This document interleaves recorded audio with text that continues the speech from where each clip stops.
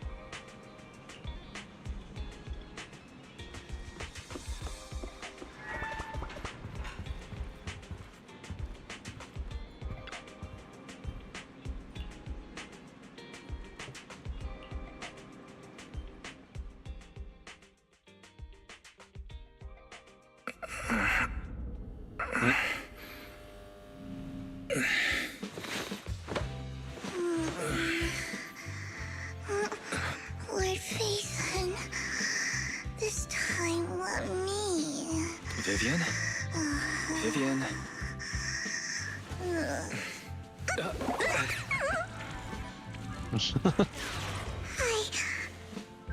I didn't disturb your sleep, did I?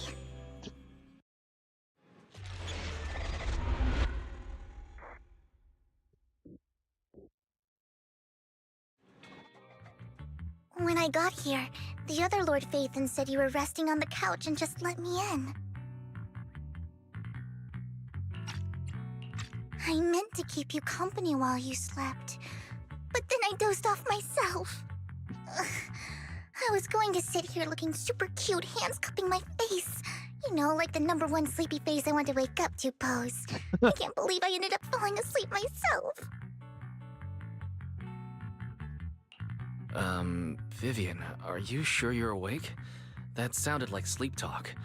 I'm sure sleeping in that position couldn't have been comfortable either.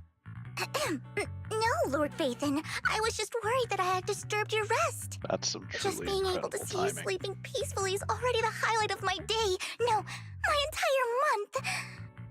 Though it is a bit late, but... Good morning, Lord Phaethon.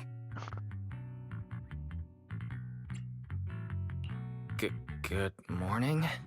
Why so formal all of a sudden? Sounds like you're about to make an announcement. Mockingbird's death has stirred up quite the storm. I took some time to gather intel. It seems someone deliberately leaked the story that Hugo is an illegitimate child of the Ravenlock family. But I haven't found the source yet. Man, who could have leaked such a thing? Couldn't possibly be Hugo himself.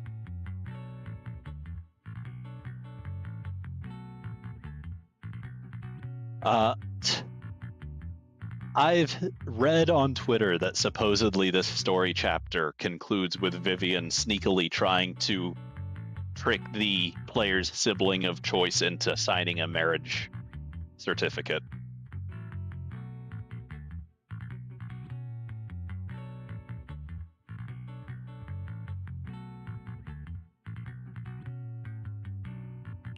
Could it be Hugo's uncle, Hartman?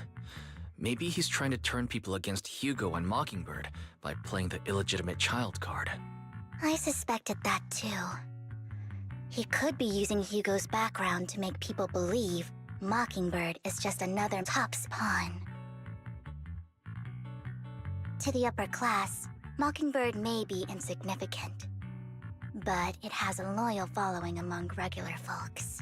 But after some digging, I was surprised to find that the public isn't turning on Hugo. They're actually starting to see him in a better light. Some people feel bad for him. Some relate to his struggles. And Hartman's the one getting all the heat. Public outcry against Hartman is growing. with many believing he murdered Hugo for his own selfish gain. TOPS is hosting an industry summit this week, a responsibility usually handled by the Ravenlocks. But my sources tell me another family has taken over this year at the last minute. If I'm not mistaken, TOPS is intentionally keeping its distance from the Ravenlock family due to the current public sentiment.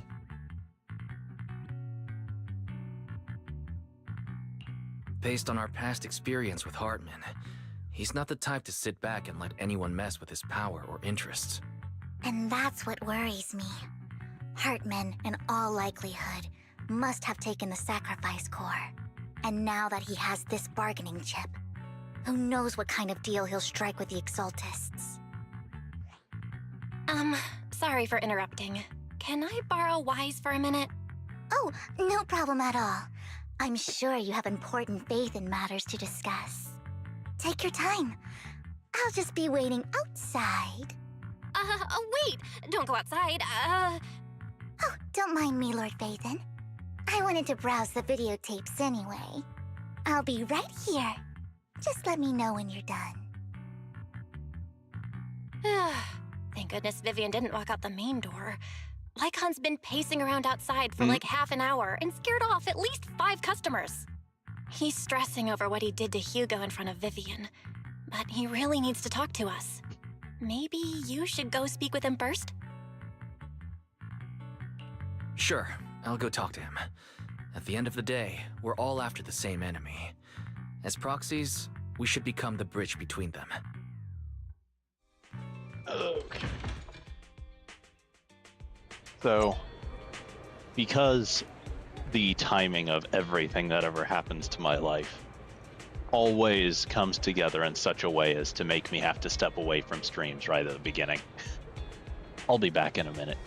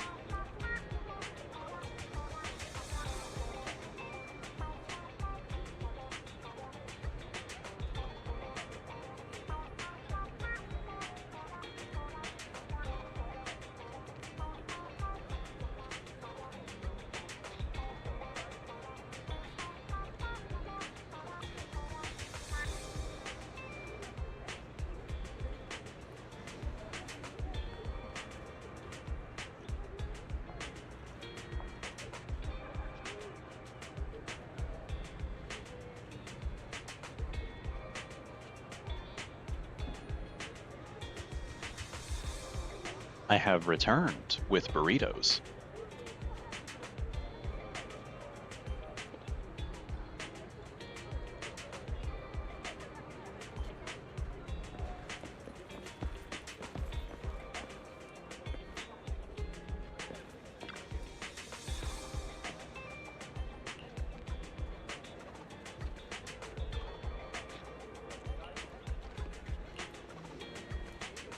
Rich people killing people that stand up to them is way too common to be a conspiracy, especially in a setting like this, I feel like.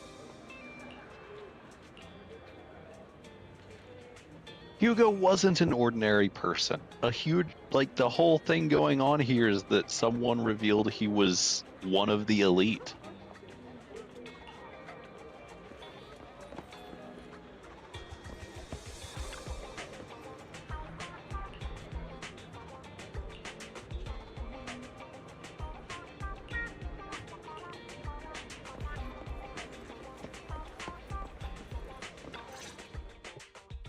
Good morning, Master Proxy.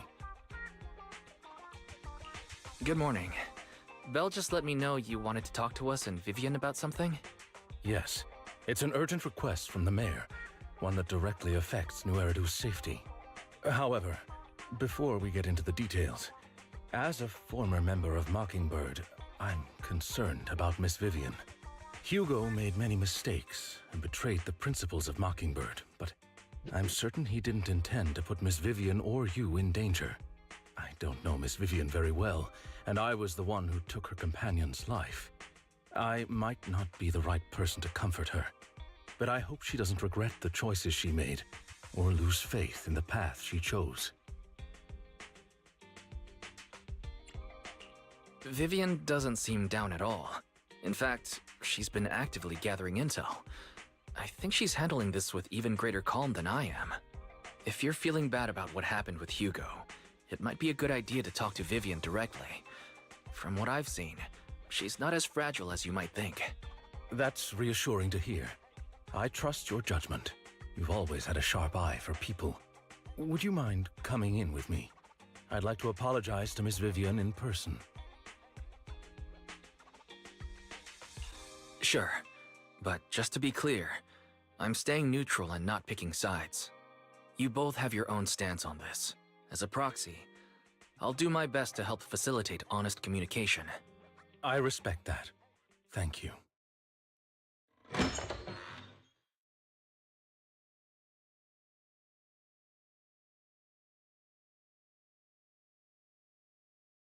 Miss Vivian, I'm very sorry about Hugo.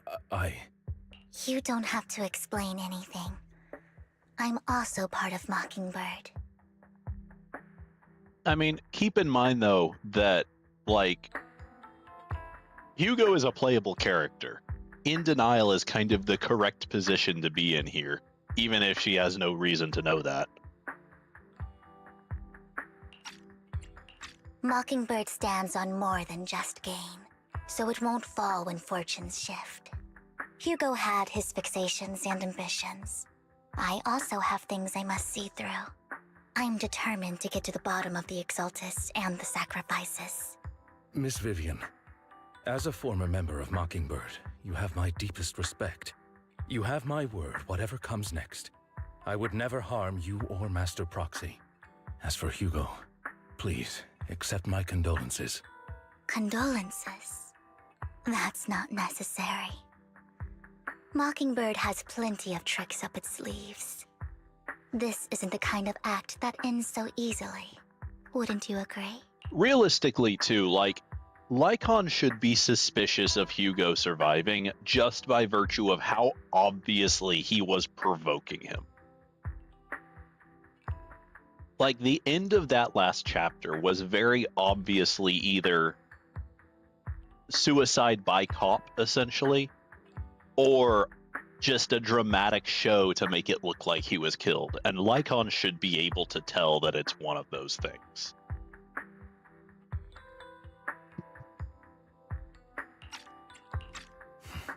You're right. I'm glad you guys are on the same page. But why do I feel like I'm being left in the dark? Master Proxy, I believe we all share the same goal. Uncover the truth of the Exaltists and the sacrifices. The Mayor has tasked me with inviting you to take on this mission, and hopes we can work together moving forward.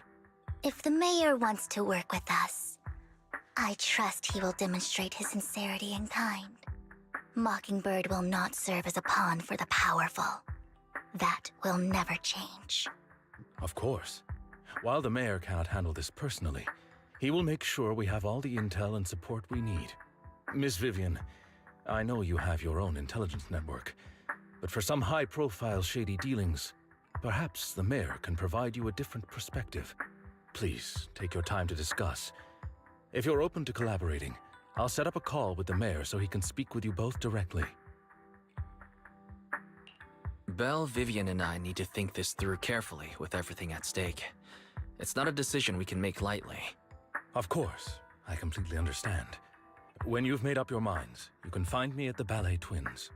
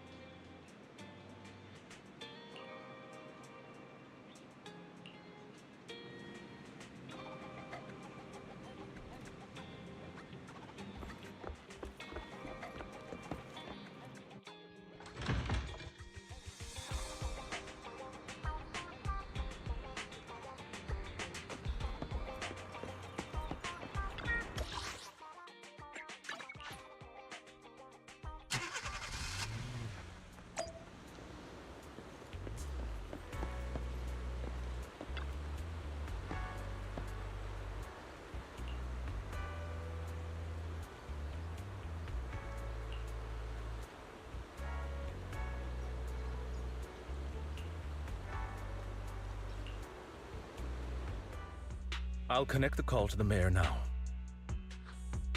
My dear friends, I'm glad you're willing to keep working with me. I'm truly sorry about what happened to Mr. Hugo Vlad. I didn't anticipate things would turn out this way.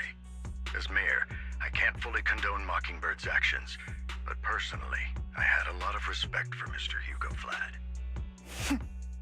I looked further into Bringer's map. The sacrifices were created by an Exaltist named Landon, who was active in Janus Quarter. Mr. Landon passed away in an accident a few years ago. Before he died, he was researching sacrifices and was said to have created a batch of serum that could turn living people into sacrifices. The problem was, the serum wasn't stable, and after his death, the recipe was lost. No one knows what happened to the Exaltist in Janus Quarter back then. But it's clear that after the leader died, there haven't been major Exaltist activities in the area. Bringer's map marks the locations where the Exaltists' most successful attempts at creating sacrifices were. The leader of the Exaltists in Janus Quarter died a few years back, and they haven't been active since. Could it be that Hartman was just acting on his own? Unfortunately, that's not the case. My sources confirmed that Hartman had been secretly in contact with someone, and they only meet inside the Hollow. Is it possible it's someone from TOPS? TOPS is a huge alliance of corporations. They wouldn't bother getting their hands dirty. Instead, they just sit back and reap the rewards. Everything Hartman is doing is to secure his place in TOPS and strengthen his power within the Ravenlock family. If my guess is correct, Hartman has gotten in touch with the remaining members of the Exaltists that used to follow Landon, helping them create new sacrifices. But what's in it for TOPS? There's no way the Exaltists would just hand over their secrets about sacrifices to Hartman, right? A sacrifice outbreak would throw the city into chaos. And that's when TOPS steps in, taking control of the situation on their terms. The public will see the mayor as incompetent, while TOPS comes off as the real protectors of the city. And when that happens, public trust will shift towards TOPS and Mr. Mayor. you might find yourself in an unfavorable situation. Still sharp as ever, Miss Vivian. So, what exactly do we stand to gain from partnering with you? Please don't tell me you're doing this out of some noble concern for your citizens. I'm not some hero of justice, and I don't believe in lofty ideals or empty promises. We have a common enemy. While our ideologies may differ, we can work together on this. And as proof of good faith, I may not know exactly where Hartman is, but I can fan the flames over Mockingbird's death and escalate conflicts within the Ravenlock family. So it was you behind the rumors. No wonder I couldn't trace the source of the public outcry. I'm not the one who started the rumors. I just helped them spread faster after they leaked. And I pulled a few strings to make sure the story painted Mr. Hugo Vlad as a heroic figure who was unfairly persecuted. As I said before, I had a lot of respect for him, and I'd be happy to clear his name. Now let me lay out my terms for collaboration. After looking into it, I found that the dormant sacrifice you discovered wasn't the only one. There are more places where sacrifices might be lying dormant. Too many eyes are on me right now, so I can't send my own men to deal with it. I'd like to ask you to retrieve the sacrifices from those locations. I'll make sure to dispose of them once you do, so no one will be able to use them again. On top of that, I've asked a friend to help monitor your physical condition, and maybe even uncover more of your potential. Her research overlaps with your teacher's work. You don't need to worry about her capabilities. She's a Void Hunter rank special investigator. Really? A Void Hunter rank special investigator is going to be assisting us? And she's involved in our teacher's research? That's right. She's heading to Janna's quarter for some business. I wanted to set up a formal meeting, but she declined.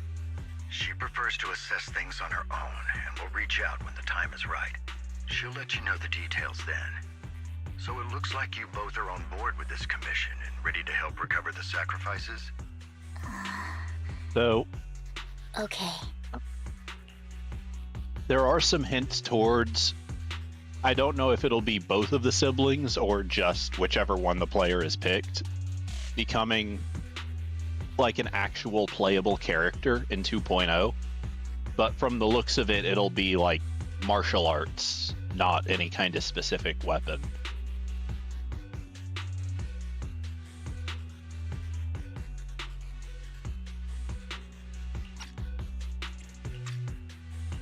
This affects a lot of ordinary people in New Eridu. We'll do our best.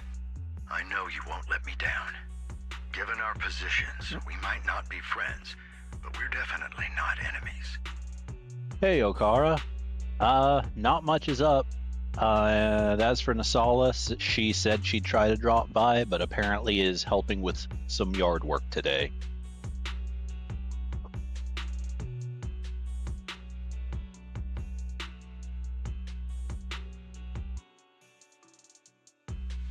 Yeah, that's what I told her when she said so.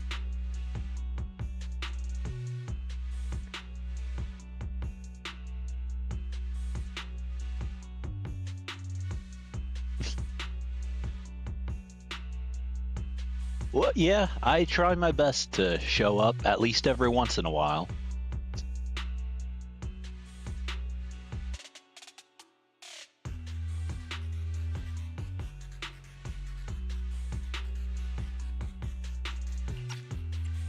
I'll leave the rest to you then. I've got to go. Goodbye.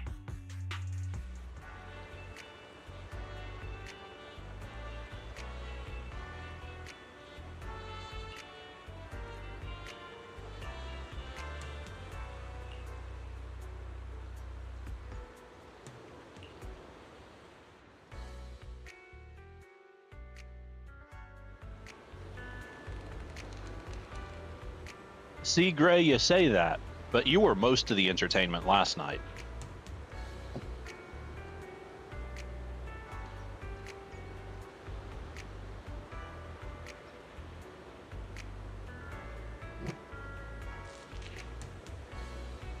Yeah, I did see you in the viewer list.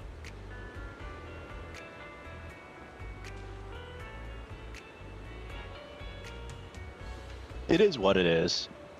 Even if you're not around to chat, I definitely appreciate you being around.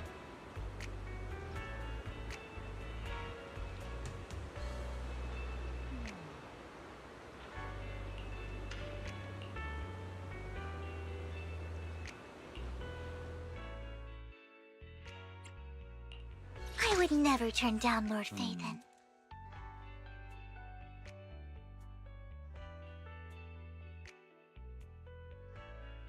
The anticipation off stage. You have take a deep sip. The anticipation off. You have my complete support. My blade is at the ready. Okay.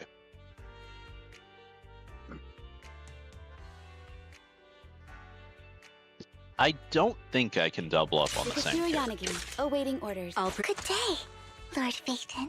Yeah. I cannot double up on the same character. You have my complete. Wait, I would never turn down Lord Phaethon. why does it make me use a worse one, though? Realistically, I say worse. The one the game has is probably better, even if she's... Yeah, okay. She is better, even if her level is lower. Awaiting orders.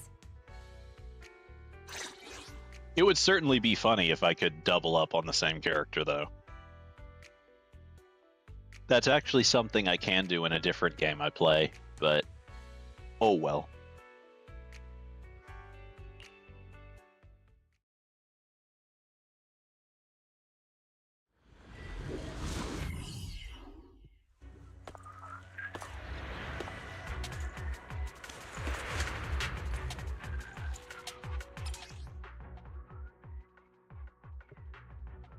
Lord Phaethon, thank you for trusting Mockingbird and me.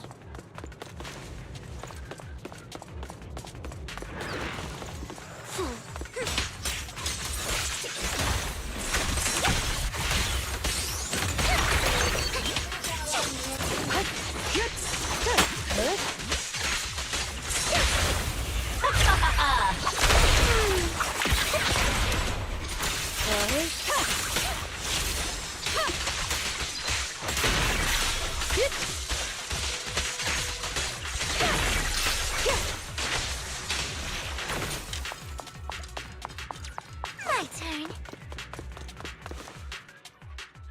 Has someone already taken the dormant sacrifice from here? Or did the Exaltus decide to relocate it? No. If these dormant sacrifices aren't handled carefully, they could awaken and turn against anyone nearby. She wouldn't risk moving them unless it was absolutely necessary. Did she realize the mayor was looking into this?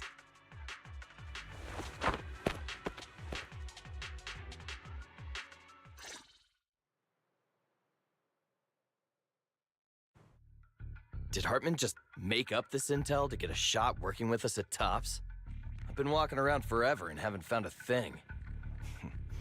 The Ravenlocks have always been a shady bunch. No surprise they've gone downhill over the years. I heard they were pretty loaded back in the day. What kind of business did they run? No clue. On the surface, their businesses seemed legit, but who knows what was happening behind the curtain. Probably something with the sacrifices. I mean, how else would he know about the dormant ones left around here for years? And he was so sure that even if those original sacrifices didn't work out, he had a backup plan. Backup plan? What could that be? Well, that's beyond me. I just happened to overhear something while I was next to Mr. Edmund one day. What's Tops planning to do with all these sacrifices, huh? For research? Do you think we'll ever have a normal life in the Hollows? Don't ask questions you shouldn't be asking. All right. There's nothing here anyway. Let's leave the Hollow and report back on what we found. And we'll make it just in time to clock out for the fieldwork shift. Let's get out of here first.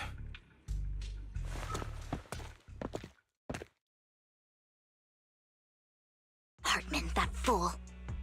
He'll do anything to get into Tops, even if it means playing with fire. She's an Exaltist. Human lives have never mattered to her. The more people get dragged in, the greater the danger. Vivian, you seem a bit frazzled. Who's this she you keep bringing up? I apologize for losing my composure. Please don't mind me. The she I'm referring to is with the Exaltists. Someone I have a history with. That's why the moment I heard about the sacrifices, I felt compelled to uncover the truth. I never meant to hide anything from you. It's just that... Man, I sure do wonder who this she could be. Couldn't possibly be the person who conspicuously got away at the end of chapters 5 or anything. For me, the Exaltists bring back painful memories. And I'm not ready to face them yet. So, Lord Vathan, please give me a little more time. Once I've gathered my thoughts, I promise I'll tell you everything.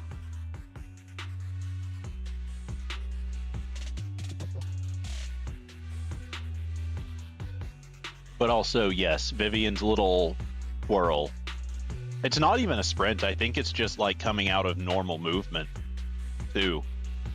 But yeah, it's really cute, and I remember noticing it when when you have her following around as an NPC in Chapter 6 as well. Sure, I'll stop asking. What's more important than an unspoken past is the person standing in front of me now.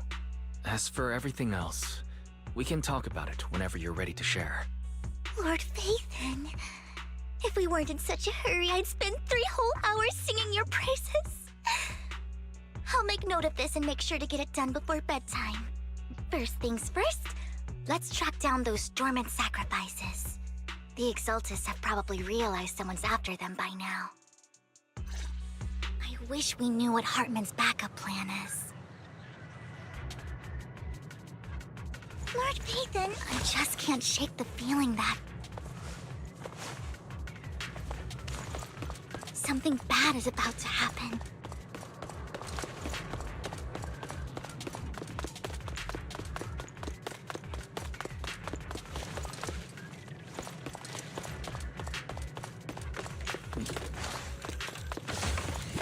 Don't touch me.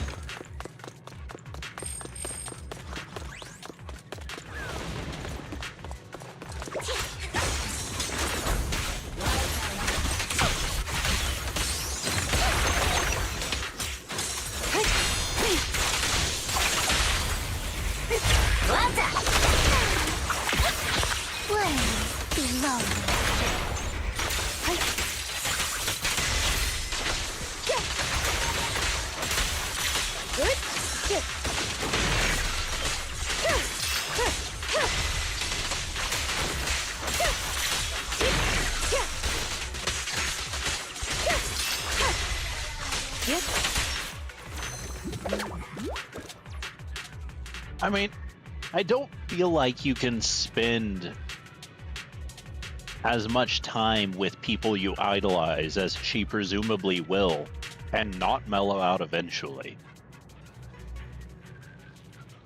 I also feel like there's got to be a point at which, if she doesn't, the siblings are going to ask her to.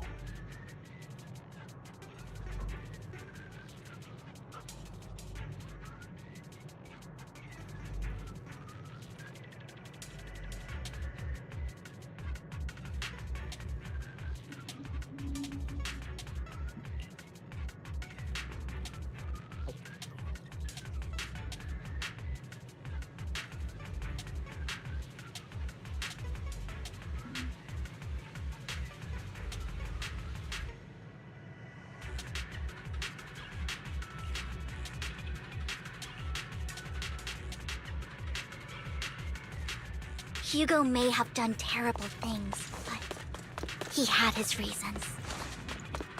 Actually, yeah, while I have. Mockingbird might be seen as the bad guys it is by a lot of specifically people, for the sprint. but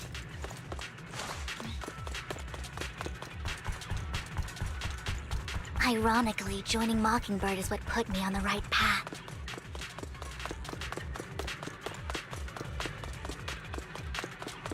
For the first time, I'm needed for more than just my curse.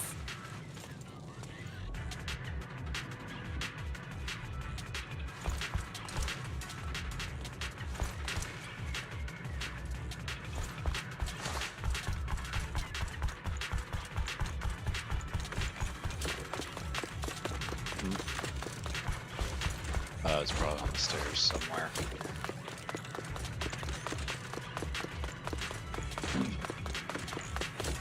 Yeah, okay.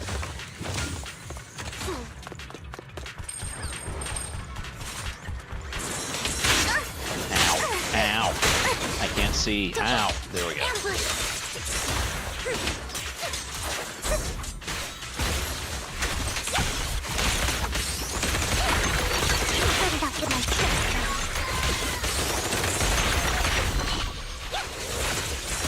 Secure the perimeter.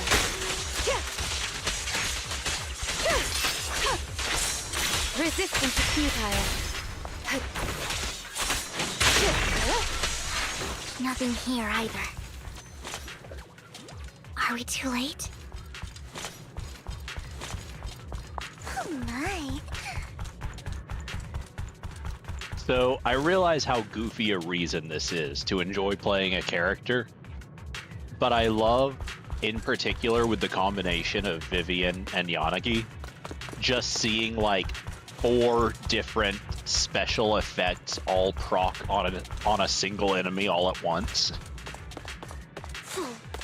Like getting shock someone up and ahead. corruption and disorder and whatever Vivian's thing is called, I don't even remember, all hit at the same time. Don't touch me.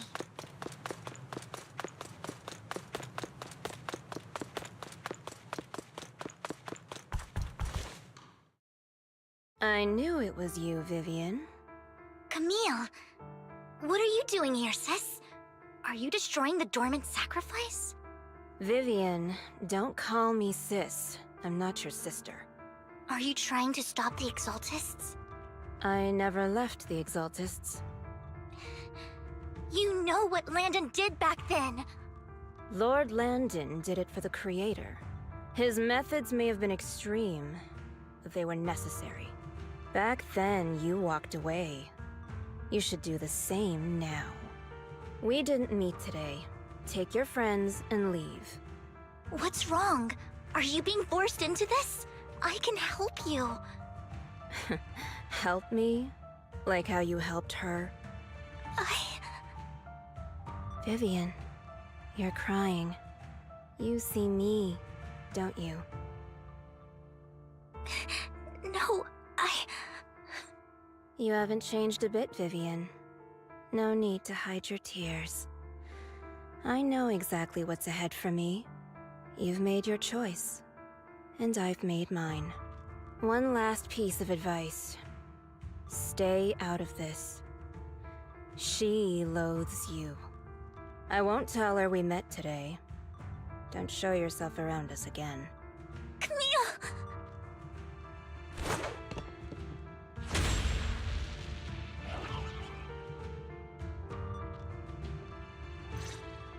Lord Nathan, watch out! I'll tell you what that was about later. Let's take care of the ethereals first.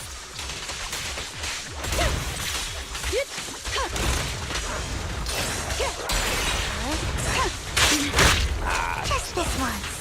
You'll see. Who dares get between me and Lord Satan? We perform.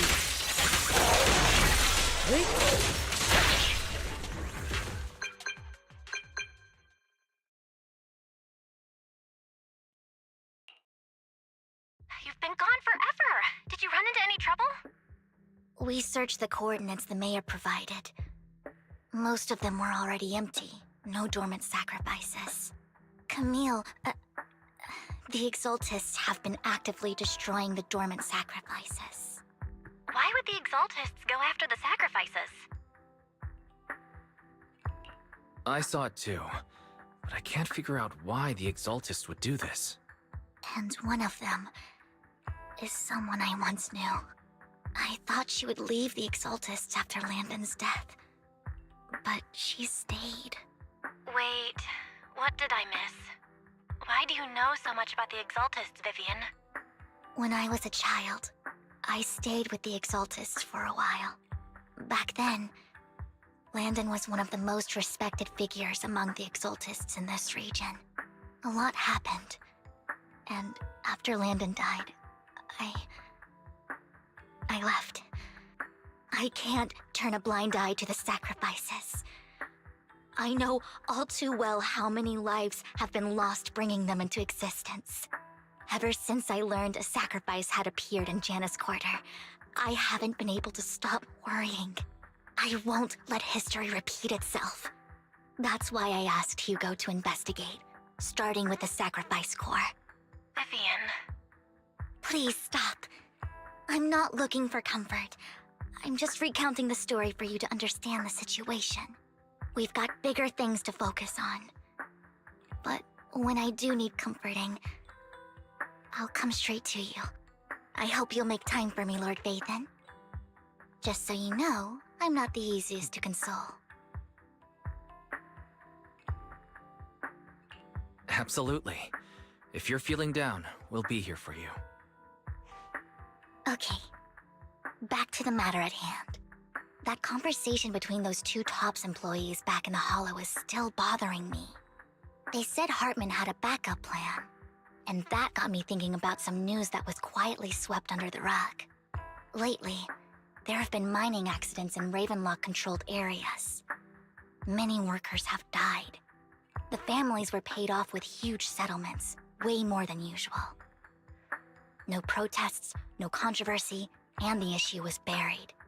But considering the Ravenlock's financial position, why would they be so generous with payouts? That sounds sketchy. Do you think those accidents were faked? Precisely. I don't think those workers died in mining accidents. I'm planning to reach out to some old friends, see if they've heard anything about this. Do you have time, Lord Vathan? My contacts are just near 6th Street. Care to join me? Sure. Let's go together.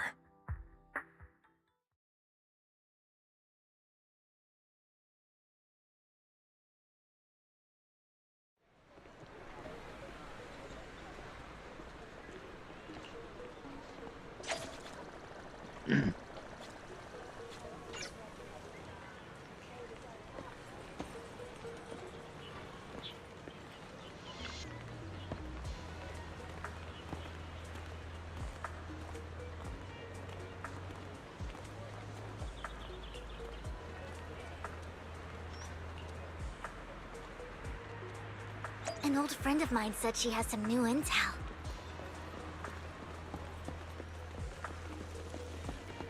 She's like a mentor to me. I learned a lot about data scraping on Internet thanks to her.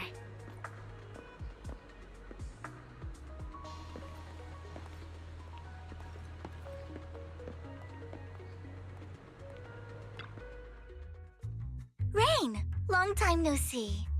Yeah, it's been a while. Rain? So you're the old friend Vivian was talking about. Yeah, Phaethon. Long time no see. Rain! You actually know that Lord Vathan is Lord Vathan? No, I mean, you actually know Wise is Lord Vathan. I didn't know right away. One time, I needed a favor from Nicole. I only found out after meeting them. I mean, who would expect a legendary proxy to be running a video store for a living? Oh, by the way, your idol... Rain, let's not bring up old stuff. Lord Vathan wouldn't be interested in that. Why are you all tense? Right, Lord Phaethon lives on 6th Street too, and might know your idol. Honestly, everyone does know Rain. Vivian knows her, Nicole knows her, Evelyn knows her. Like, she's got to be one of the most well-connected NPCs in the game. That too, I completely forgot.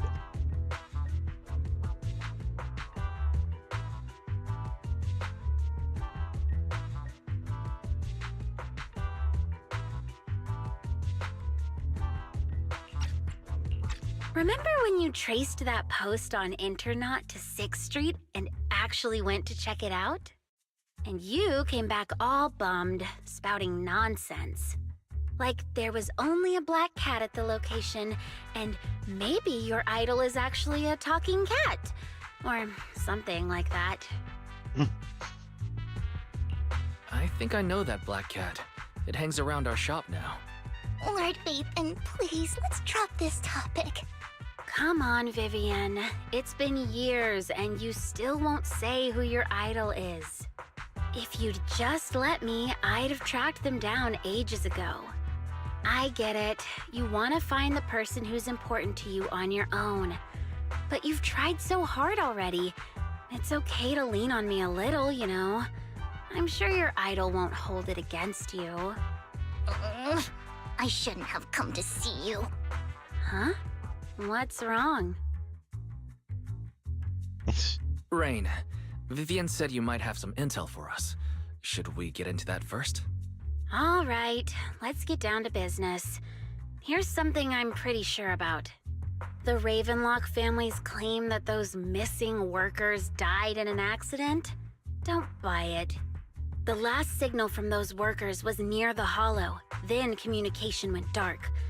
I think they were taken into the Hollow. And yesterday, I picked up that the Ravenlock family secretly hired some people to search the Hollow's perimeter. I'm guessing that probably Rain doesn't realize that Vivian's idol is Phaethon, and that most likely Vivian just gave her some bit of information to track down regarding them.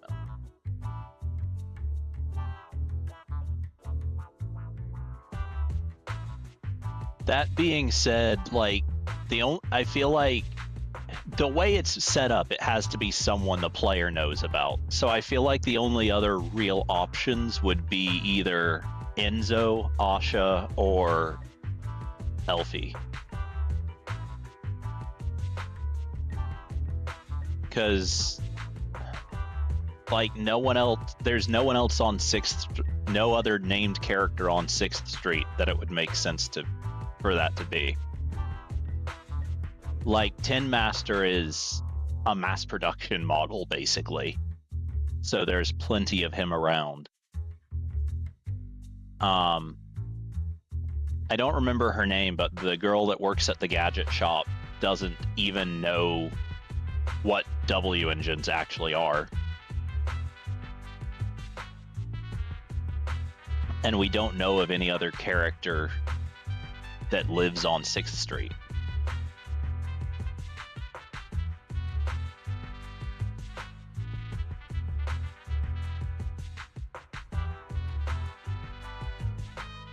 So the thing about the Black Cat is, I've not actually done this, but I think as far as the story is concerned, every player has did this day one.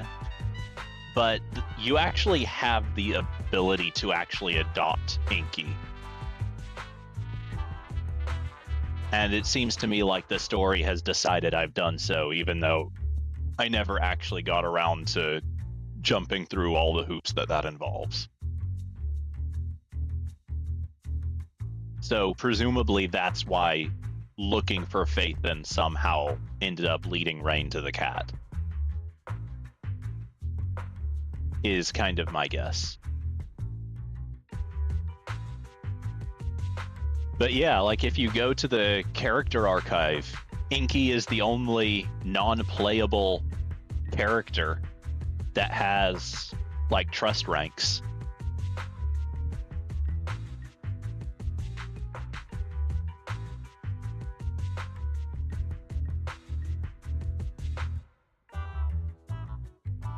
Personally, though, there are at least a couple of NPCs I'd really like to see get trust ranks added. Some of the NPCs in this game are just really fun, and I wish there was more game content for them.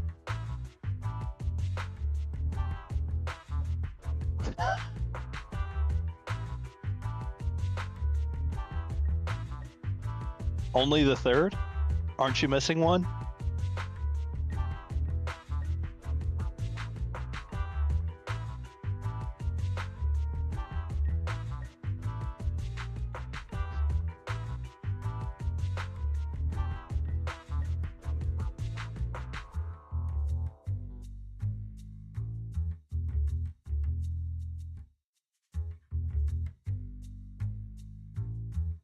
There's still one other cat you're not thinking of.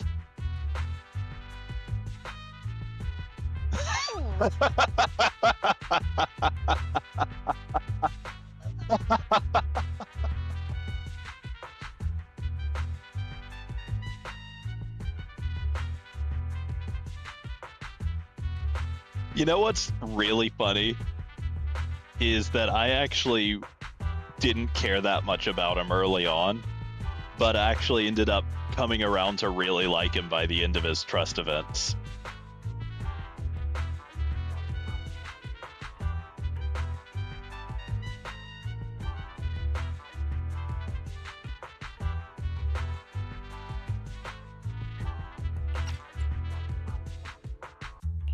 I caught a weird distress signal from someone and managed to track down the source. When I tried to reach out, the signal cut out completely. The last trace of the signal was near Lumina Square. Finding someone in real life isn't really my thing, so that's where you come in.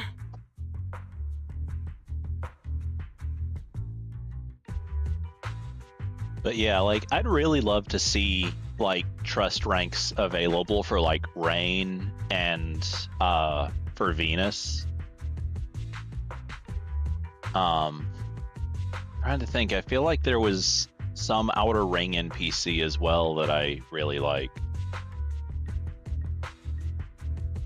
Like, Venus does at the very least get, like, her own little, like, city, like, a couple of city side quests for her.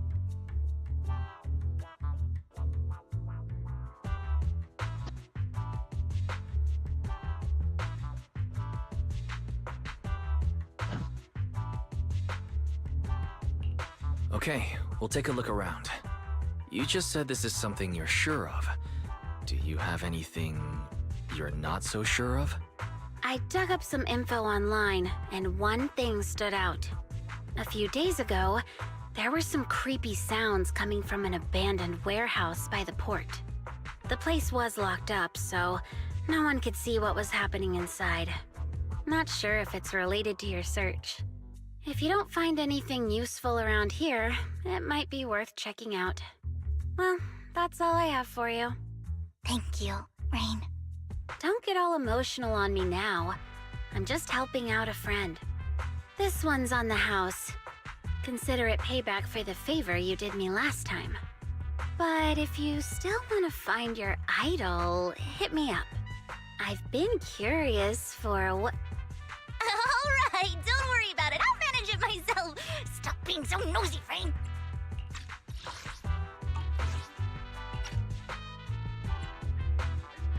I don't disagree with you, but she at the very least has, like, a pretty significant presence in the, like, main quest and in the little restaurant refurbishing event thing.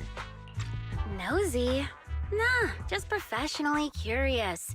What kind of person is worth all this searching, huh? But honestly, whoever they are in real life, they've become a part of you. You've come a long way in this search, Vivian. I much prefer the person you are now. So if you find this person, don't chicken out.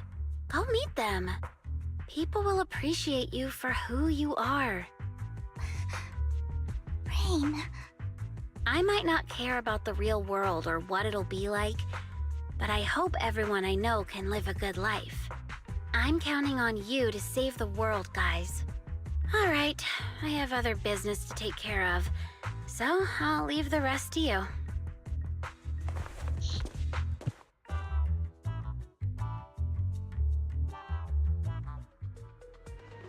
Lord Phaethon, please pay no mind to what Rain said.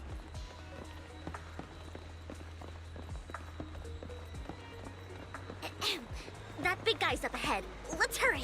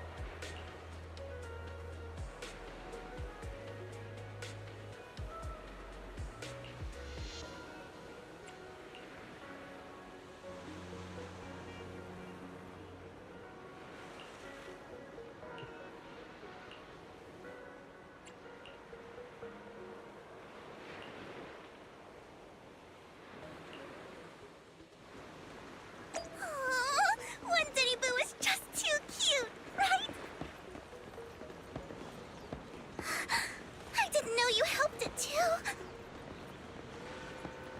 I knew Lord Phaethon was the best in the whole world.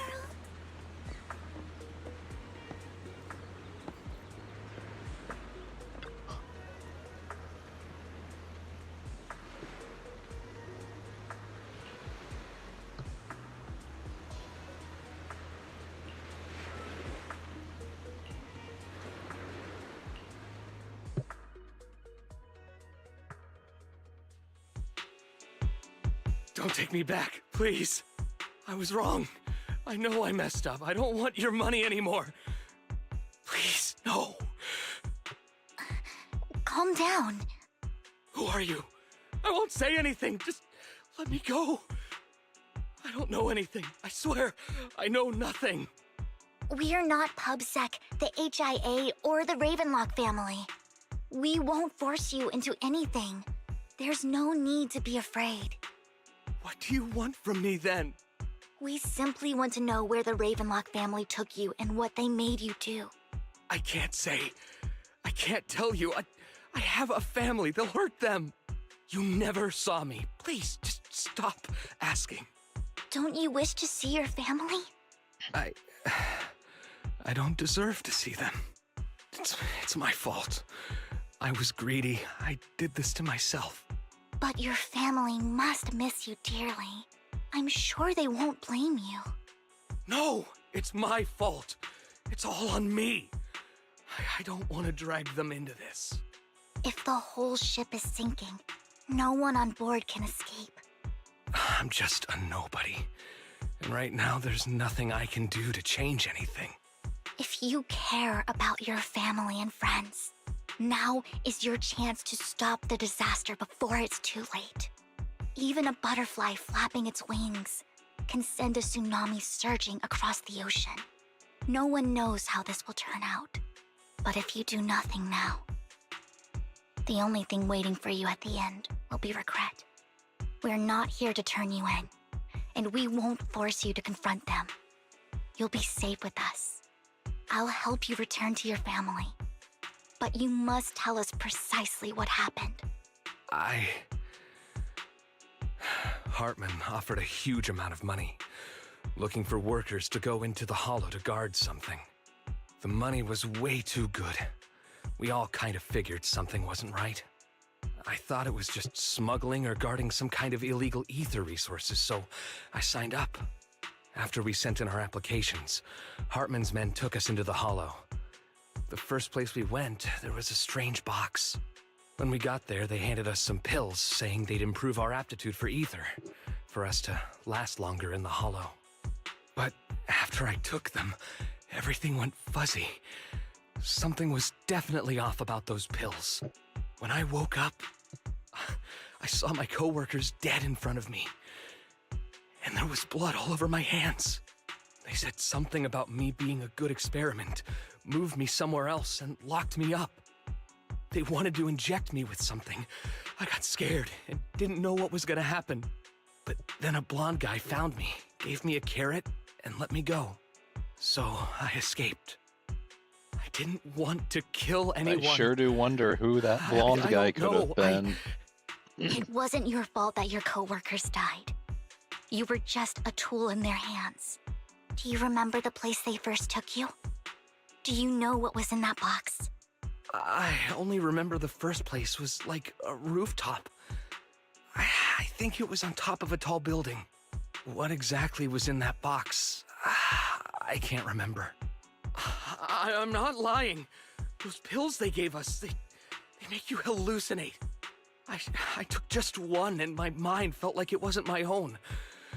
My memories turned into a blur. I'm telling the truth. I'm not trying to run from my mistakes. I just really can't remember what happened. I know you're not lying. We'll arrange for your protection. You can rest easy and recover, and your family won't be dragged into this. Once this is all over, you will be able to reunite with them.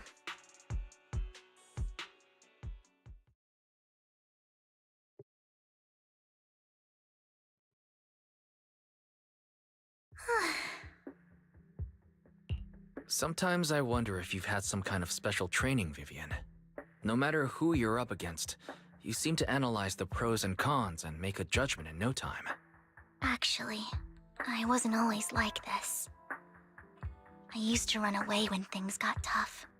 There was even a point where I just wanted to disappear. As if my very existence was the source of suffering. I wondered. Perhaps leaving it all behind could put an end to the pain.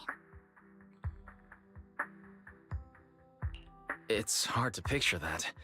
My first impression of you was pretty, assertive. Well, I was on a mission at the auction when we first met.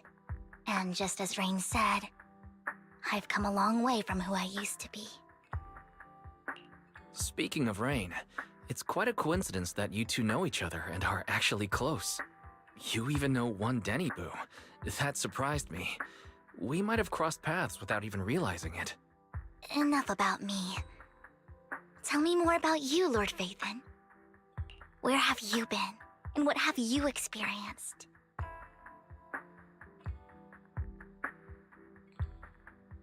Do I let your joke stand, or do I be the downer that explains the real reason?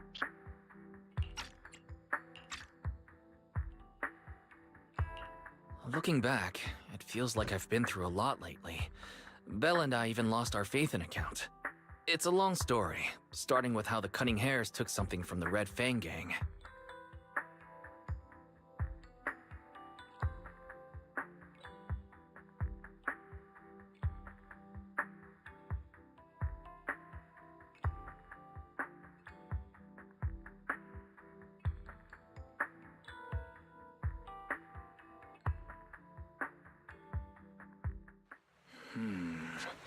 It should be around this area.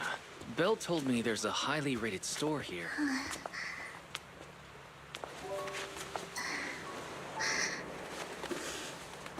Lord Phaethon! What's wrong?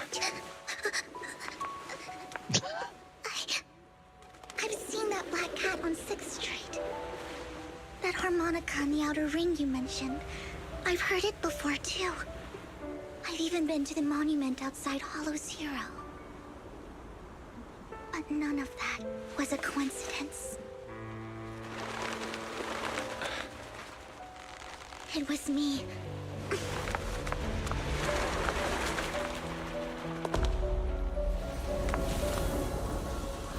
Following you, and now I've finally made it to your side.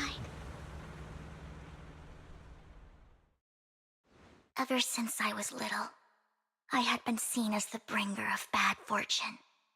I had traveled to many places and witnessed far too much misfortune.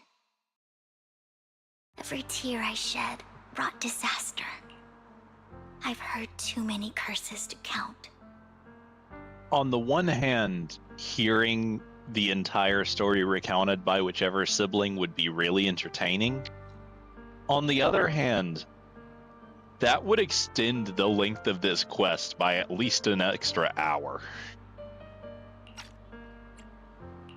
I loathed my tears as much as I despised my own existence. Wherever I stayed, tragedy followed. I had roamed too many places, and each time, it ended the same way.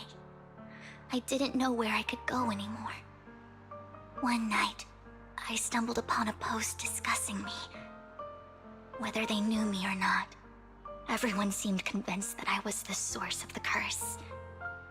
Some mocked me with cruel intent. Some wished I would vanish, and others speculated maliciously. It really seemed that my very existence was a disaster. In that moment, as darkness enveloped the city, I saw lights flickering to life all around New Eridu. So many lights, and not knowing where to go, I thought, if only I could disappear into those lights. I made up my mind, and right then, my phone rang. I decided to take one last look. I wanted to know who left me my final message from this world. It was you, Lord Phaethon. Huh? Me? Yes. And I checked with the other Lord Phaethon. You were the one using the account at that time. But I know you probably don't remember it. After all, it was just an ordinary day, with an ordinary post and meaningless comments on mine. But for me, it was the night I finally realized where I could go. I wanted to walk the paths you had walked, see the sights you had seen.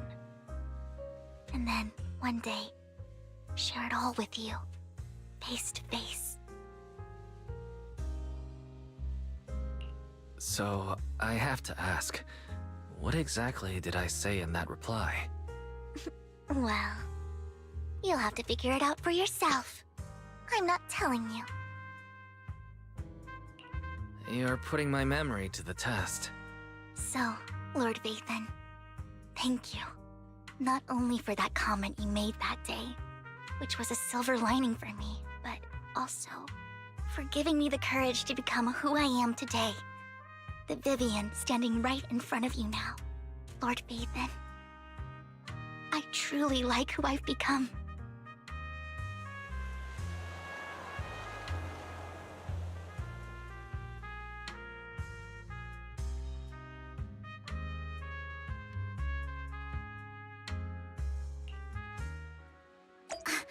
Lycon just sent a message.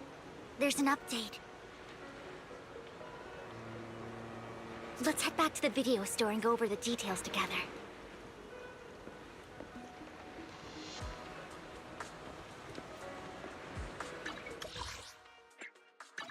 All right. I'll be right back.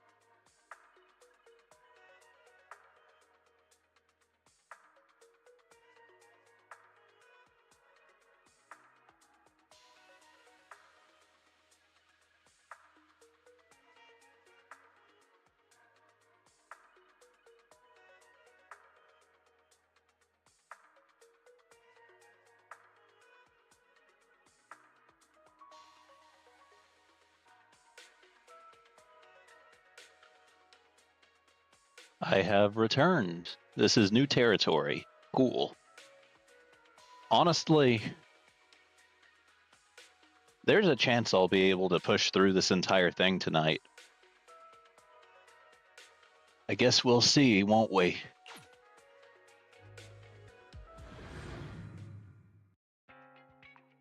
Wise, you're back. Looks like Lycon's tied up with something.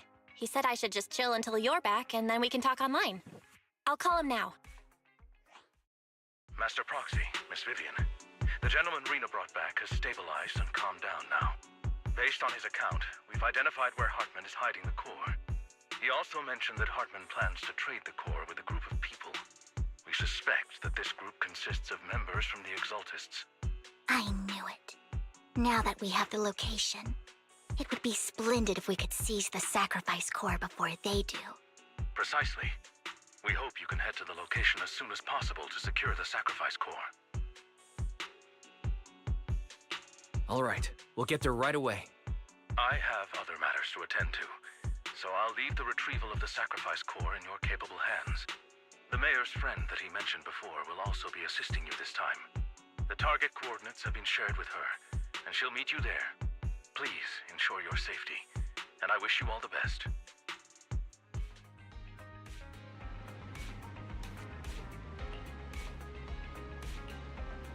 Honestly,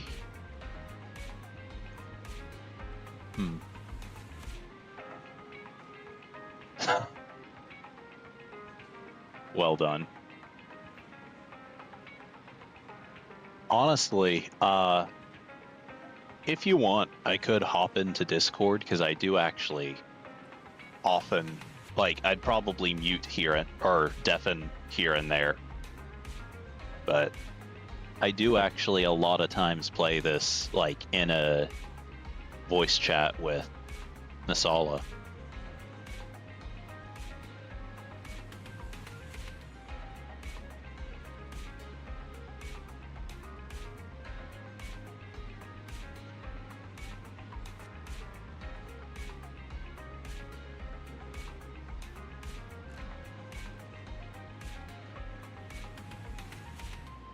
If you want to jump in any voice channel in the armory, I can move you over to live streaming.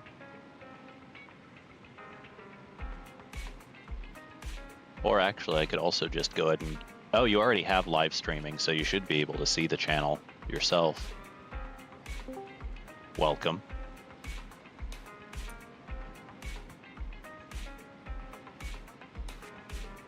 Well, there is a very slight delay. On the stream? Yeah. Between hearing you here and hearing you there. Usually, I just solve that this way. I'm gonna guess by live streaming here. Yes. This way I don't have to listen to my own voice, too. Everybody wins. So, out of curiosity, I already know from seeing 2.0 stuff and leaks. Do you already know who the mayor's friend is? It's a 50-50 shot. That has been as to which vaguely character you alluded mean. to a bunch. If we're talking about the Void Hunter check out level Lord character, Vaden. then yes. Okay. Yeah. I've got your take it. You have my complete It was a support. surprise to me at that point, but I did see her last night. Yeah, it was mentioned like in the 1.7 live stream, because they always do live streams for new patches, that she'd like appear in the Where's story. the sacrifice core? Camille, you really think I'd stroll around with something this important? Plus, even though the Ravenlocks and the Exaltus have been working together for ages, I've hardly even met Lady Dina. I'm the one offering the sacrifice core here. I'm curious what Lady Dina's got lined up for me in return? I'm just here to verify that the core you mentioned is real. Once that's sorted, Lady Dina will give you a proper response. Our partnership isn't just talk. We need to be sure you have what we need before moving forward. Sure thing. I'll take you to where I keep the core. Once you verify it's legit, have Lady Dina come over.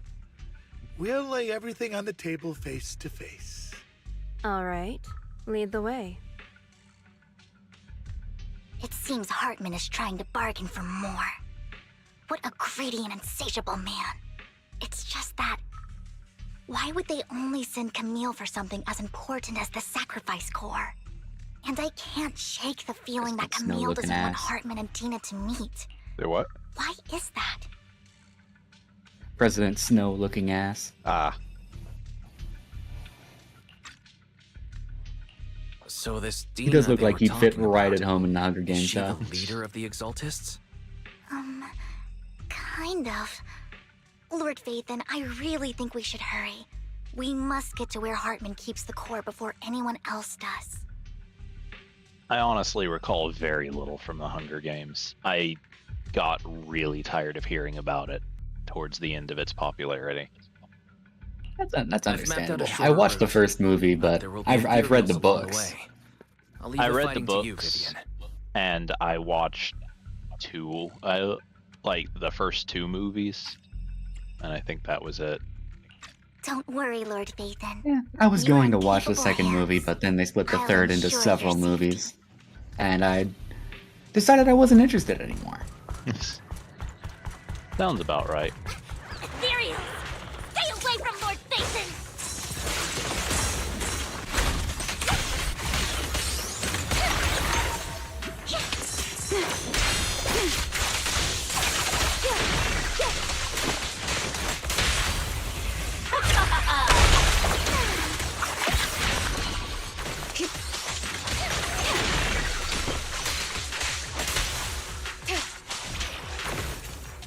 My turn. Looks like Hartman's trying to negotiate for more leverage.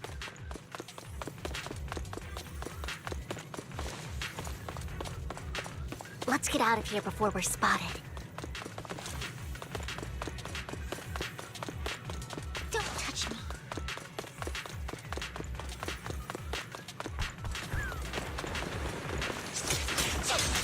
I love the little spin move you have to do to make sure you don't miss dialogue.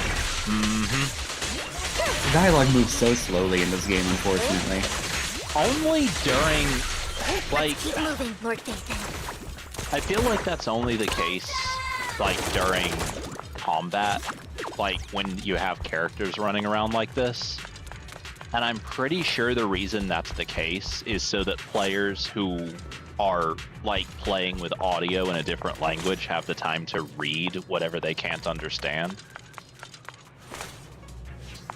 Because, like, a lot of people play this game with Japanese voiceover instead of English. I just mean that the fight is over and the dialogue is cut short halfway through a lot while playing this game. Yeah. I guess it's the case of the gameplay being too quick for the dialogue.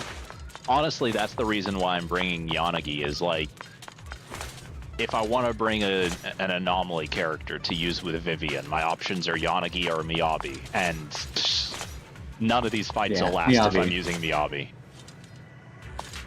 Realistically, Yanagi will clear a lot of them really fast too, so that only kind of fixes the problem.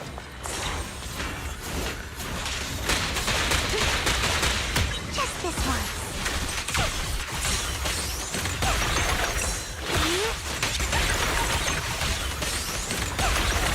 Secure the perimeter. This thing can't be anomaly.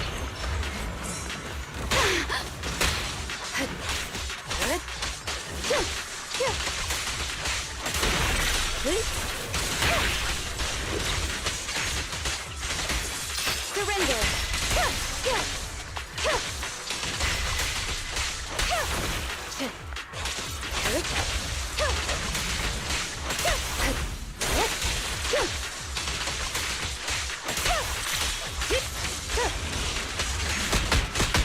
Ow. You don't need to pull your punches that much.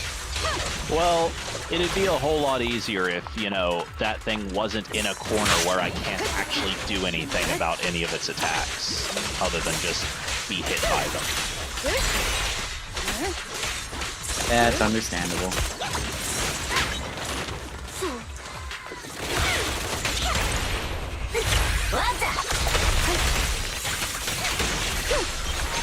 They're still over there. Looks like they're arguing. Corrupted. A balloon shot. Corrupted.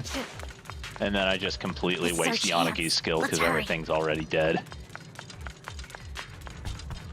It's not a waste if you have fun doing it, right? It's a waste if I need that energy later. No matter who has the sacrifice core, Hartman or the Exaltists, it would be really dangerous.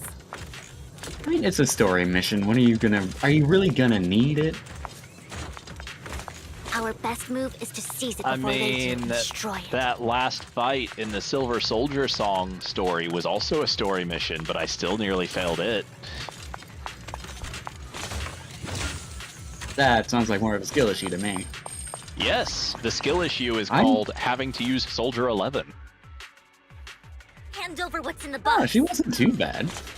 I didn't have too much of a problem with Or it. we do this the hard way. I spent so much time, like, practicing her timing, You sure talk big. only to find out that I cannot get it get the timing down at all under pressure, and I can only manage it when I'm just in training mode. That's understandable. I guess at that point I had been using Andy for so long that I got used to her and just used her most of the time. Yeah, that's fair. I took a bunch of really bad hits with her early on in the fight, and just kind of had to keep her off field or risk her getting insta-killed. If I remember correctly, they like turn into the ballet twins or something similar. No, they turn into like twin enhanced the archer thing that we both hate. Oh, fuck that, yeah. I'm surprised I don't have more terrible memories of that. Lord Vathan, the box is empty. So Might Hartman need to never kept replay the that. core here to begin with? How did you even find your way here? Where's the core in the box? What did you do with it? You call this keeping the sacrifice core safe? Nasala's in the chat. She is.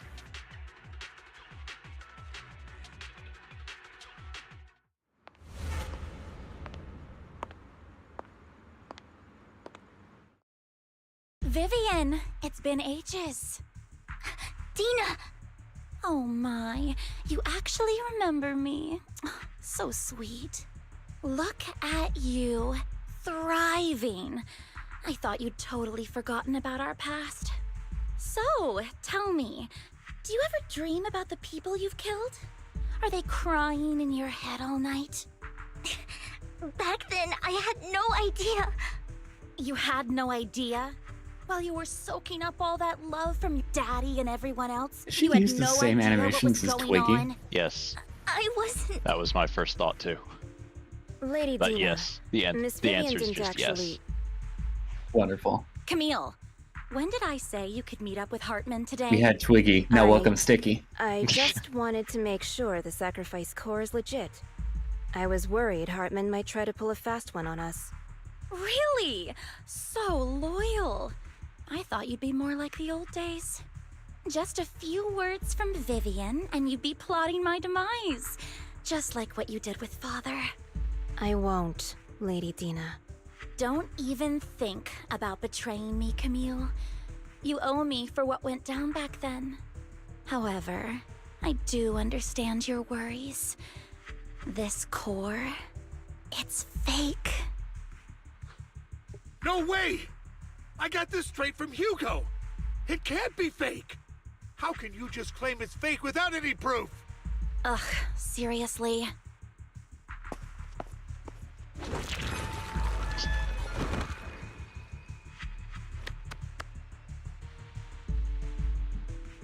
Alright.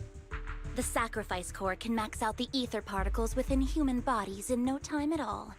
But look at your little subordinate. How uncouth. He's making noises like some animal. Can you shut him up? So annoying. The masterpiece Father made for the creator isn't this worthless piece of junk you're holding. So It does seem like she's having a lot of fun voicing this, though. Vivian, Mm-hmm. where do you think the I think I might have just realized who it is. is too. I don't know. If I knew where the real core was, I'd destroy it without a second thought. Dina, you understand what the sacrifices are. And you know those who were blessed should not have to endure such horrors. Oh, they shouldn't have suffered those horrors. Weren't you the one who decided if they'd be blessed or not? If it weren't for your tears, how would they have encountered such misfortune? How self-righteous, Vivian. Their fates were in your hands. It was you who brought disaster on them. Landon just needed an excuse. He needed someone to blame. Whether I shed tears or not, he'd treat living beings as mere subjects for his sacrifice experiments. Dina, you know all Faint of this. Scottish in there, too. Landon even went so far as to Kind of into it. sacrifice you. Do what? I hear a very faint Scottish accent in there. I'm kind of into it. Like, Really? right at the end of the sentence, it tilts up just a little bit. It's got that little bump right at the end. For who? Or, Dina. It's very faint, and I may be mistaking it. It was you who brought disaster on them. How self-righteous, Vivian. Their fates were in your hands. If it weren't for your tears, how would they have encountered such misfortune? I might be mistaking it. Shut That up, was my first impression. up! Now. Father did it for his great cause. Vivian, why do you always mess everything up for me? Everything! You did it before, and now again! You just had to ruin my plan. I was so close to fulfilling Father's last wish. If you don't give me the sacrifice core, be prepared to become food for the ethereals. I told you I don't have the sacrifice core. Otherwise, I would have destroyed it already. Lord Phaethon, find the right moment to retreat. She can be quite unpredictable when her temper flares. Oh, really? You don't have it? Then I suppose there isn't a reason to keep you alive.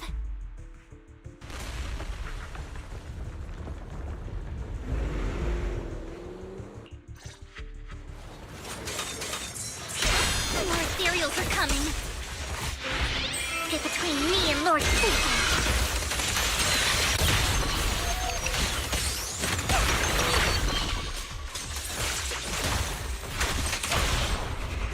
What's up?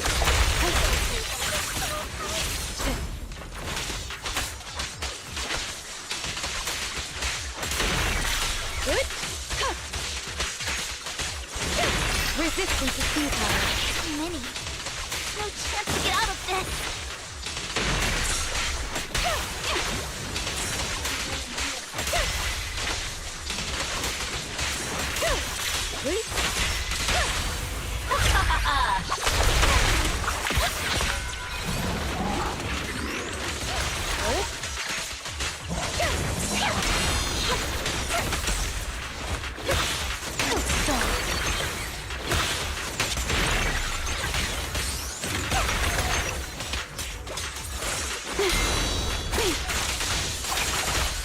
Waste of time. Attack incoming.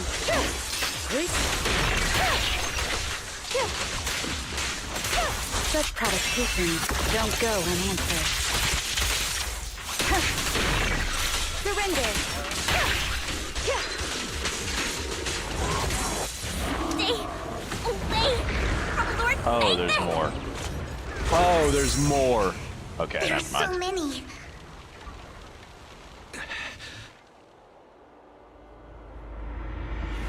I think you could take him. No. It's ink. I didn't think it'd be pleasant, but Shun I think it's Palace, possible. Good fortune, closed gate, safety. What? An evil miasma gathers here. Another place of conflict. If you wish to avoid disaster, then head southeast.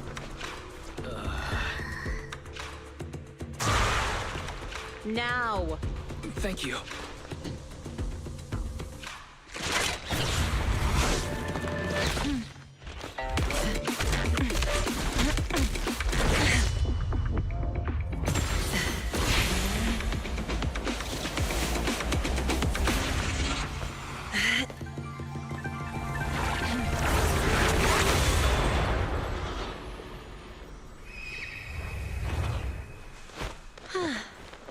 Finally, peace and quiet. I might save for her. You must be wise, right? Mayflower mentioned a special partner might need my help. Well,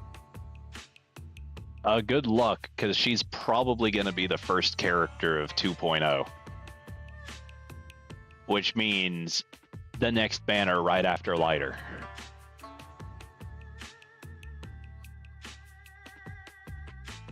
I might have to save money as well.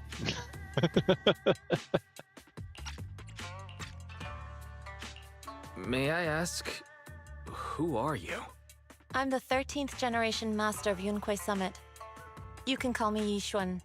Mayflower passed along your info, and I was curious what kind of person you are, so I came to see. At first, I thought it might be a hassle, but your energy feels really calming. Quite nice, actually.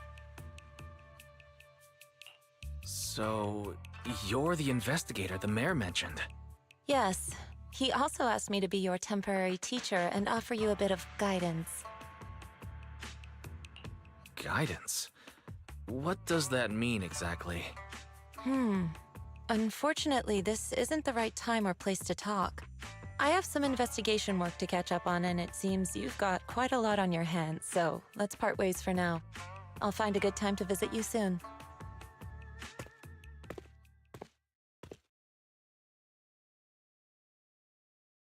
I'm so sorry, Lord Vathan. I'm just not feeling very well. I think I'll head back for now. I'll investigate the sacrifice core and reach out once I find something. You don't look so great. Let's get out of here and figure things out later.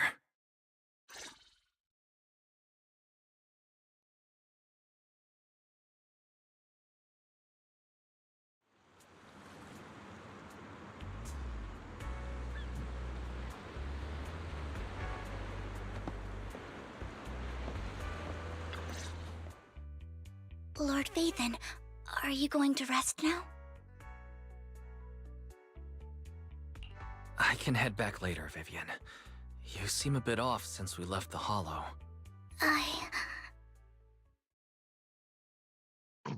Music just stops. Okay. If you want to talk about what's bothering you, I'm here. Sometimes it helps to get it out. I didn't mean to keep my past from you, Lord Vathan. When I was little, people thought I brought misfortune, so no matter where I went, no one wanted me around for long. Then, one day, Landon adopted me and brought me to the Exaltists. There, I met Dina, who was so kind to me, treating me like a dear sister. She told me her father, Landon, was a great man who'd one day make everyone stop fearing the Hollows, so all life could live freely inside and outside of them.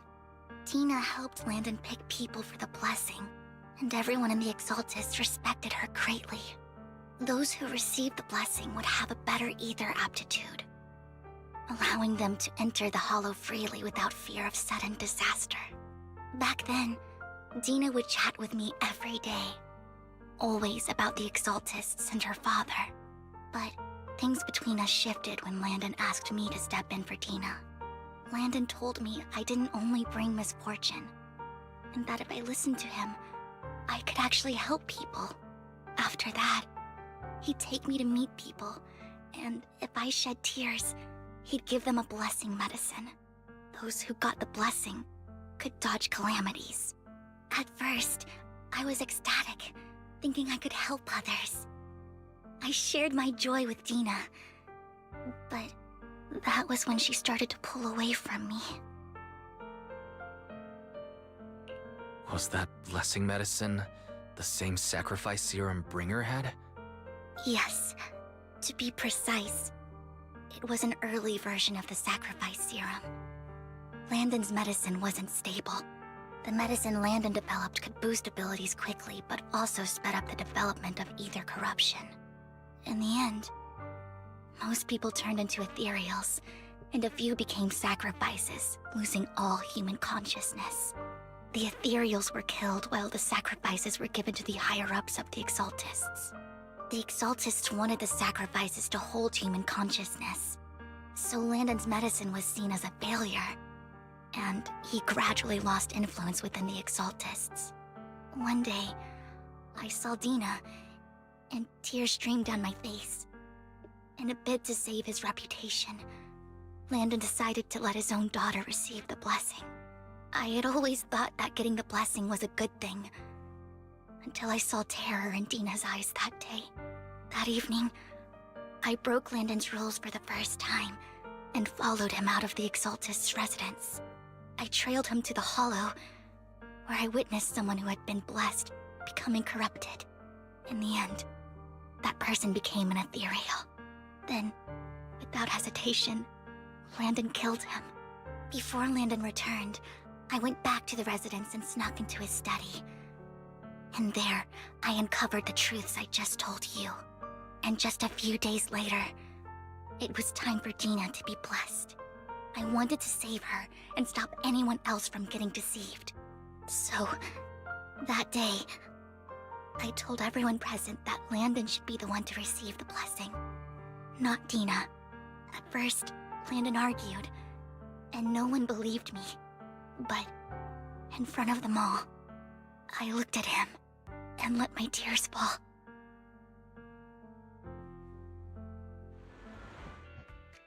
Lord Landon, please accept the blessing. Vivian, you... Why won't you accept the blessing? Were you lying to us? Ungrateful fools! You have no use anymore! Liar! Run! Run! Dina! Dina, wake up! We have to go! Vivian? What's happening? Listen to me! Lord Landon's so-called blessing isn't...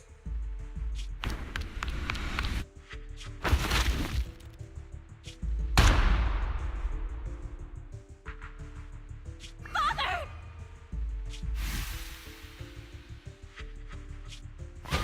No, I was just... Mom, I want to go home. It's got nothing to do with us. This is just what happens when you don't accept the blessing. Vivian, was this you? Dina, I just didn't want you to accept the blessing. Everyone who does ends up... I just don't want to lose my father. You knew? If you knew what he's done, you... He's my father. He's all I have. Stop being self-righteous, Vivian. You only ever bring misfortune.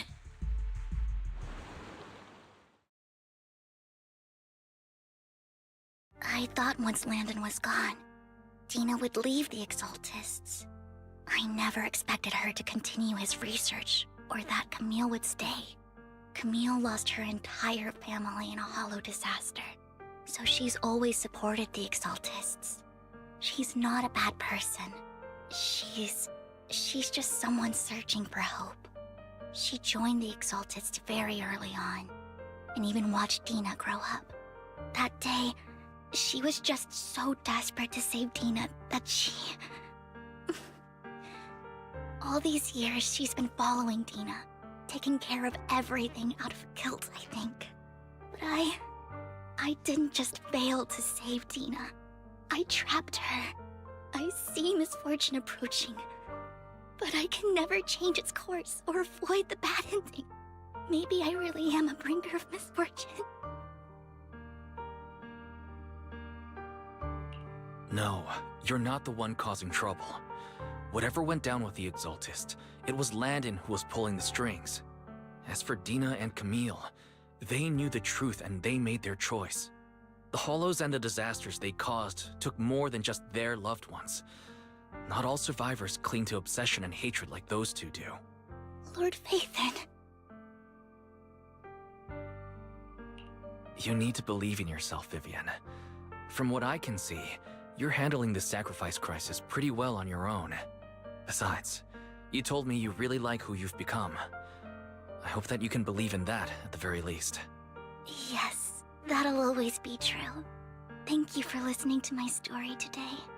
Years have gone by, but I've never had the courage to face all this. Maybe Dina and I were meant to meet today, so I could finally spill it all out. It lightens my heart a little. Lord Phaethon, you truly are a wonderful listener. Not just today. Whenever you're feeling down, know that I'm here for you. I will. It's been such a long day. You must be exhausted. I'll track down the location of the sacrifice core and let you know what I find. Good night, Lord Phaethon.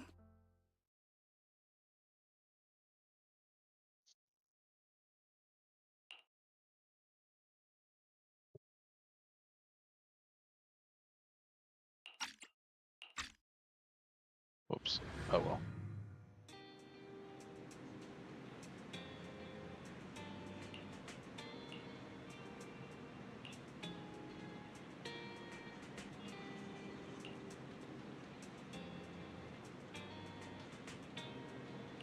Right, it was around here where I stopped playing.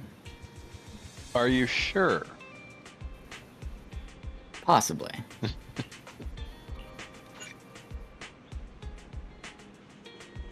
I'm pretty sure it was here.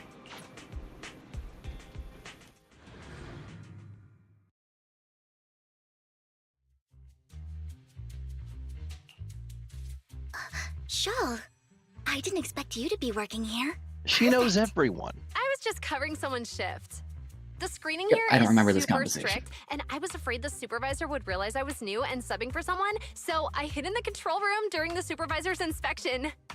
So I happened to bump into this guy, a blonde man wearing a hat, and I think he was checking some footage. Then he logged that footage into the tape he brought. Later, I found that part Writer of the doesn't footage usually had wear a been hat. white. Blonde, wearing a hat. Could it be Hugo? Do you know him? I think it's him. If it were Hugo... I think I know where he would hide the tape. Thank you, Shaw. You were a big help. Great! You also helped me a lot when I started working. I used to make mistakes all the time. If it weren't for you cleaning up my messes, I would have been fired ages ago. So I'm happy I could help you too. All right, go ahead and do what you need to do. We'll catch up another time.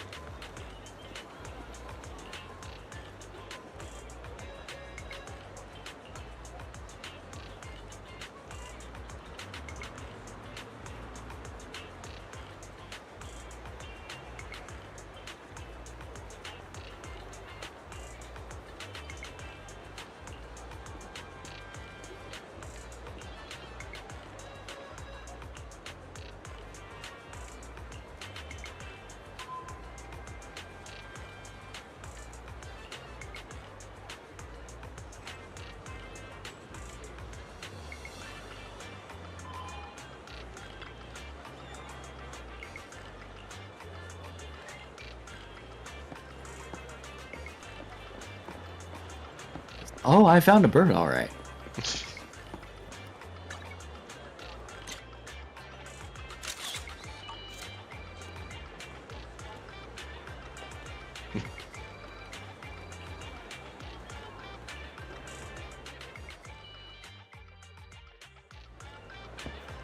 And the colored chonk. Wonderful.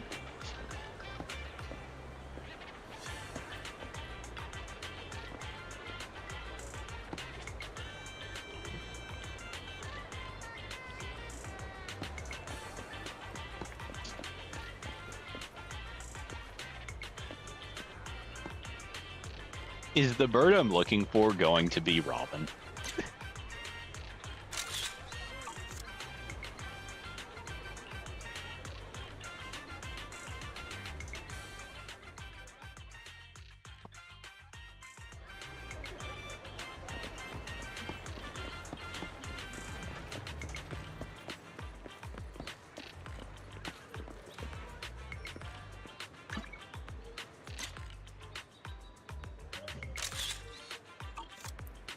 Oh, you idiot. Those feathers are clearly blue.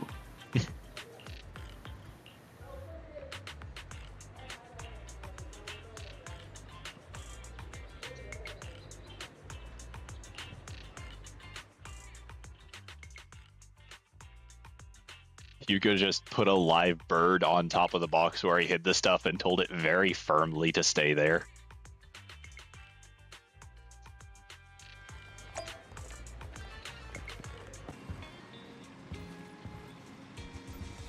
That is a fun thing to consider.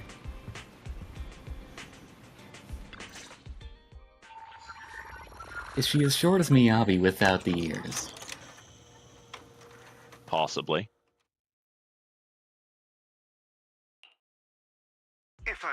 mistaken, you and Vivian share the same goal. Silence is no good for negotiation. I just don't want Dina to reach a point of no return. Hasn't she already reached that point with what she's doing? The formula for the Landon serum was lost, but a batch survived, and Dina was able to develop a substance that can be used for mind control. She's trying to combine the two to make sacrifices that would obey human commands.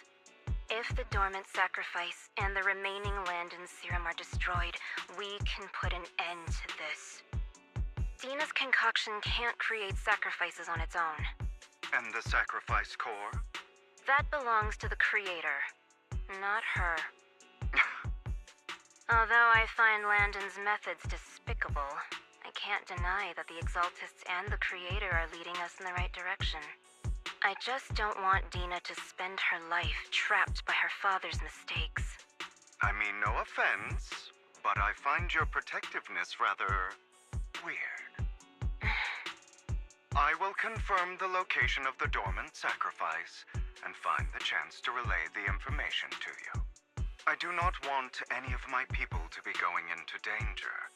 As for the sacrifice core, I can only guarantee that it will not fall into her hands. As for how things will ultimately play out, the creator will guide me.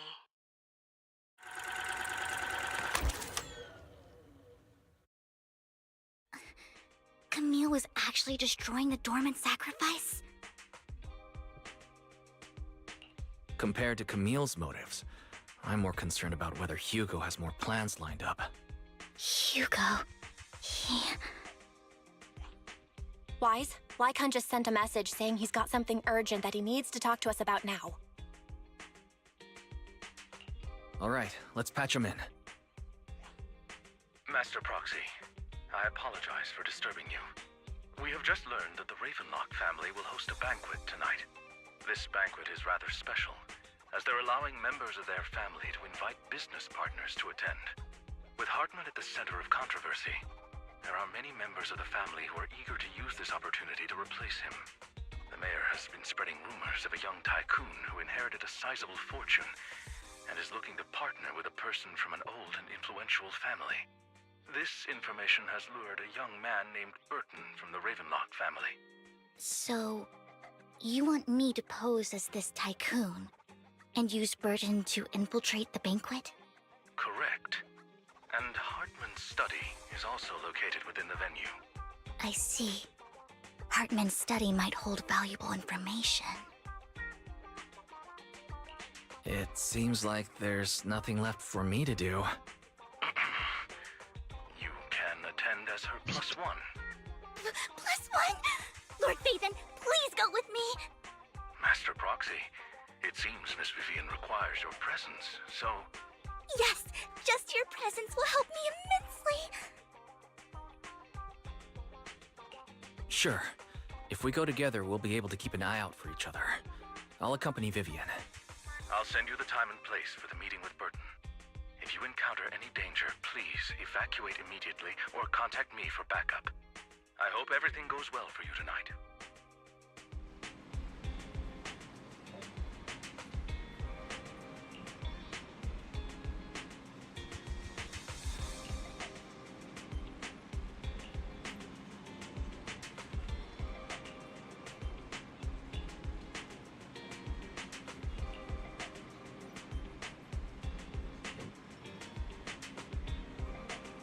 We must learn to dance. It's the only way.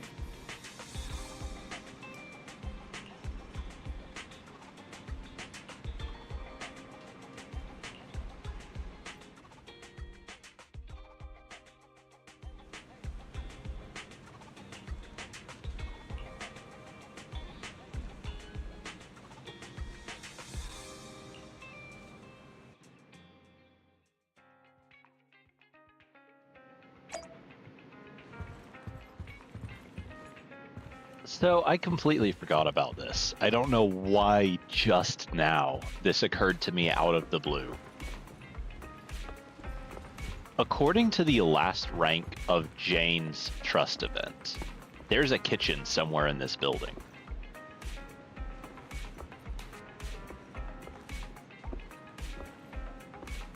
But, like, you can access every room, and there's clearly no kitchen. Is there? I mean, the last, like, the trust event for Jane's maximum trust rank says that that she and you go to the kitchen to prepare some food. But, like, there's no kitchen. The only room you can't enter is this one, and it is presumably a bathroom since it has a little toilet sign on it.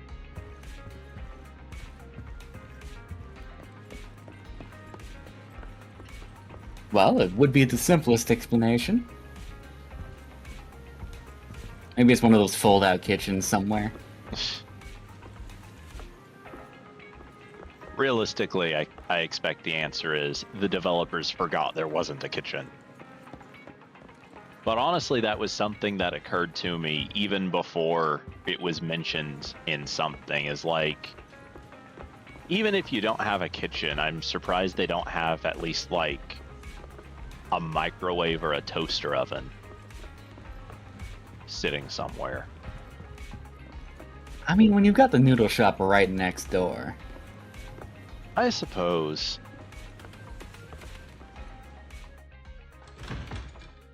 And, I mean, and the owner of said noodle shop gives you a bowl for free. No, you do pay with Denny's, don't you? Yeah, you do.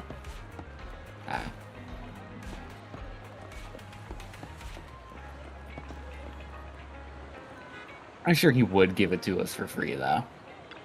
If we just asked.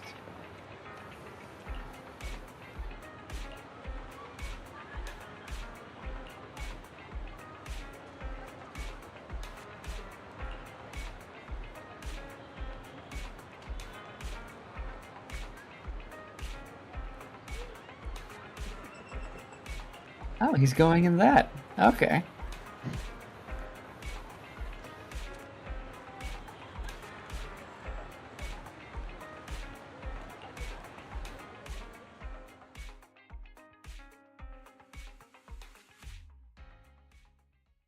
Miss Banshee, I believe I've shown you my sincerity. Now how about you? Sincerity? My presence here is a show of sincerity.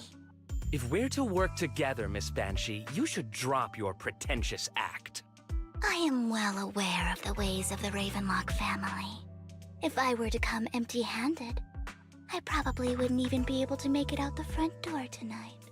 Since I agreed to come with you, and even brought along my most precious companion, does that not show my deepest sincerity? No need for such an off-color joke. Our door is always open for those coming or going.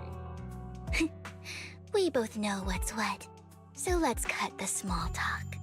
I know far more about how the Ravenlock family made their fortune than most here. I am also well aware of why Hartman, despite such a massive scandal, still remains in power. Oh? Do tell. Exaltists, blessing, sacrifice, Landon. Where would you like me to start? How did you know that? No, who are you? Don't be so tense. If I'm not mistaken, it's about time the banquet began. My companion and I are practically famished. Is this how you treat your guests? By letting them starve? Perhaps when we've had our fill, we'll remember where the sacrifice is hidden. You know where the sacrifice is? So, can we go get something to eat now? And I'm also looking forward to receiving a special dessert from you. We can discuss what you wish to know while we enjoy dessert. Of course. I wouldn't let such an important guest discuss matters on an empty stomach. As for dessert, I will prepare it myself, and I guarantee it will satisfy you. I'll come find you later. I wish you a pleasant evening.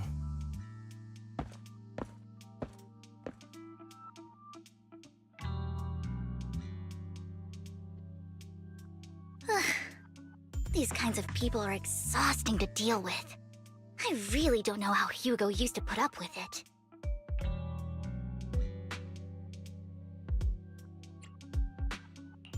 You always managed to surprise me. You sent him off with just a few words. If I were him, I'd think you were a powerful, noble lady. It's just some techniques Hugo taught me. Like that dessert I mentioned. It means I want them to offer more if they want to come to an accord. Fortunately, that old fox Hartman is terrified of losing power. He's definitely keeping the destruction of the sacrifice and the fact that the sacrifice core is fake hidden from the other family members. Otherwise, Burden wouldn't have been so willing to raise his offer. Lord Phaethon, let's find Hartman's study when the banquet is at its busiest. All right. I've already taken note of the surrounding terrain. Once more people arrive, we'll enter the garden through the door in the corner of the banquet hall. Wherever you go, I'll follow, Lord Phaethon.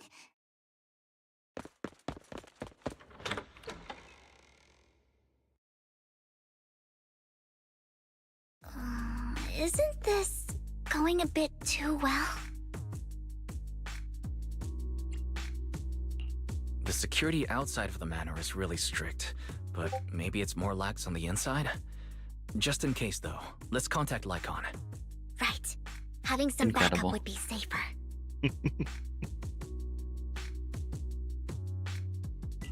Let's check Hartman's recent correspondences for clues. I still have concerns about the sacrifice core. Right. Though the core he gave Dina was fake, Hartman might have left a trick up his sleeve and hid the real one. Then let's split up.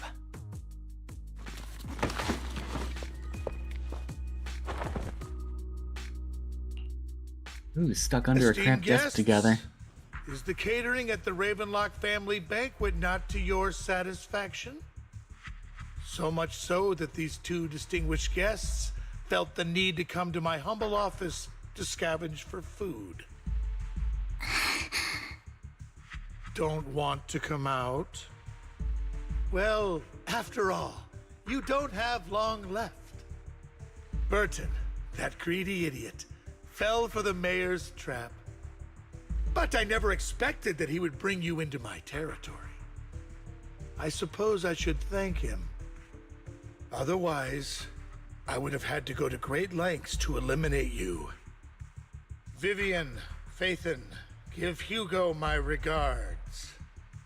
Tell him I shall be taking the wealth and power of the Ravenlock family for myself.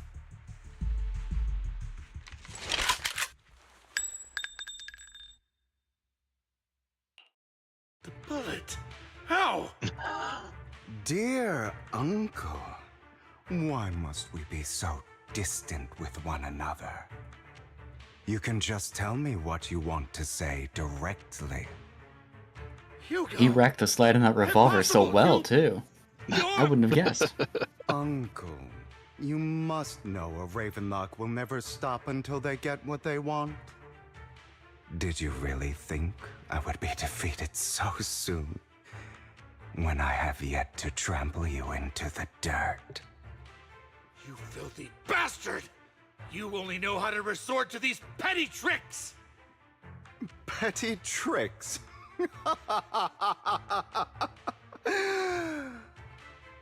Perhaps you'd like to know what I managed to accomplish using this faked death of mine. My dear uncle.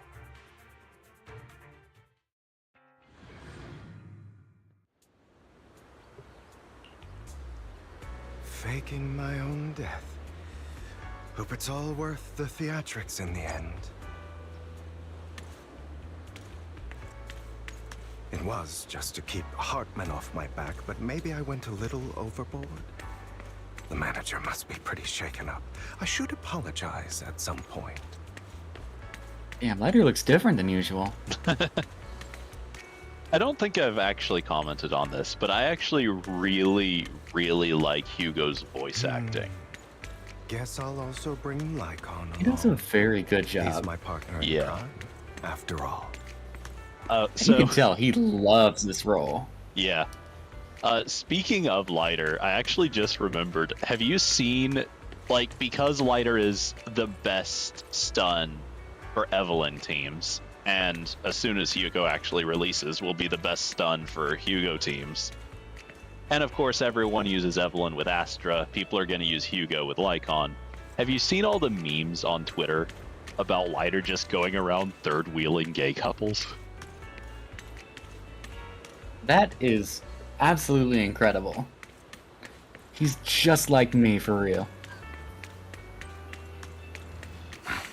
You're late. So I'm sure he's cool with it. He's used to being with the Sons of catch my Caledon. breath, will you? Having to deal with Lucy and Caesar. Oh, yeah.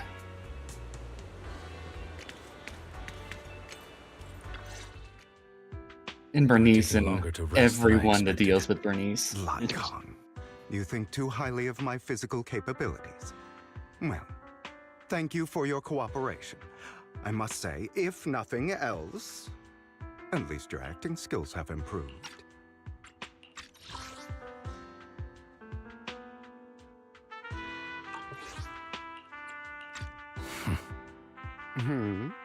Why do you look so angry? You should be happy. We pulled that off together with flawless teamwork and managed to fool everyone. Drop your foolish facade. I'm glad you still remember the code we set all those years ago. And thank you for ensuring your sleight of hand didn't deteriorate. Lycon was in on the whole fake killing Hugo thing to begin with. I would not have guessed that. Neither would I. Oh, that's good. I like that. Right.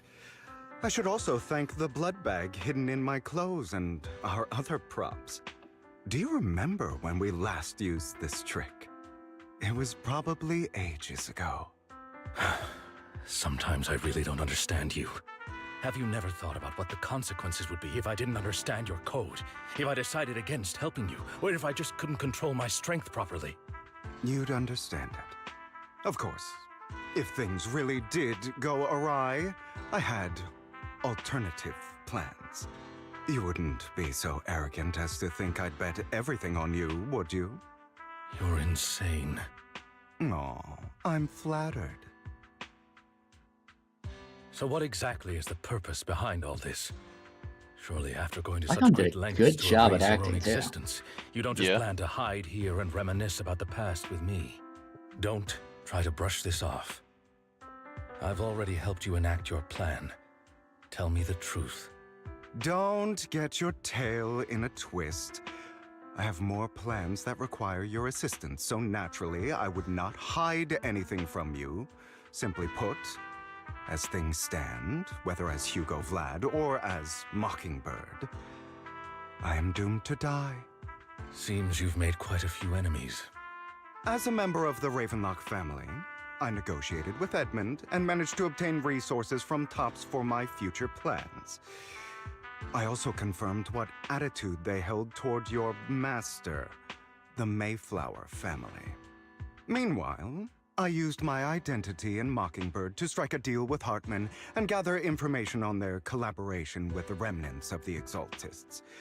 That's where I got my intel on what Bringer left. Oh, by the way, the crime declaration letter that your dear mayor received, that was also sent by yours truly.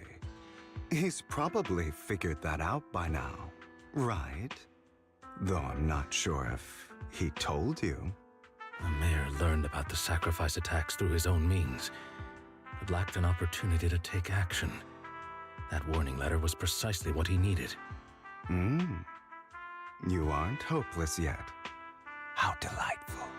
In short, I'm more well-informed than your lot because I get around, dealing with all these different important figures. But of course, it comes at a cost. It's only fair.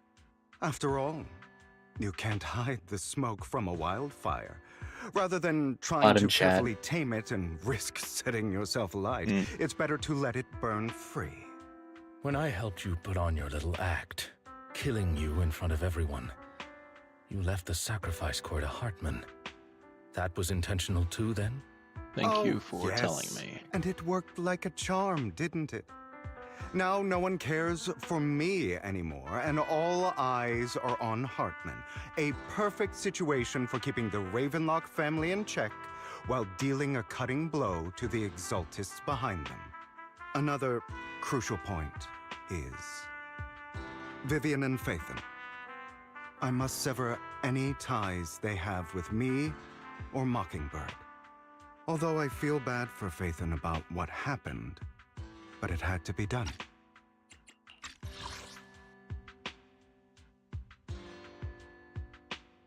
Yeah, I did miss a lot of that, unfortunately.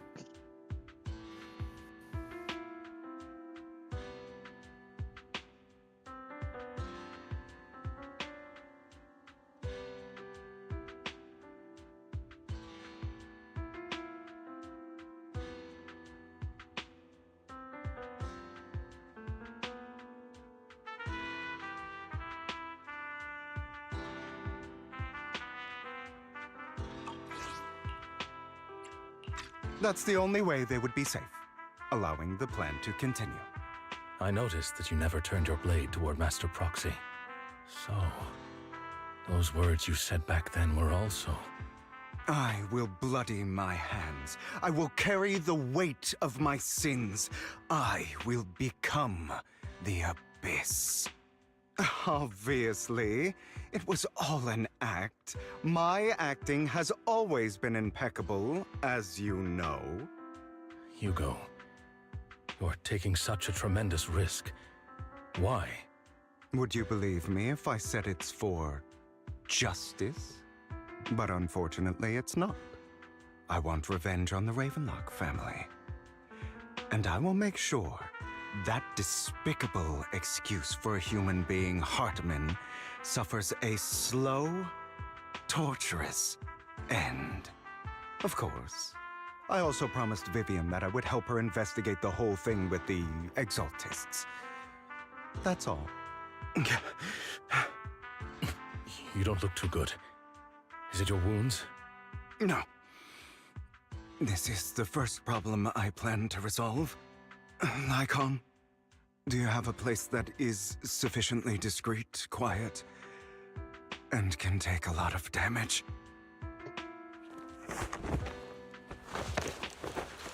We need to look away for a bit. I guess it does make sense why we didn't talk to Lycon about him completely breaking his word about not killing, look at me like supposedly. that. If I didn't have to do this, I wouldn't. Say that again, sorry. I guess now it makes sense why we didn't have a long conversation with Lycon about his vow to not kill after he supposedly killed him. I mean, we wouldn't know, like, the player characters, the siblings, wouldn't know this. But technically, Lycon's vow was not to kill, except if Hugo went out of control.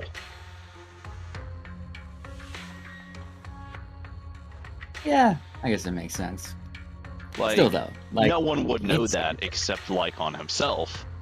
But technically speaking, even if he had killed Hugo, he would not have broken his own vow. That's a fair point. Still though, I'm surprised we didn't get a conversation about him potentially killing someone so close to him. I guess it makes sense now. I do kind of agree with you. I kind of got the impression that he had kind of just been brushing us off as, oh, I'm too busy to talk.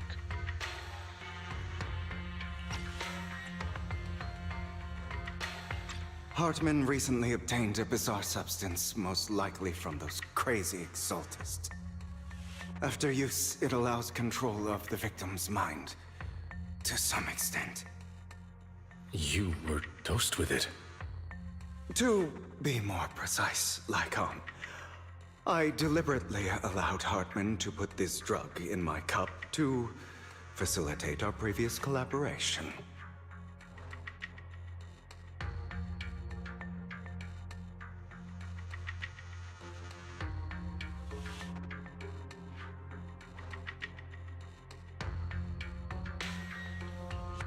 After finding out about it, I quickly found someone to help analyze its composition. The good news is he gave me a very low dosage, perhaps because he was afraid I might notice. There's a different medication that can delay its onset, preventing me from actually being under his control. I simply need to put on a show in front of my dear uncle. The bad news is that currently there is no antidote.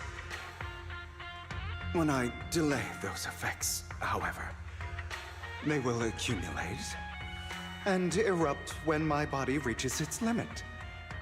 It may even break my mind. And that's exactly what's happening now. I need to endure those accumulated consequences. So, I will lock myself in this room for however long that takes. I've tied my limbs to prevent me from smashing this place or accidentally hurting myself. Anyway, after you leave, do not open this door, no matter what you hear. I recommend seeking professional medical assistance. This is advice I received from a doctor. Or are you saying you don't believe I can make it? So, Icon, come find me here at the scheduled time. All you need to do is smile and await my victory. What if I want to stop you? You know you won't succeed. You never have. And you never will. Well, time is short. Let's begin. I understand. Don't die, you stupid bastard.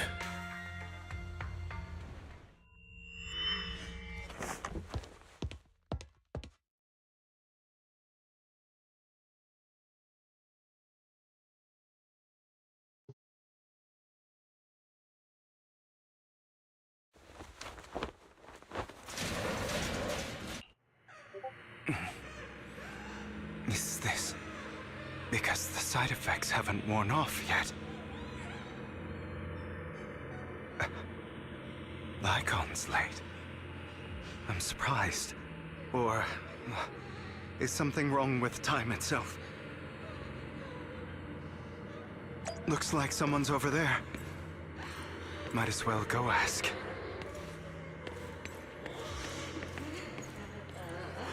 Oh, just straight to Port Elpis then, huh? I mean, that's where the warehouse was that he was tied up in. Yeah, I mean, Lycon brought him straight to Port Elpis. Yeah. Do you remember back when we were talking to Rain, she mentioned rumors of someone, like, making a lot of noise in one of the warehouses by the port? I do remember that now, yeah. I must have missed it during the stream, though.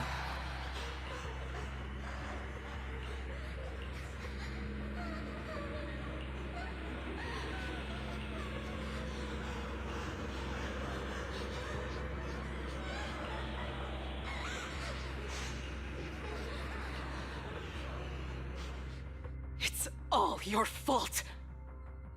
I wish I had never given birth to you!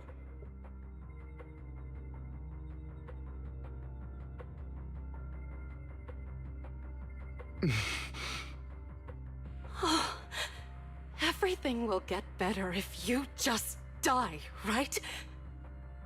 If you die, he'll come back. We'll have another, more perfect child. One who will inherit the Ravenlock family bloodline.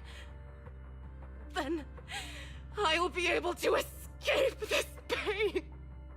So, Hugo, for the sake of Mommy's happiness, just die, okay?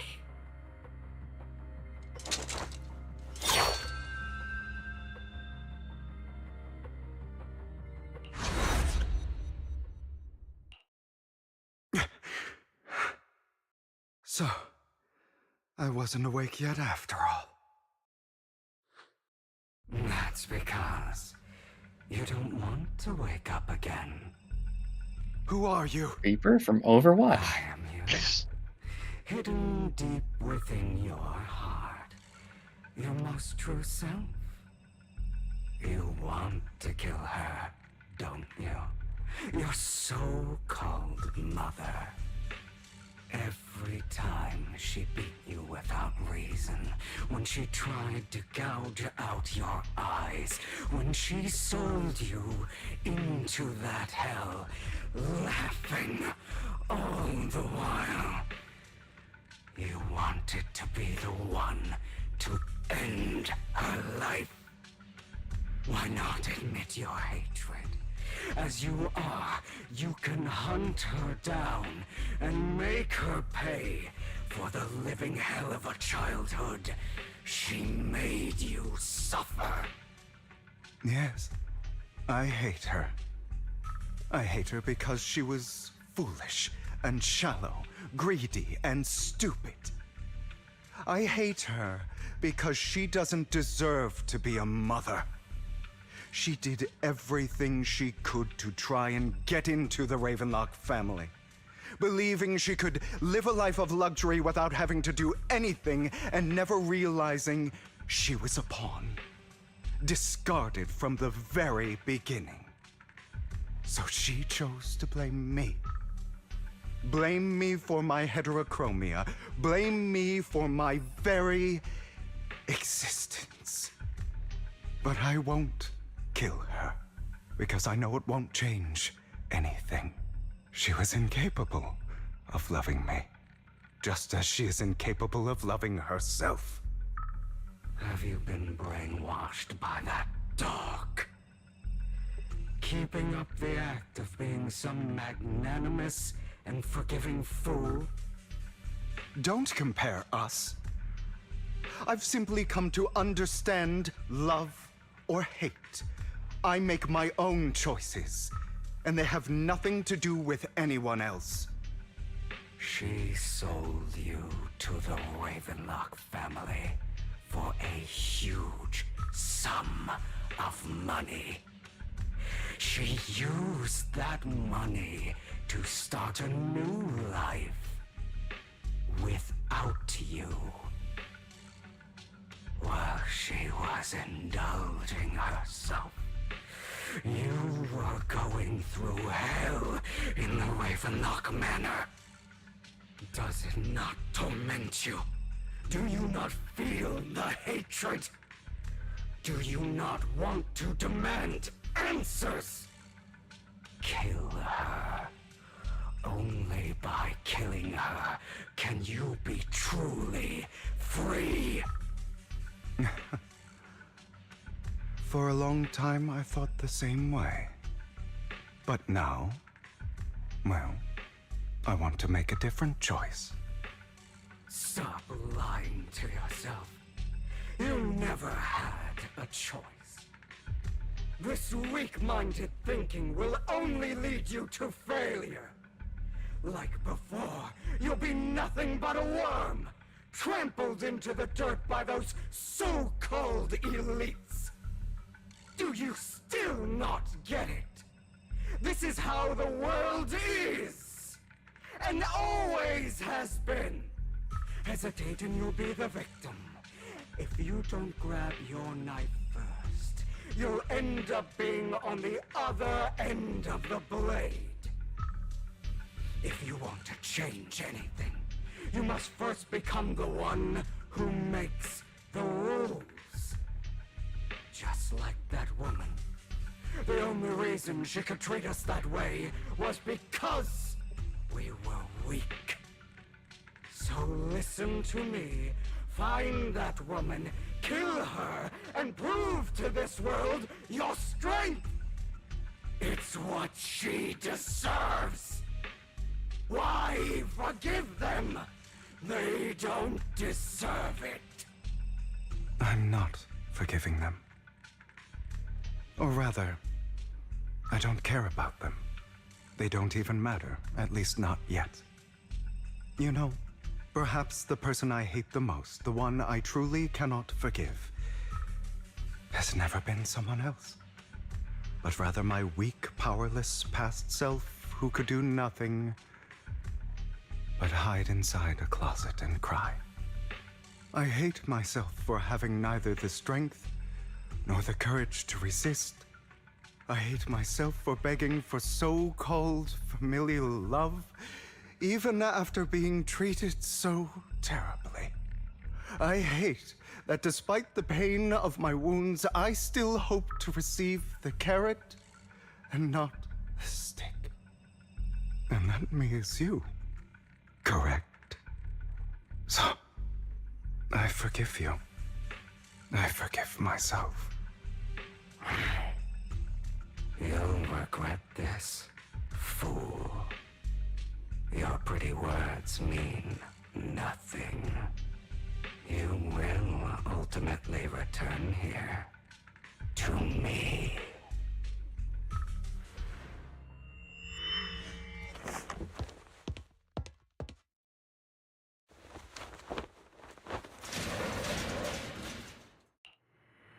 I see. This is still an illusion. I wonder who's going to show up this time. Man, I sure do wonder. Brother! Hugo, let's play hide and seek! Literally find. Hiding. You'll find me, right? Like you always do. Serena. Oh. No, keep going. You almost found her.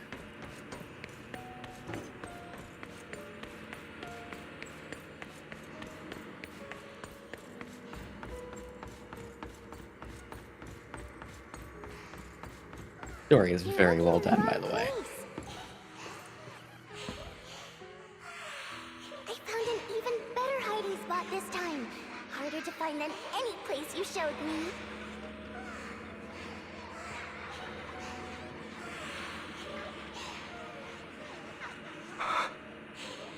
Hey, Hugo, do you ever wonder why I had to die? It was because of me. That's right. It was because of you. It's all your fault. If only you didn't exist, I wouldn't have had to suffer.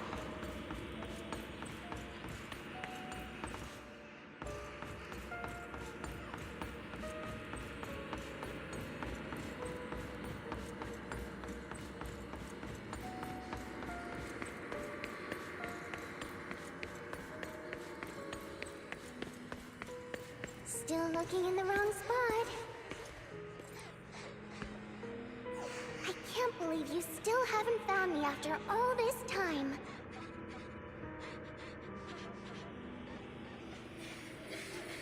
Have you forgotten about me?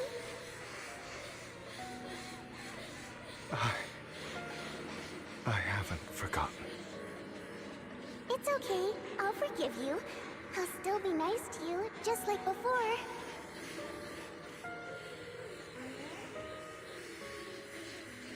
I was the only one who was ever nice to you, wasn't I? Yes. Then tell me, why do good people always suffer? Why is kindness always punished instead? Tell me, Hugo, why?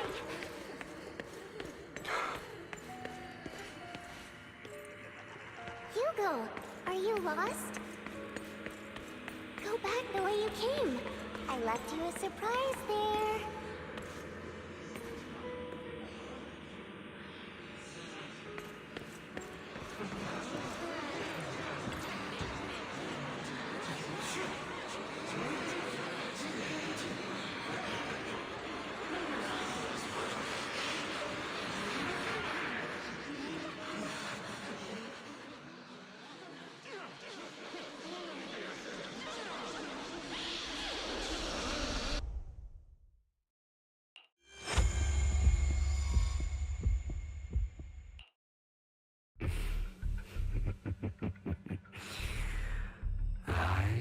told you that you would eventually return. We meet again, my friend. I told you, I am you. The side of you that you've always tried to deny existed. Of course. I know. This time it's about Serena. Right? Yes. Your half-sister. And the only child in the Ravenlock family who was kind to you. Unfortunately. It was her kindness that led to her untimely death. It was my fault. I don't like the way you blame yourself. Because that means I'm to blame as well. And I don't think I did anything wrong. Your mother sold you to the Ravenlocks. And your father, he saw your talent and wanted to use you to push the other children into competing with each other. My brothers and sisters wanted to get rid of me from the moment they first saw me. In their eyes, you were no more than a slave. But Serena dared to treat you, a slave, as if you were human. And so, she was fated to die. They tried to kill me. Many times. But I was careful. And they did not succeed. So they killed Serena, who was weaker, an easier target, and pinned everything on you. Serena died in your place. Those cruel brats thought that by reporting this to Father, they could use it to get rid of you, a rival who threatened their positions. Yet, not only did Father not blame you for the incident, he praised you for it. In this world, only the ruthless, cruel, and merciless can stand at the top. And that's exactly what you managed to live up to, no? You found a perfect opportunity thereafter to catch the ringleader of the group who framed you and almost beat him to death.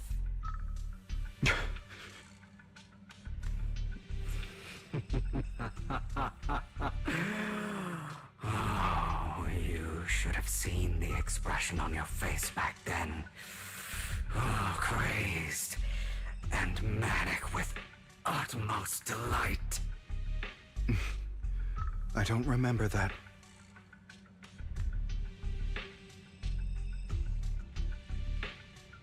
Here you go again, trying to deny your desires. Deep down inside, you've always wondered, asking yourself why these evil people never got the punishment they deserved. Why the world is so unfair. Don't you want to rip them to shreds? Just like that day when you beat that boy's face into the dirt until he was barely recognizable. His disgusting blood staining your fists. Recall your exhilaration, your cathartic release of rage, that outpour of hatred. That victory belongs to you. You deserve it. Those brothers and sisters of mine are all dead. I cannot take revenge against the long deceased. They died by Hartman's hand. Dying in the power struggle to become the Ravenlock family's heir, rather than by our scythe. Boring. Boring. I find it hilariously ironic. Children who would murder their own kin for scraps of power dead at the hand of their uncle who followed their example. Is that not karma?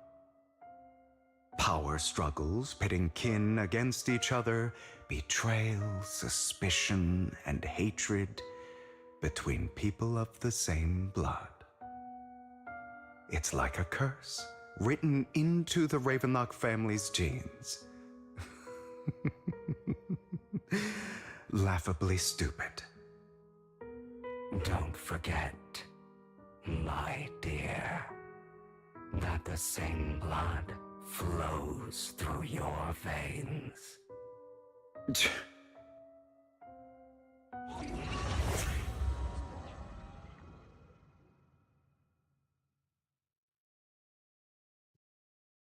That's right, my dear nephew. No matter how much you deny it, the blood of the Ravenlock family flows through your veins. Survival of the fittest. Only the strongest deserve to live. Only the strongest deserve to rule. This is the path of success that has led the Ravenlock family to victory countless times. A blessing and a curse etched into your flesh and blood. As long as you live, you'll never escape the mark of family. You are destined to one day become someone like me, like your father.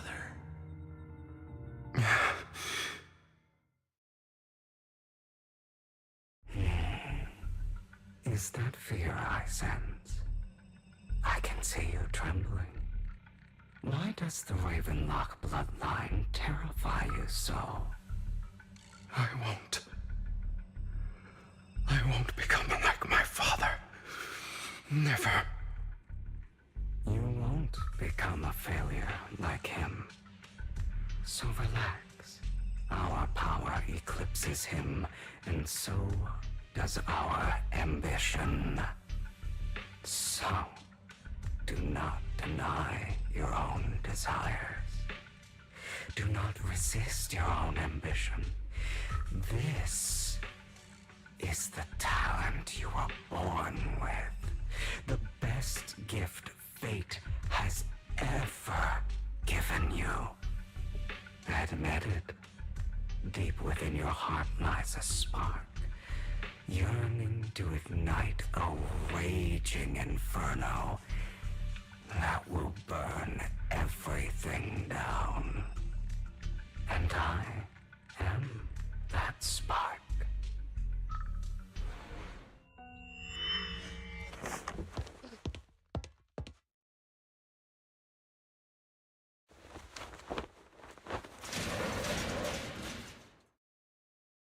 All right, do we think it's actually real? Nope, sure isn't. Nope. Never We're thought I'd going be this full genuinely PT. Thankful to see you.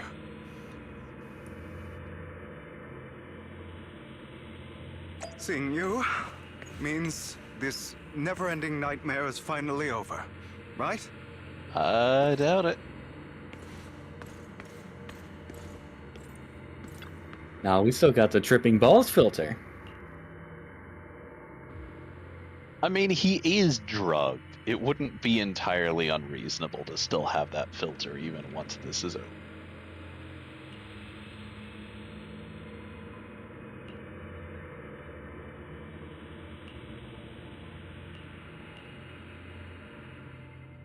I don't want to hear something like that from you.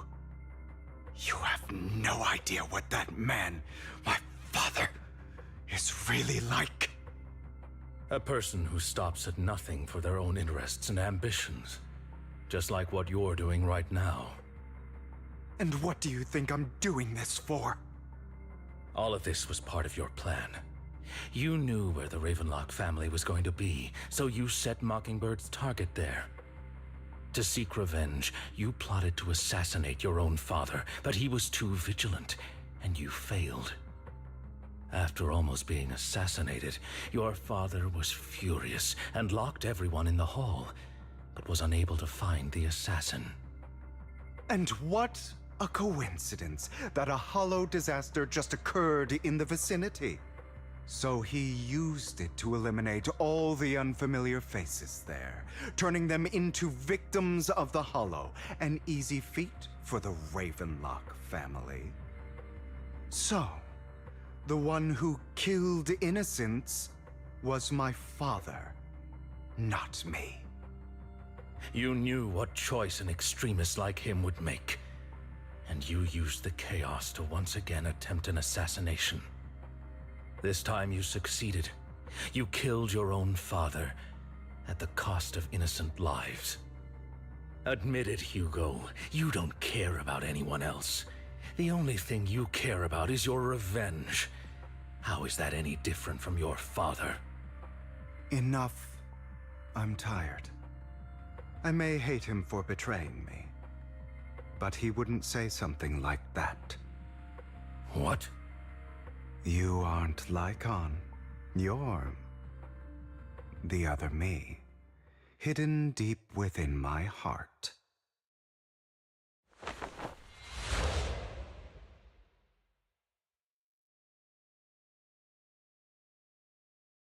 I've been waiting for you, my dear. It seems you've already grown accustomed to this place, even turning the tables on me. Just as you said, you are me, and I am you. There's no such thing as having an advantage over oneself. We are ultimately one and the same, forever inseparable. Then you should know what I want to say. When you and Lycon split, you didn't even try to clear up the misunderstanding, didn't deny or argue against what he said. Because you realized that deep down, he was right about you. You just hadn't acted on it yet. Some people live only to bring more suffering into this world. Sometimes, murder is what brings justice back into this world. For that, I must stain these hands in blood. That's right. Just like what you said before you faked your death. Were those words really just an act? To slay the dragon, you must first become one with sharp claws, rending fangs, and strength enough to destroy anything. You know the truth better than anyone. If you hadn't hesitated, and instead seized the first opportunity to kill your father, none of what followed would have happened. Innocent civilians wouldn't have died. Your partner wouldn't have lost an eye and both legs trying to save people. And Mockingbird would have never gotten to that point.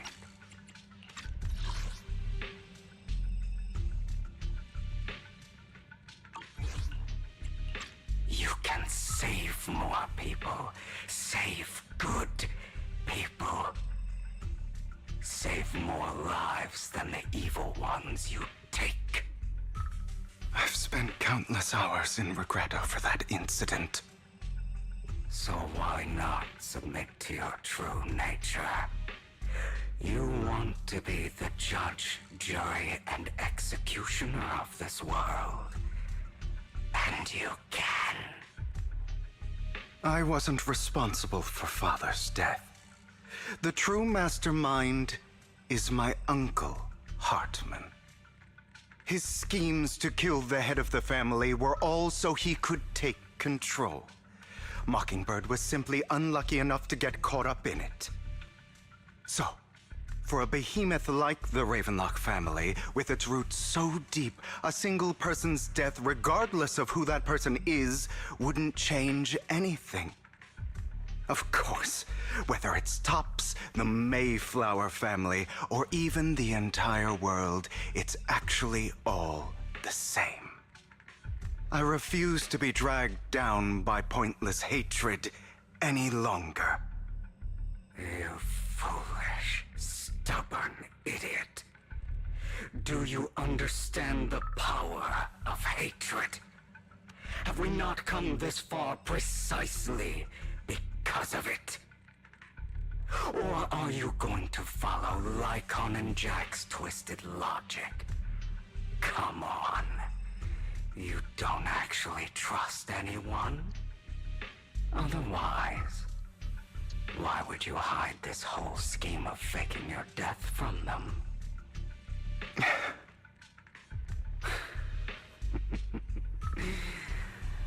You've built an impenetrable wall around your heart, keeping everyone out. Of course you are right to do so. No one in this world can be trusted. Always. All you'll receive is hatred from your own blood and no love.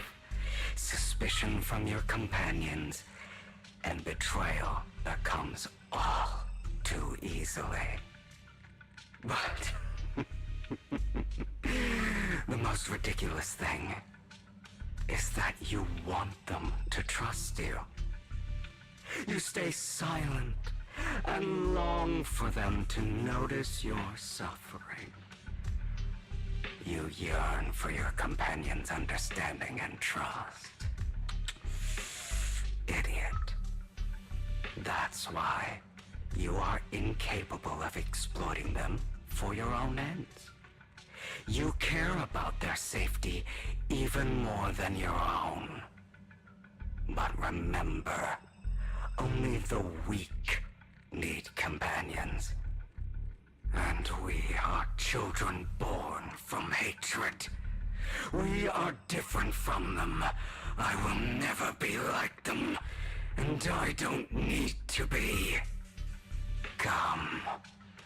Let me show you what powers we can wield. But you are me. And I'll never lose to myself.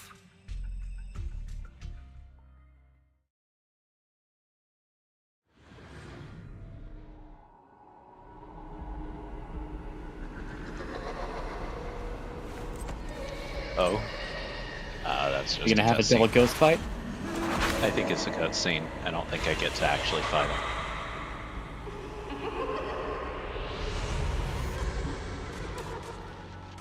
Or maybe I do. Oh, cool. You do.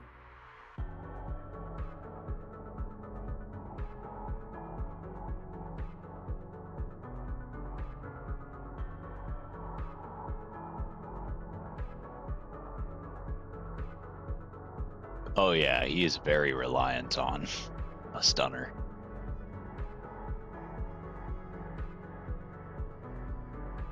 So you're using the remaining stun gauge as a damage multiplier and then canceling it in the process.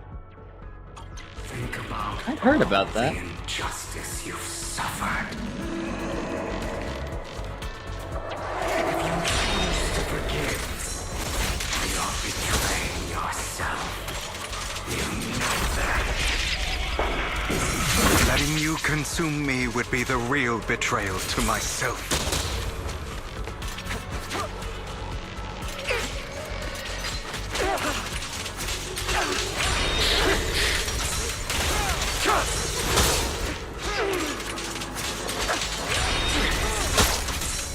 Out of my way.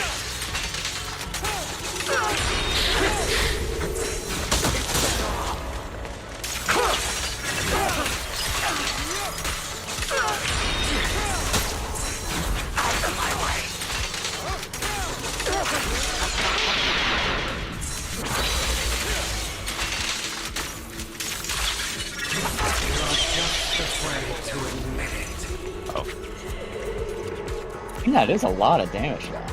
Trying to run, are we?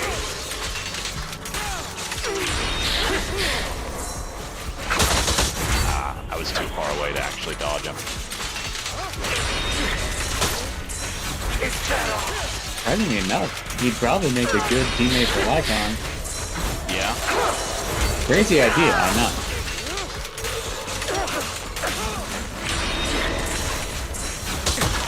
That was a bad dodge. That was an even worse dodge.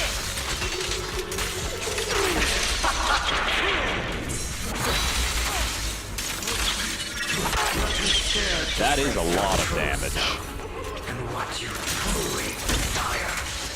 And then he can go right back to stunning him, too. Yeah. If you had a dedicated stunner, you could be swapping between them like crazy. Yeah. Only thing that'd be limiting you is your special bar. Oh, his chain extends when his health gets low.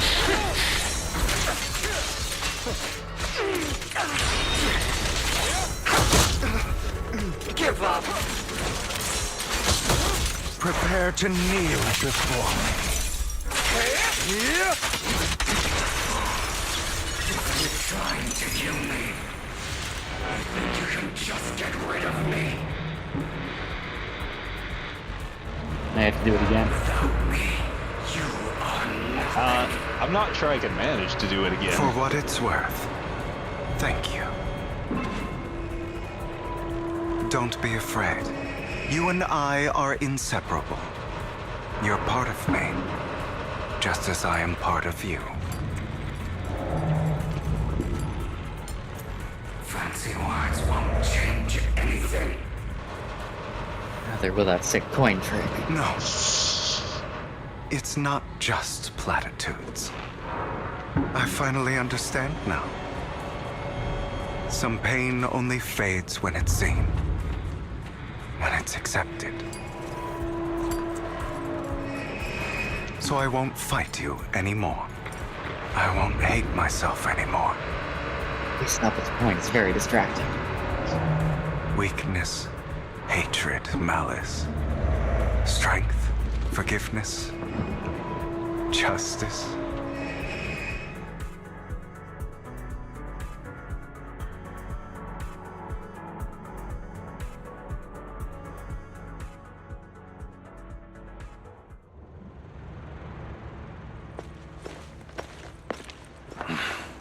Hugo, it's time.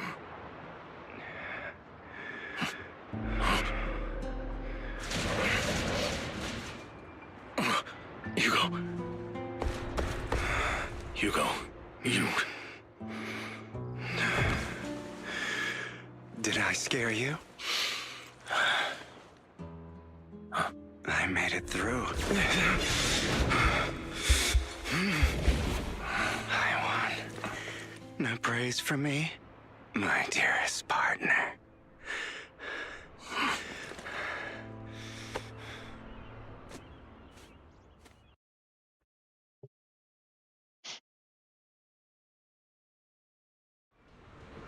This is just like what I saw in my dream.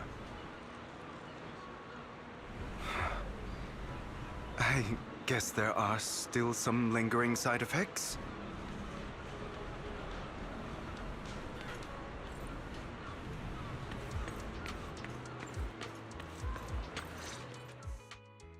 Ah, my former partner. You're still as punctual as ever. Are you sure you're fully recovered? How about we fight? And I'll show you how recovered I am. I refuse to fight someone who is in need of medical attention.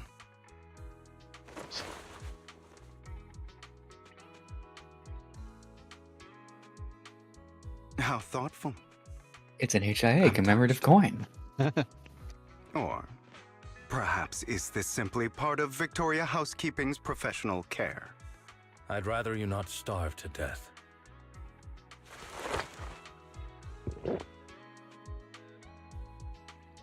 Not to your liking. I'm fairly certain this is the same kind as before. No. I've just gone too long without food. It feels a bit uncomfortable. Either way, thank you. Now tell me, what exactly happened in the warehouse? Just going a bit crazy from... you know what? Were you expecting anything else? But... I did have a very long dream. A dream about many things from the past. If I had to put it into words, it would be like giving myself psychological therapy. You seem like you could benefit from some too. How about it? Want to book a session with me? Trust me, I'm a pro. Seems you really have recovered. Well, of course. I'm feeling pretty great right now. Like I could argue with you all day on every petty detail of who exactly was in the wrong back then. I wanted to ask, what you said about Mockingbird before, when you faked your death, was that part of the act? Oh, you mean the part about how Mockingbird has never really changed anything or saved anyone. I didn't expect you to still be so hung up on this. Interesting. After all, it was you who chose to betray Mockingbird. To betray me. Just as I said before, I never considered Mockingbird a failure. Perhaps Mockingbird deviated from its origins, but it has its value. You shouldn't reject the things you've done. Or Mockingbird.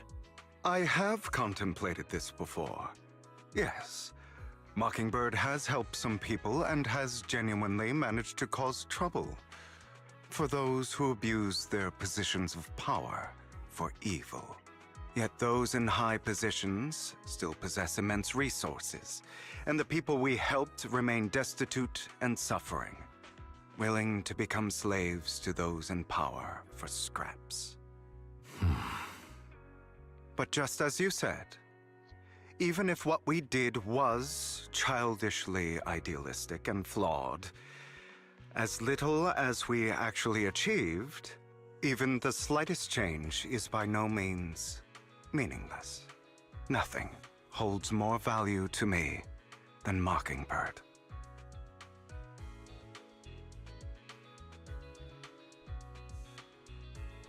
All right, let's catch up later. I still have things to do and need to wrap up my plan. I thought you would rest up first. As much as I would prefer that. My dear uncle and the Exaltist fanatics likely would not give me such an opportunity. If all has gone to plan, the fish will have taken the bait already. And if everything goes very well, I'll soon have solid evidence of the Ravenlock family's crimes. Well then, thank you for your assistance, former partner. Let's part ways here. I'll go with you. Lycon, surely you don't think that because I just recovered, I'm too weak to deal with those useless fools. Hartman's actions will disturb the safety of New Eridu. As I serve the mayor, I should intervene. Very well, whatever. Let's go. And don't slow me down.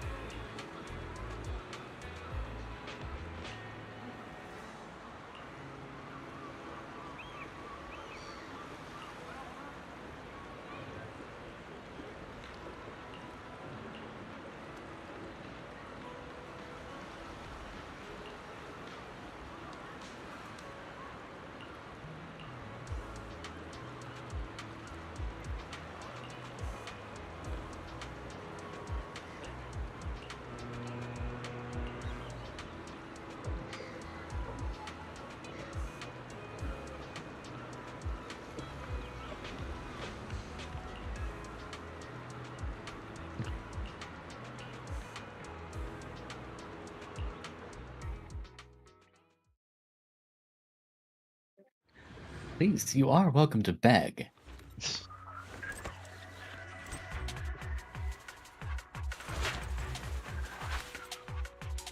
I'm sure you've heard about the missing workers from companies under the Ravenlock family, too.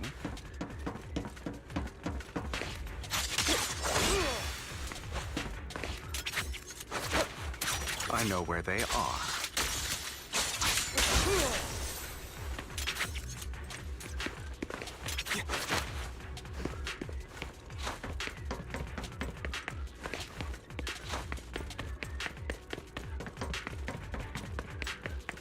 Those are Ravenlock's men. The workers with them are the victims who were tricked into going into the Hollow.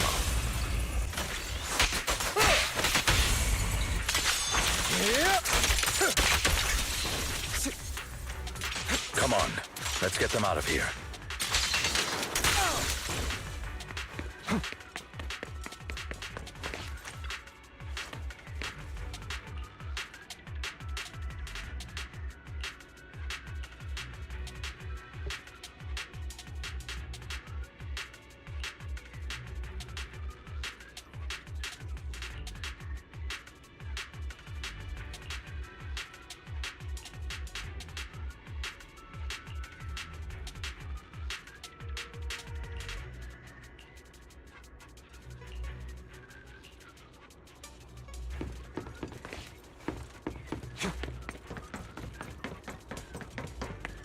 Bunch of nobodies.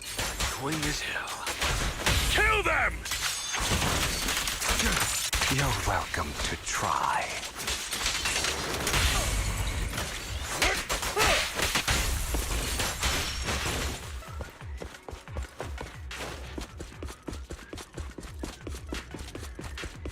More workers here.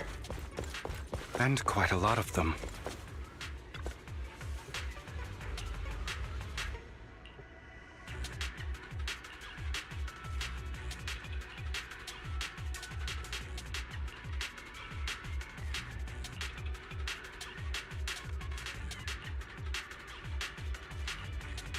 Is Hartman behind this, too?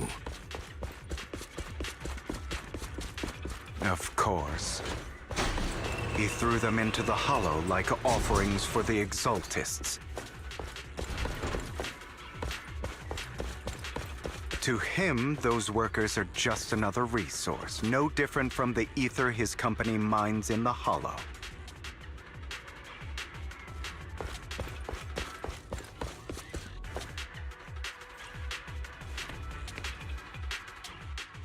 There's more over there. Let's hurry. It's different this time. Don't rush in. Let's listen in on what they're saying first. I still need more direct evidence to ensure the plan is absolutely foolproof. The compensation you promised, it's all real, right? All we have to do is follow you into the Hollow for some simple tasks, and you'll give us a huge sum of dennies. It sounds real suspicious. Shut your trap. You keep yapping and asking questions. If this is all so suspicious, why were you so eager to sign up for it? Because I don't have a choice. My daughter was previously caught in the Hollow disaster and suffered severe corruption. The treatment costs have completely drained our family's savings. So that's why... It's the same for me. A serious illness at a senior age. I need the money. Who would risk taking a job like this unless they were desperate? I'll do it. No matter how suspicious. As long as I can get paid, I'll do anything. Even risk my life. Wait, you people from the Ravenlock family, you're part of a big company in Tops. You wouldn't go back on your word, right? Don't worry, you'll get every denny you were promised. But before we start, you all need to take this medicine first.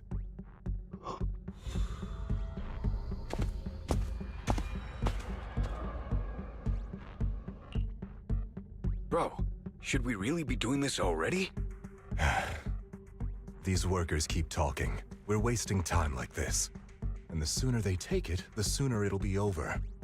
Consider it an early release for them. You didn't say anything about having to take pills before. Look, this is good stuff, all right? It'll increase your ether aptitude. There's tons of people who'd kill for something like this. Exactly! You'll be working in the Hollow for several hours. This is essential medication. You have to take it before we continue. If you refuse, then you can forget about the job. Of course, you won't receive the compensation either. Lycon, what are you doing? Rescuing those workers, of course. There's clearly something off about those pills. We can't let them take them. Now is not the right time. As I said, we need more evidence to ensure the plan works. And as I said many years ago, you can't exploit innocence to achieve your goal. So that's how you see it. If that's not what you want me to think, then explain everything to me. All right. It's a little complicated, but simply put, these workers will be fine. Of course, it's your choice to trust me or not. But if you try to rush in, I will stop you. I trust you.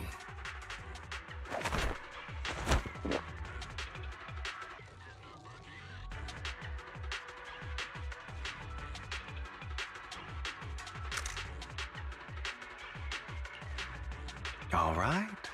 That's the evidence. Now we can go and beat them into the ground as much as you want. Don't forget, you owe me an explanation. Also, don't overdo it and kill them. Even if they're the worst of the Ravenlock family. All right, Your Holiness, Saint Lycon. Who the hell are you? Why don't you take a guess? We're the ones here to stop you.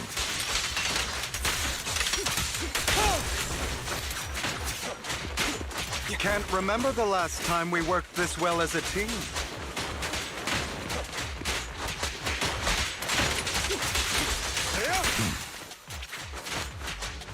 Your legs? How are they feeling?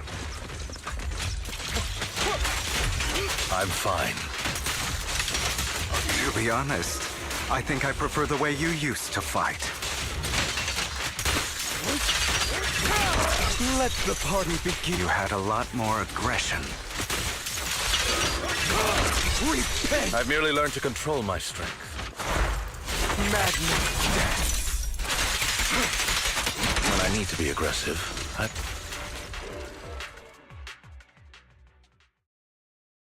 God damn it! Who the hell are you? How dare you mess with the Ravenlock family? Ravenlock. Savor the name while you can, for it will soon cease to exist. What's that supposed to mean? It means exactly what I said. I think this might be good for you. Sever your ties while you can. You still have a chance to walk your own path. The family's honor comes above all else. Is that really what you think? I saw the compassion on your face just now.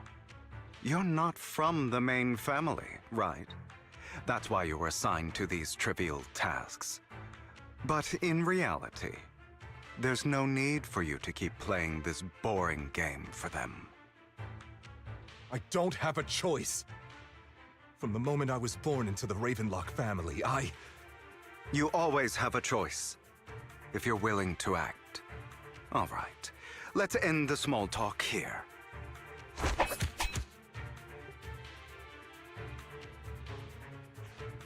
Don't worry, Lycon. I didn't hit them too hard, just enough to keep them quiet. How's that? My acting's pretty good, right? As always, a certain someone should take some lessons from you. I'll leave the rest to you then. Okie dokie.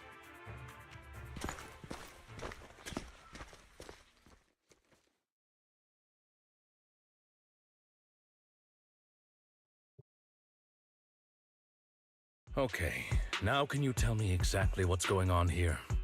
As you can see, that worker just now was actually an informant of mine. The pills were swapped out with vitamin tablets. Outside of this batch, some workers have already taken the actual substance Hartman has. But rest assured, the antidote for it is already in development. I found the best in the field to help, and with the data I collected before, we should have results soon. I wanted to ask. The reason you decided to lock yourself in a room and endure the effects of the drug, besides getting evidence, it was also to collect data on this drug in order to create an antidote, correct? It seems you're not completely beyond hope. I thought you were just being stubborn. Sometimes I wonder if you know me at all. Then, I have one last question. Why did you never tell me any of this back then? The truth is, I heard everything. That entire conversation between you and Jack. Before he passed away in that small attic. When Jack called you aside and gave you those warnings. When he told me you might go down the wrong path? That's right. You never said anything. What would I even do? Scream and rage over your suspicions, or get on my knees and beg for you to trust me? You know there's no way I'd allow myself to do such a thing. Besides, back then, even I was confused about myself. Jack, It's all in the past. You don't need to explain anything to me. Enough. We should get going. If we're going to reminisce over the past, we should find a more suitable location.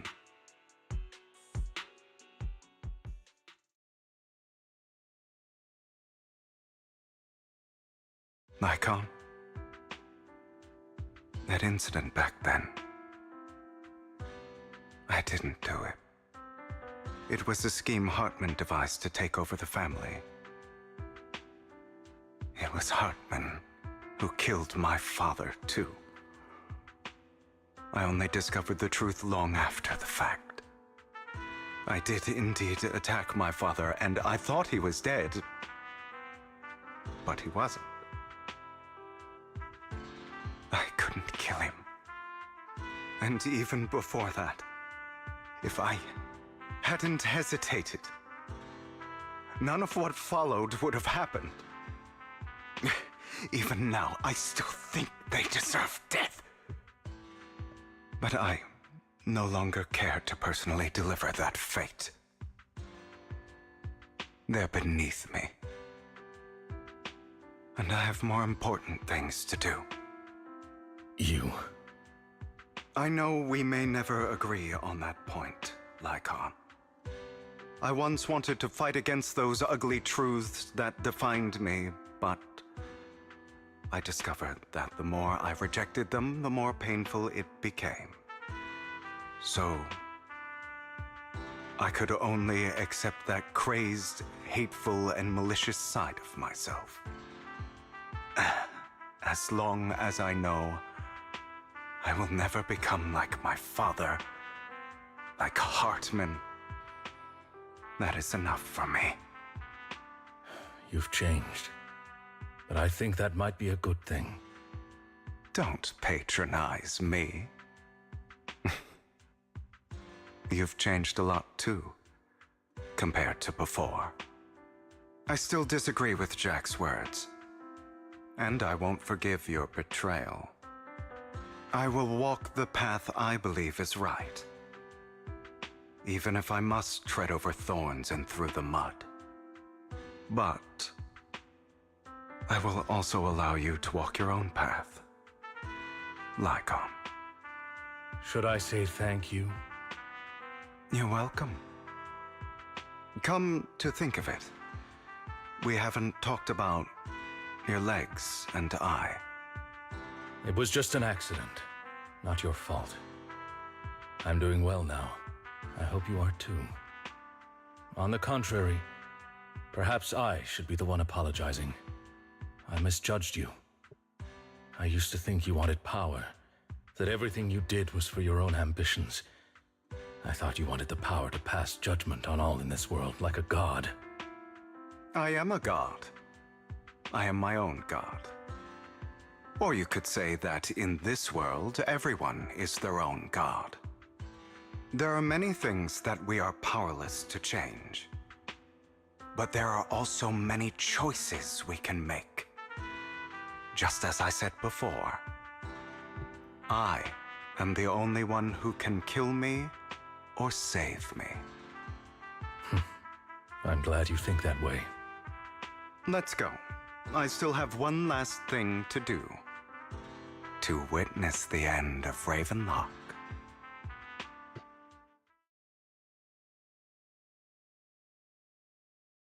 Oh, are we finally getting back around to where we left off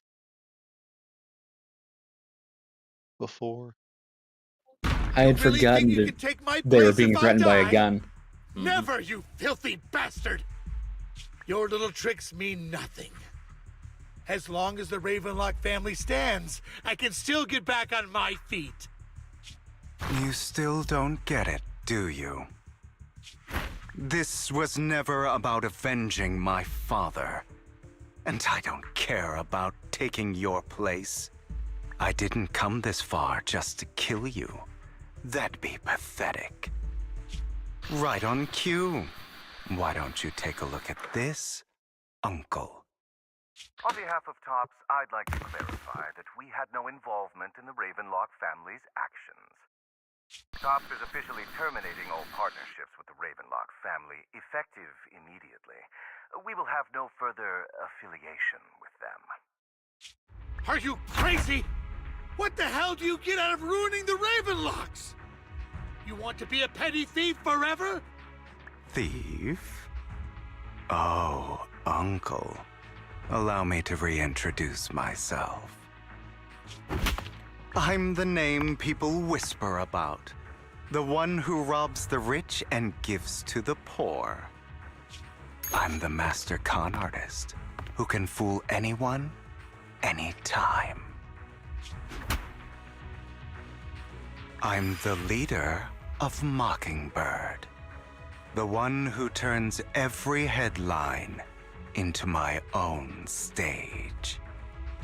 I have friends who'd catch me if I fall, partners who'd shed tears for me, and allies who always have my back.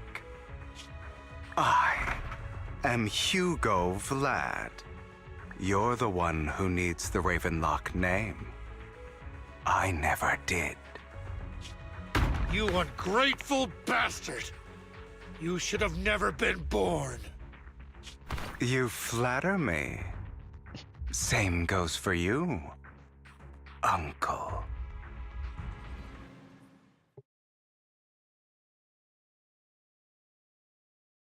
You've done well, Vivian.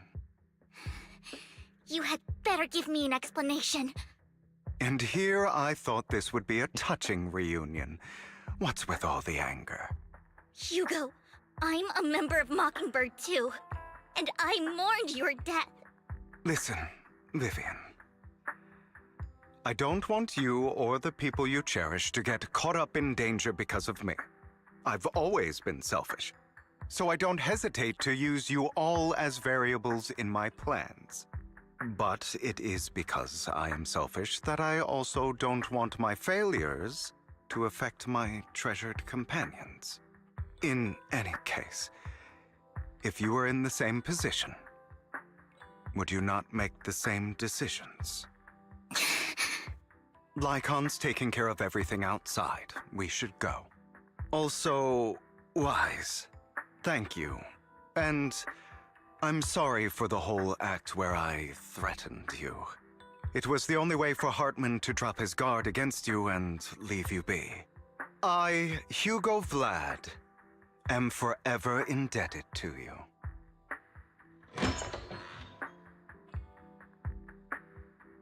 Master Proxy, although it is late, there is some important intel that I must give you now. Did you know about Hugo's plan to fake his death and everything that's been happening, Lycon? I was simply playing along. After all, I could not determine whether Hugo's plan would pose a threat to you. You are a student of the mayor's late friend, and I am obligated to protect you. You joined at a great time, Okara. You still have that habit of finding awkward excuses when you're embarrassed. Mr. Hugo Vlad, if you have any important intelligence to share, please do so with haste. I need to return to rest before midnight. You two sure are, close? For the sake of a certain old fossil's sleep schedule, I'll keep it Yes, it brief. is. Yeah, it totally is. There's totally not two people on this stream.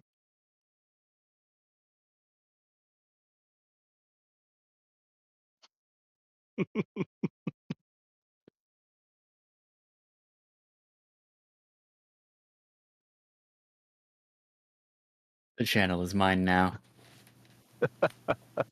I won it at an auction.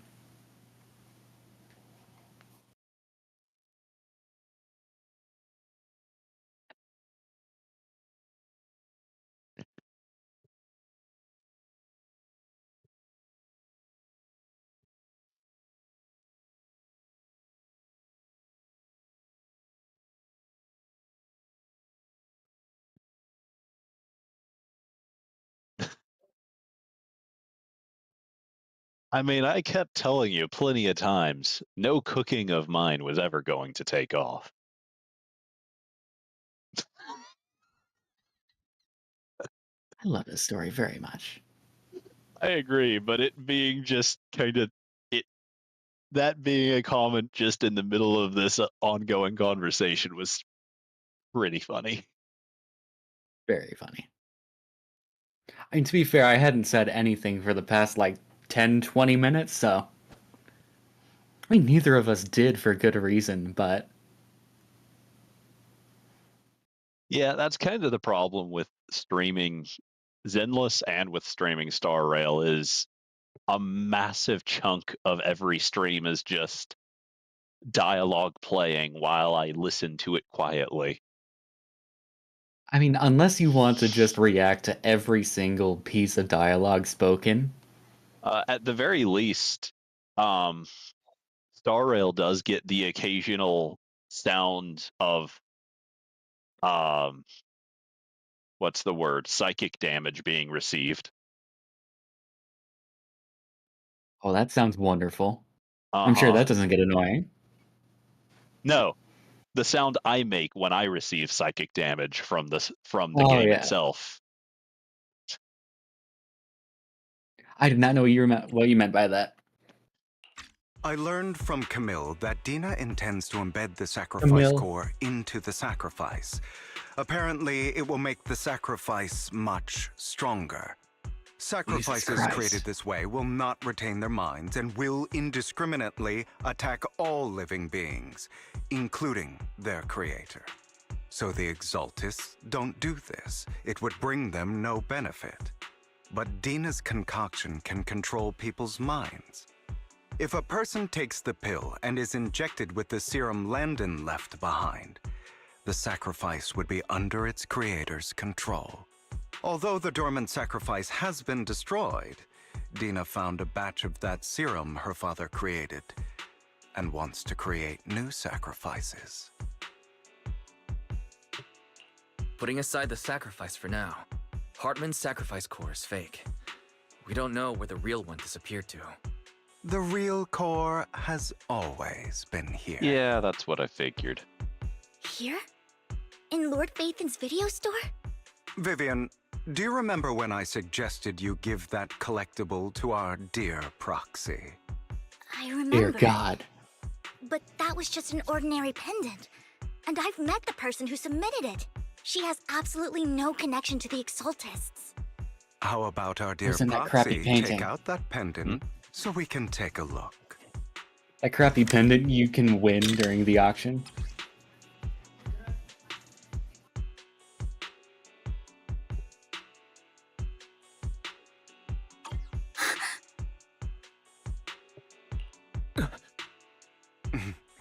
I'll take your surprised expressions as a compliment for my little trick. I will hand over this core to the mayor as agreed. since he fulfilled his promise to protect Vivian and the manager while I was pretending to be dead. I won't go back on my promises. No wonder the mayor would promote rhetoric favorable to Mockingbird. I can't believe I thought he was actually being sincere. Since we have the sacrifice core, all we have to do now is stop Dina from using innocent people to make more sacrifices. Yes, and we need to destroy the last batch of Landon's serum. Hopefully with no options left, Dina will give up her obsession. All right, That's the important stuff. I'm going to go and confirm where Landon's serum's been stashed. I'll contact you again once I have something. Dicky is unfortunately stubborn.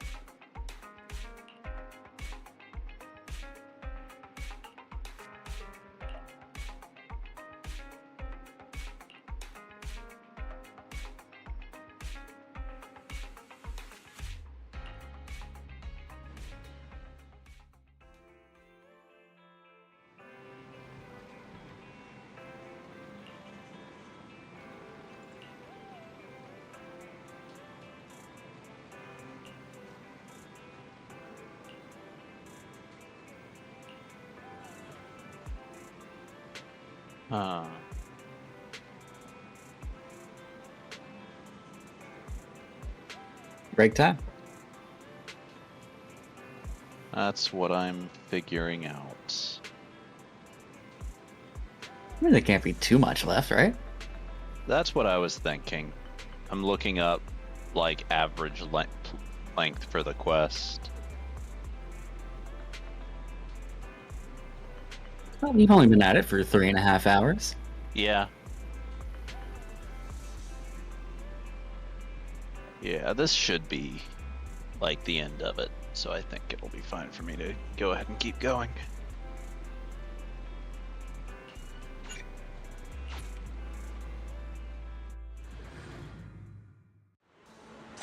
What 3.5 more hours would be is like 2 in the morning for me, and I need to work tomorrow, so I think 2 in the morning is not a time I'll be staying up to. What's wrong with streaming until next Tuesday?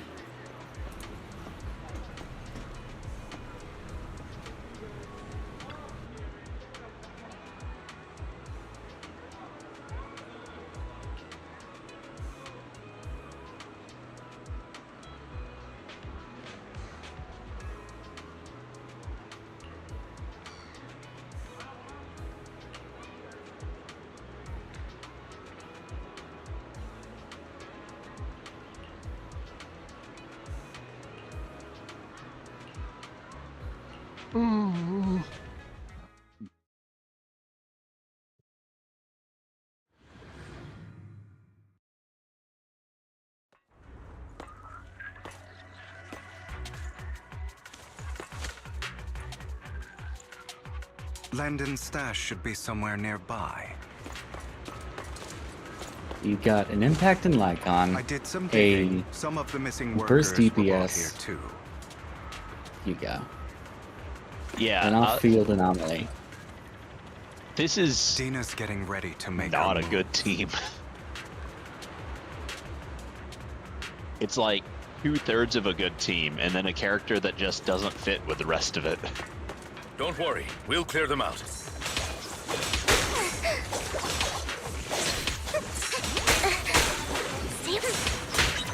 Okay.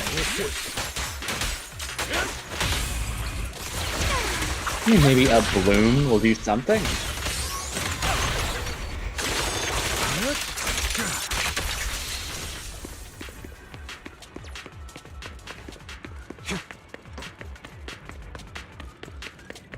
I mean, They're realistically, trying to destroy the goods. how good Stop the 'em. team is won't really matter in a quest like this. We need to take care of the guards first. We're going based off vibe alone. Say no more.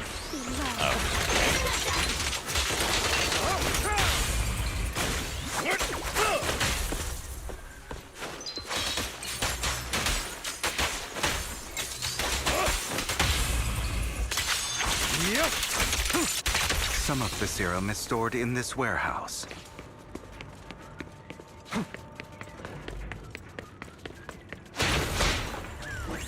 You're not taking anything from here. Hugo, get the guards first.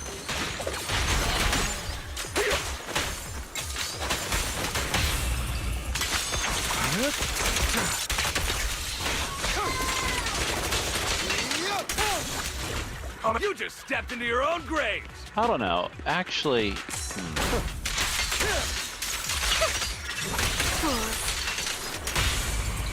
Stand still.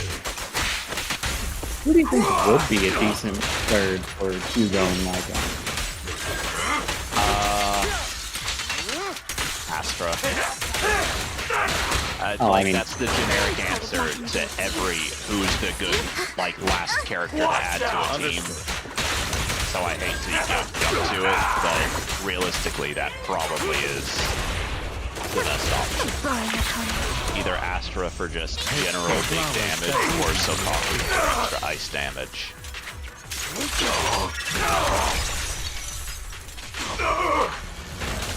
I'll take you. I'll take you. Unfortunate, I don't have Astra and don't want to use Shikaku.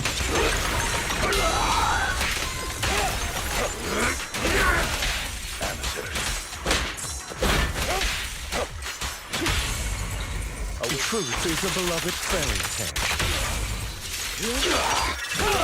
The end is nigh.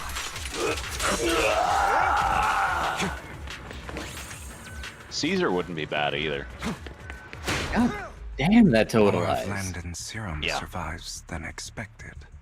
I might have to Fortunately, pull for Hugo. since they're still here, it means Dina hasn't executed the final step of her plan. I mean, realistically, as far as just generic support, out of the like 4-star support trio, I think generally speaking, Lucy is the best for like low to mid level, and Nicole is the best for high level. Lucy is good just because she's an easy damage buff, and Nicole is better at higher level because a defense shred is better at higher level than a attack buff is. Yeah. So I've definitely generally been building speaking, Nicole. if you're not sure who your third character on a team should be, either one of those are good calls. Oh, fair enough.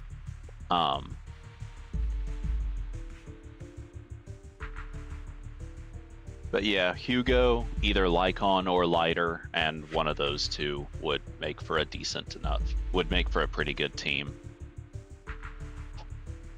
Honestly, I can't say for sure how good of a team it would be without getting a look at Hugo's like team passive and seeing what the conditions are for it to be active. I can't imagine it'd be too difficult without another Mockingbird. Well, yeah, like Considering it's just the two of them. all of the patch 1 characters were all like every one of them was a character of the same faction or damage type. All of them were that way, even Soldier 11, who didn't have another character of her same faction at the time. But most of the characters since then have been a bit more flexible. So there's a fair chance, especially with there being 2 stunners that synergize with them, that Hugo's will be something along the lines of any character that any stunner or character of the same damage type, maybe, is what I'd guess they'd probably do.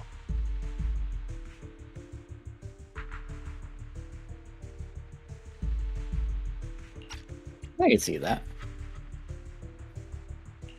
Our actions here won't go unnoticed.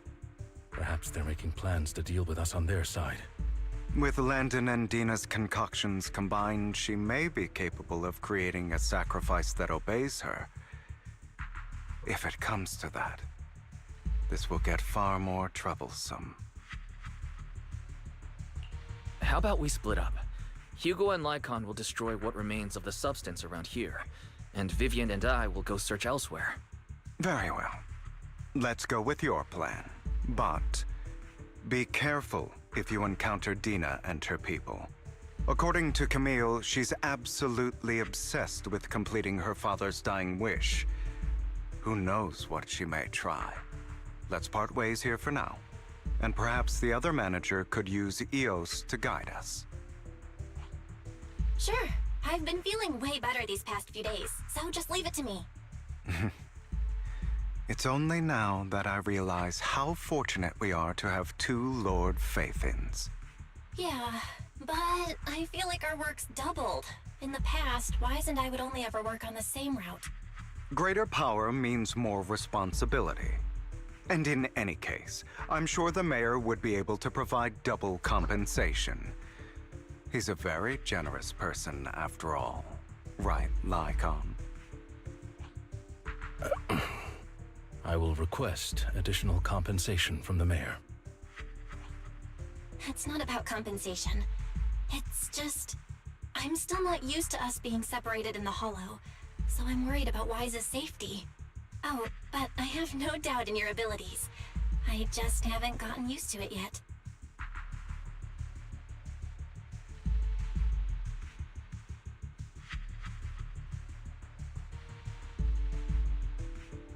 God damn it, Vivian. This is the future I saw. Lord Pathan.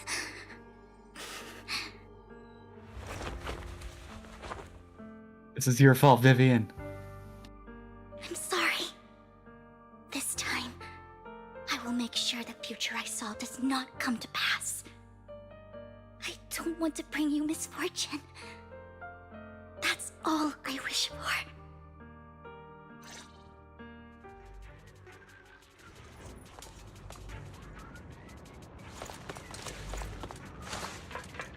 Out of curiosity, did you see the trailer for this version? For the game, this game version? I have not seen any trailers for it now. Okay. At least I don't think so. I'm pretty sure I know what's coming up. Leave this to me, Lord Phaethon.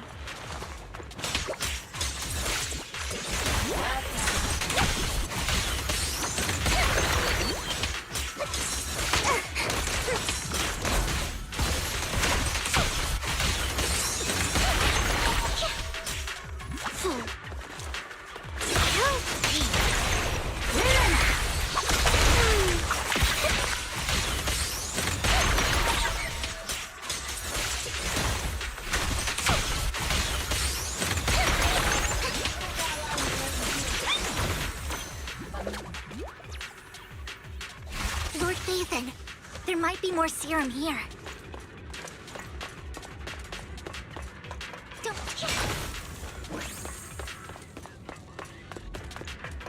How dare you steal from Lady Dina! I'll try to go easy on you. No promises.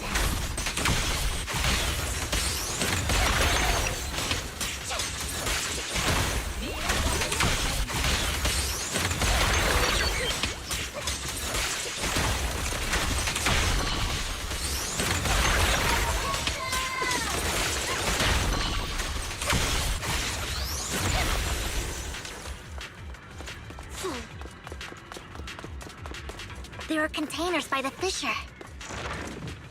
Don't touch me. There's got to be something inside.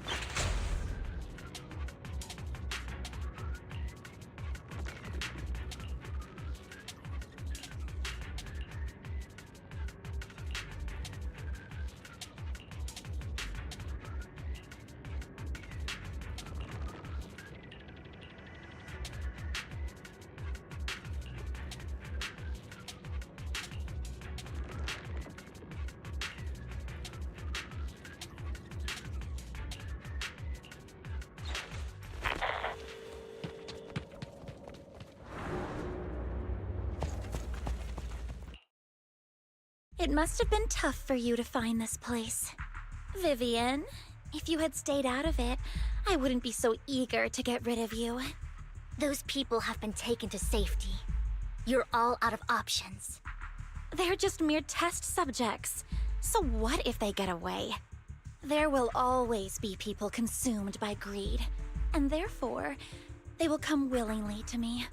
In any case, what are a few sacrifices in comparison to the completion of Father's grand ambition? Dina, you deceived those people. They didn't come willingly to you. You tricked them, just like Landon did back then. Deceived? Father gave hope to those who had everything taken from them by the Hollows. Vivian, you once rejoiced at the hope Father offered you, too. Before Father took you in, you were no more than an omen of disaster that no one wanted. It was Father who gave you shelter and a purpose for existing. Do you remember the first time you bestowed a blessing under Father's guidance? How did you feel when that person looked at you with adoration and gratefulness? That was the first time you felt hope. Like your existence had a purpose, right? Don't forget that it was Father who, through what you call deception, gave you hope. And you, what have you done? You basked in Father's attention and everyone's adoration, only to destroy everything. Do you think that by leaving the Exaltists, those people will live better lives? Of course not. Those who suffered under the Hollows will only continue on as walking corpses, without the hope Father gave them. Do you really think you're some sort of savior, Vivian? In the end, you're just an ungrateful brat who brings misfortune to those around her. It was you who destroyed everyone's hope. Not everyone wants to live in false hope, Dina. You say it's because of greed that people willingly become your sacrifices. Perhaps those people aren't entirely virtuous. But that greed is just wanting to live a better life beyond the Hollows. What you and Landon have done was never about giving people hope, but exploiting it. Stop lying to yourself. Deep down, you know what Landon did was cruel. No. Back then, when Landon wanted to inject you with the serum, the fear in your face was as plain as day. I saw it all clearly. If all of this is as righteous as you claim, then why did you make such an expression, Dina? Don't look at me with such pity! Father did nothing wrong. All of this is to make something of the Hollows other than disaster. That's everyone's only hope. Dina, it's not too late to stop. Stop living in this lie. You know what would happen if a sacrifice loses control and escapes the Hollow.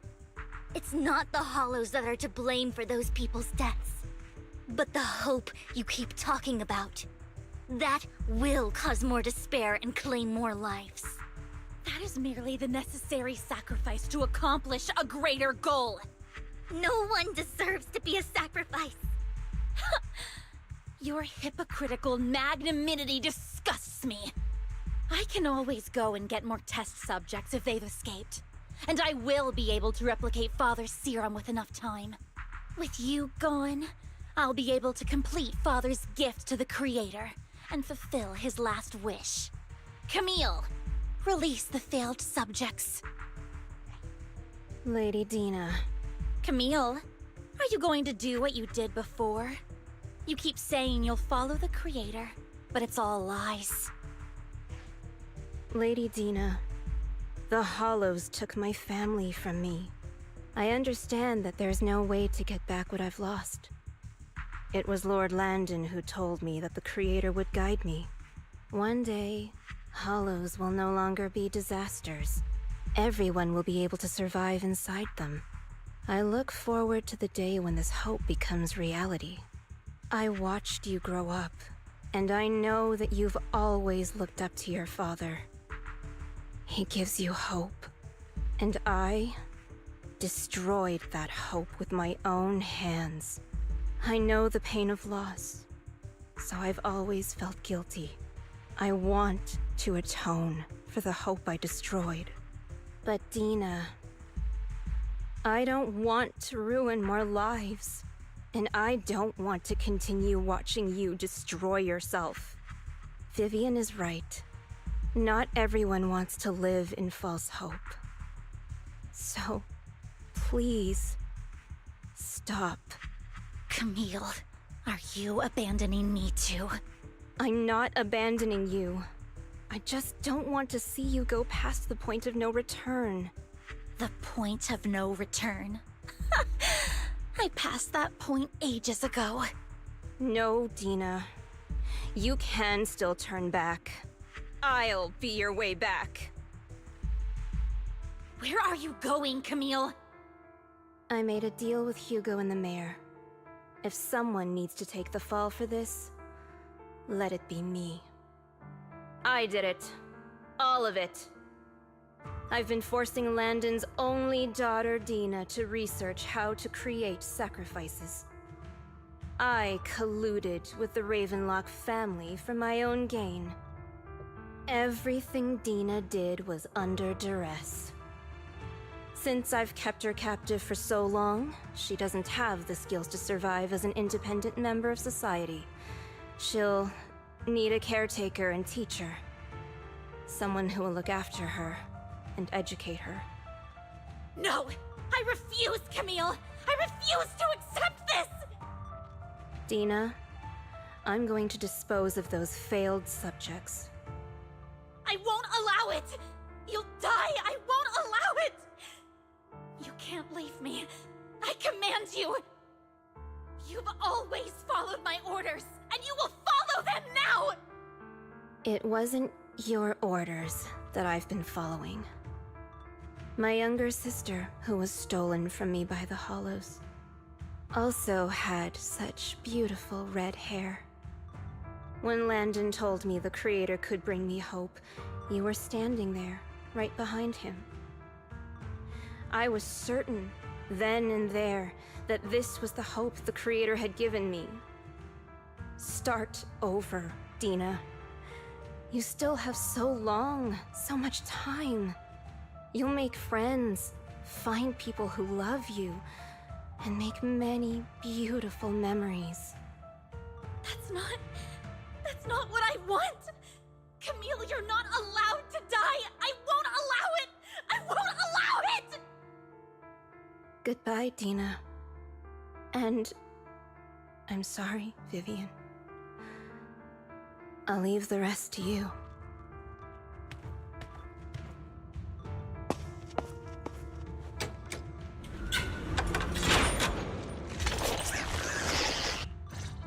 Take out these ethereals first.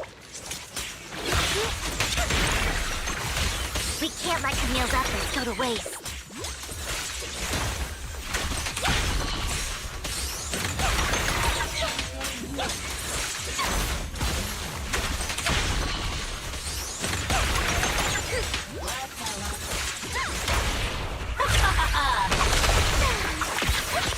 Let's go after Dina, Lord Phaethon.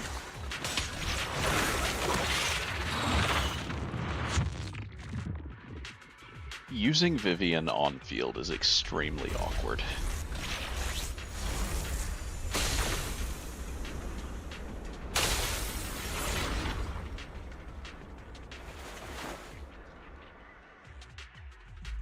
Are you satisfied now, Vivian? You Oh yeah, were why is the this one here who too? brought yourself to this point. You're saying this is all my fault. Losing my father, losing Camille. I wish you had never come into my life. At first, when Father brought you home, I was happy. There are so many Exaltists, yet Father never allowed me to get too close with any of them. I never had any friends either. But when Father brought you back, he told me to take good care of you, that you were my first friend. I was also so happy the first time you took my place in helping Father select a person to receive the blessing, because it meant you were different from all those other people. You could stay with me. But soon, I grew jealous. You took the attention that should have belonged to me. You even took Father's love from me. It's only because of my ability that Landon... I know, but... Vivian, jealousy is something you cannot control. Of course, the same goes for fear and hatred. I was terrified that one day you would look at me and shed tears. I knew if that day ever came, Father would not hesitate to force the blessing upon me. And when that day did come, I hated you for causing my father's death. Tina, you knew everything about what happened back then, so... why are you still defending Landon?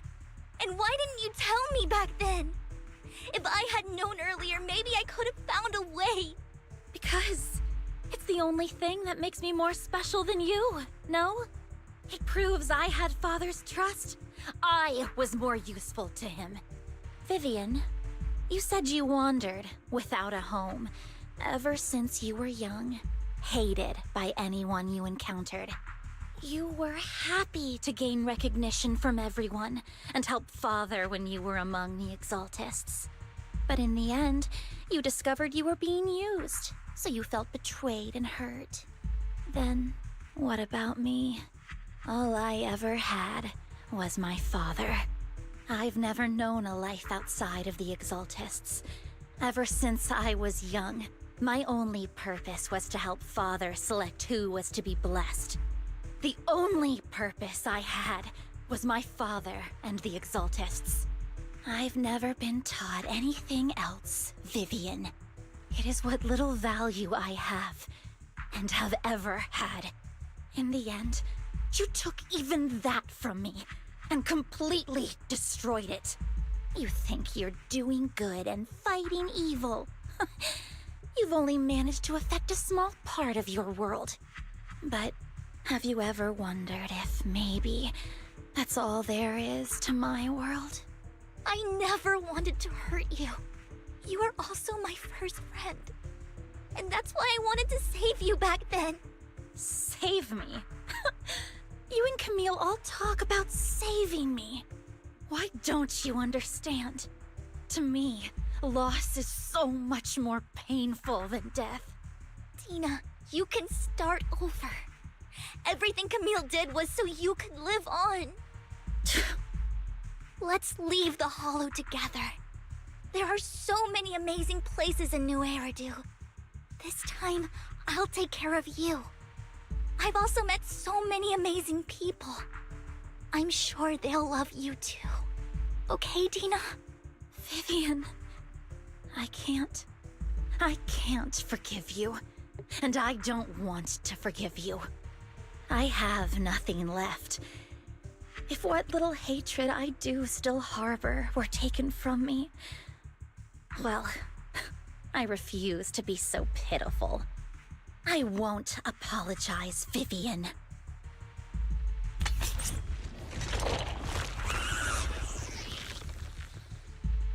I don't want to hate myself, so I can only hate you for killing my father, and hate Camille for leaving me. That's just the kind of person I am. Hateful and despicable. I refuse to owe anyone anything. I refuse to feel regret. I won't. Vivian, I will keep hating you. I will take all who are precious to you. I will also hate Camille, so I won't do as she wished and start a new life.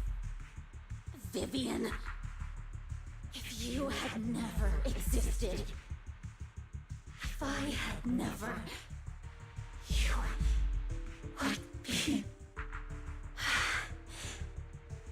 Lord Phaethon, please do not interfere. She was my first friend. I'm going to bid her farewell.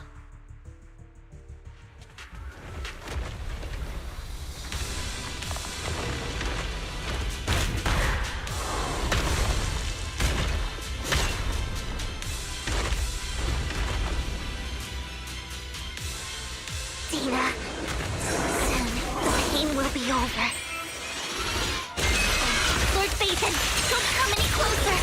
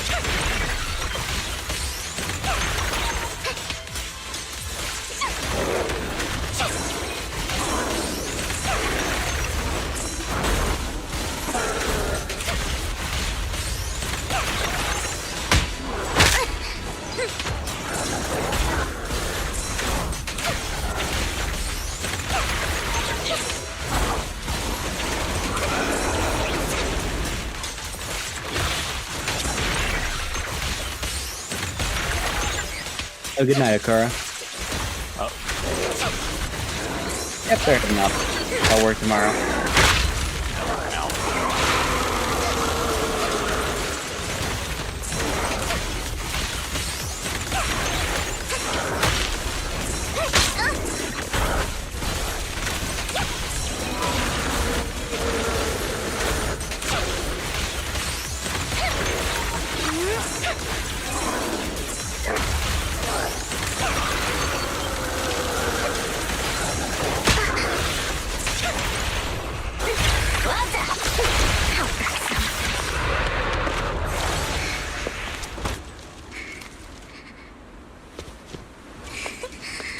Vivian, behind you!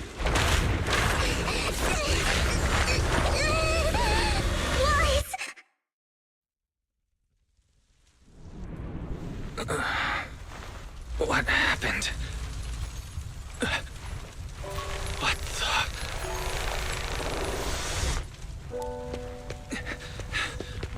Vivian!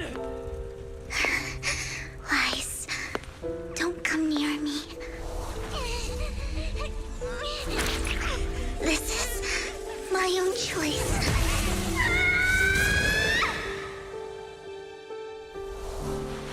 I will change the fate I saw. Vivian! I just want you to remember me when I looked my best. Vivian! Careful. Vivian, your body...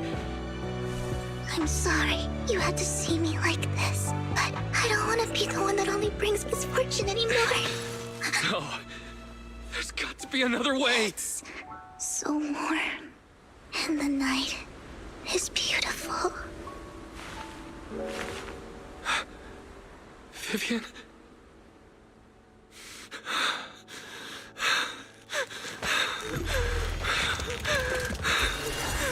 No! It can't end like this!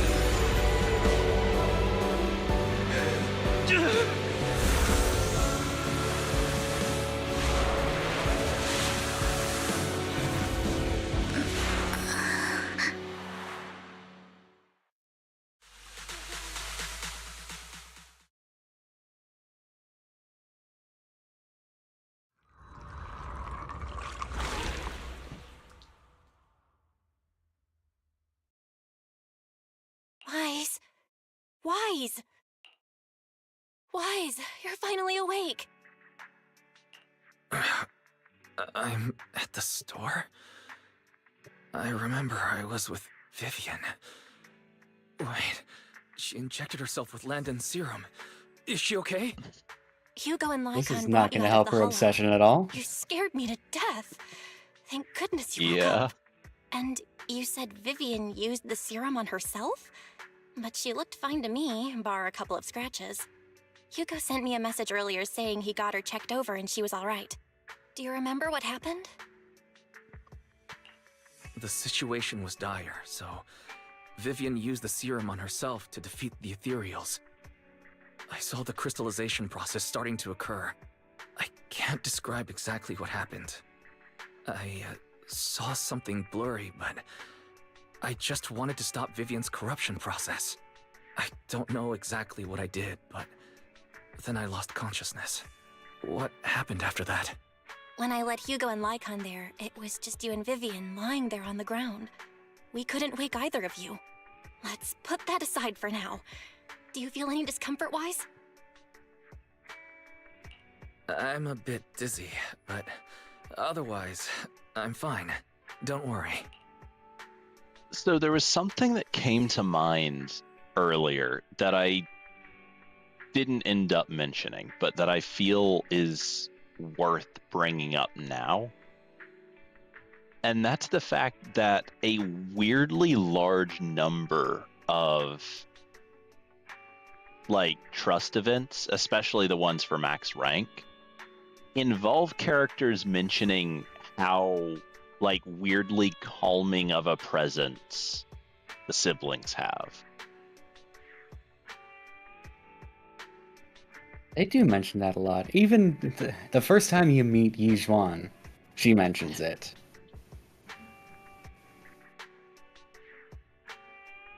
So, like, that's something that popped into my head earlier when, like, I think early on in the quest, I think Vivian says something about it. And at the time, I thought it just occurred to me, and I thought, oh, that's an odd little coincidence, but, like, that's gotta be something to do with what just happened, right? Might be some Knights of the Old Republic 2 kind of thing. Never played either of those games, so I've got no clue. Well, damn. Wasted a damn good reference on someone who doesn't understand it. Ah, well. I apologize for the dogs barking in the background, by the way. No worries. I heard them one time so far. Yeah. That's why I've been muted for most of the time. Ah. You've been playing through. Phew, that's good. You should rest for tonight. Hugo and Vivian said they'll come over tomorrow, so we can discuss the details then. Okay. Sorry for worrying you, Belle. Good night.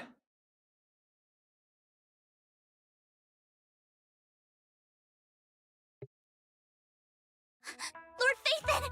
How are you feeling? No headaches? Leg pains? Heart palpitations? Loss of appetite? Vivian? I was just so worried. Sorry. Anyway... Vivian's gonna start at rank 5 trust. So glad you're okay. What happened this time was all my fault. Things were dire, and you did what you had to. Plus, if it weren't for you, we wouldn't be here now. So what happened? Wai said he saw the crystallization process start, but I didn't see anything through EOS. Hugo? Lycon? Did either of you guys see it? Allow me to explain. Miss Vivian told us what happened after she awoke, and the mayor arranged a full medical checkup for her. Based on the results, Miss Vivian indeed shows mild corruption sequelae. But if the crystallization process had already started, the lingering effects should be far more severe. To be precise, if the process had already reached the point of mass surface crystallization, it should have taken no time at all to become an ethereal. So, the mayor theorizes that it was the etheric energy within Master Proxy's body that affected Vivian's condition and the surrounding etheric particles, causing Vivian's corruption to recede. Essentially, corruption is a reaction between the etheric particles inside the body and in the surrounding environment. Therefore, it's not necessarily irreversible, just that currently our mainstream method of defense is prevention. Brother just absorbs ether. I'm having a hard time believing that. Ether. Even if it's coming from you, Lycon. It's almost like you're claiming I can manipulate etheric energy. It wouldn't be the first time Hoyo has used the plot point of the protagonist can just absorb the bad thing and nullify it. I'm somehow not surprised. Honestly, that does seem like just as much a thing from... I hate to specifically mention anime because that's Japan and not China. But okay, sure, regardless, but like, the same way. Hoyo are huge anime nerds. Like, not so much in Zenless, but in a lot of their games, like a ton of the achievements and such are named for like various anime. Like, they have a ton of achievements in one of their games that are all just references to Berserk and to the Fate series and such. So, like, fair enough.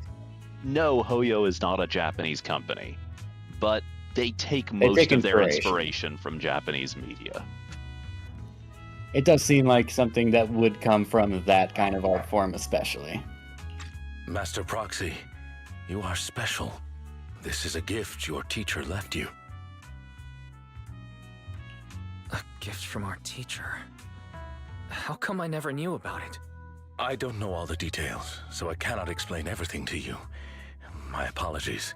However, Miss Yixuan might be able to answer some of your questions. She will visit you sometime soon, so please feel free to ask her any questions you may have.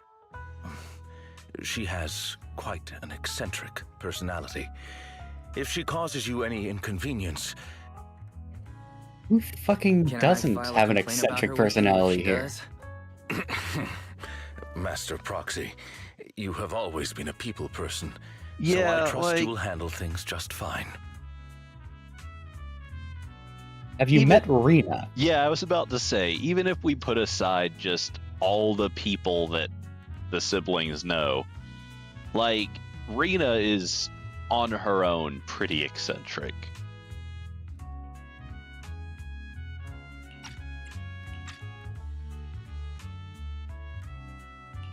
The way you said that just makes me more worried.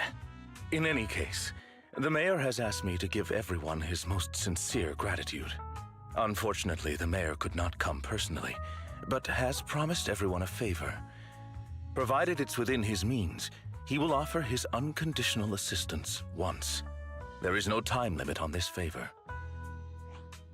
Unconditional, What if I wanted his position as mayor? If that is what you desire, then the mayor and his subordinates will be first in line to vote for you in the next election. As for the other votes, you'll have to work for them on your own. But should you assume office, I hope you take full responsibility for handling all day-to-day matters and lead by example. By sheer happenstance, the mayor has provided you with a copy of his current assignment, the City Waste Sorting and Processing proposal. Old fox. Well, can I request Lord Phaethon's? No. The mayor imagined, you might ask. I have prepared all the necessary documents, and the ceremony expenses will be covered by the mayor as a gift. As long as Master Proxy agrees, we can sign and process the documents immediately. Lycon, please. This matter requires mutual consent and cannot involve coercion, confinement, or one party's lack of consciousness. Stop! I would never do that to Lord Phaethon! Probably. At least Jesus not today. Christ. As for you, Master Proxies, the mayor has some sense of what you desire. That said... Oh, we're just skipping over that You might then. speak with Miss Yixuan first before you decide the timing of that favor. I mean, realistically, like we've said, there's plenty of eccentric personalities already.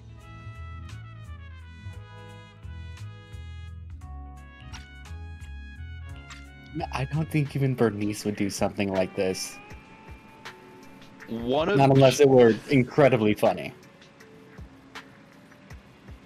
One of Jane's early trust events has her making a very big deal about how good you smell to her.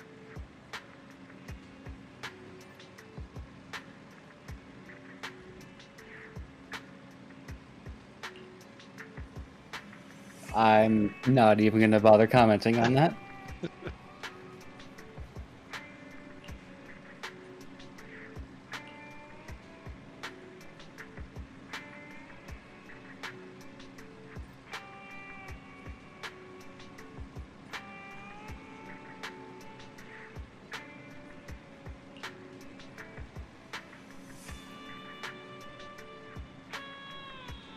Lycon was more than happy to tell us all about it too, and now it's very funny.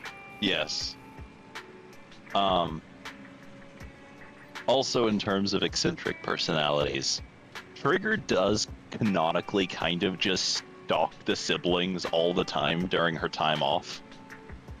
And Not they're stalking, both fully it's aware of tactical it. Overwatch. It's Overwatch.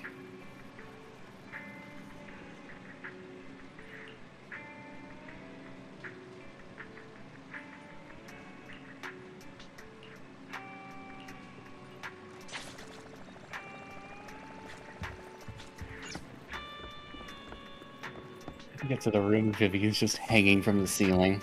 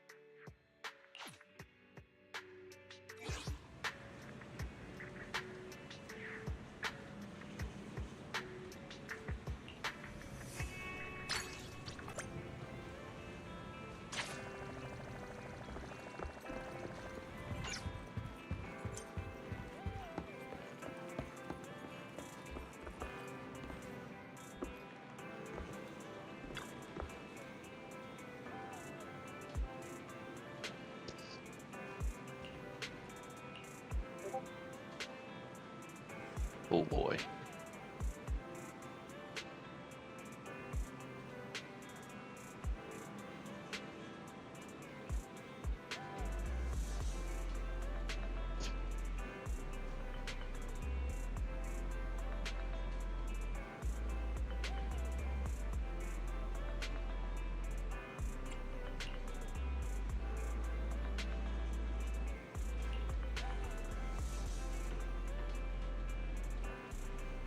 It's just fuck Camille, I guess. Yeah, pretty much. Like,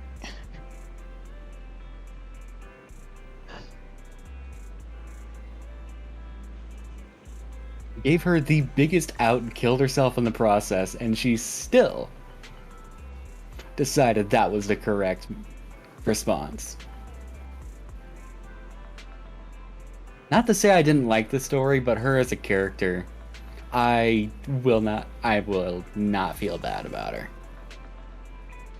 yeah, It makes sense given the themes of revenge and anger, but I think there's maybe a degree to which the idea might have, or like the point of the, like, this story's conclusion might have kind of been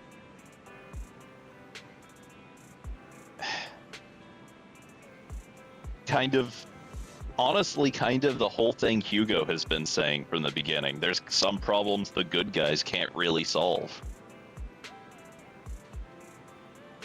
Wise, or I guess the player's sibling of choice, but Wise in my case, and Vivian are very much the good guys. Like, they're both too kind to actually have been able to do anything in that situation that would have actually helped change anything. Yeah. Whereas if Hugo were there, he just would have knocked her out and dragged her out of the hollow. Yeah, fair. At least that's my take on it. I don't know.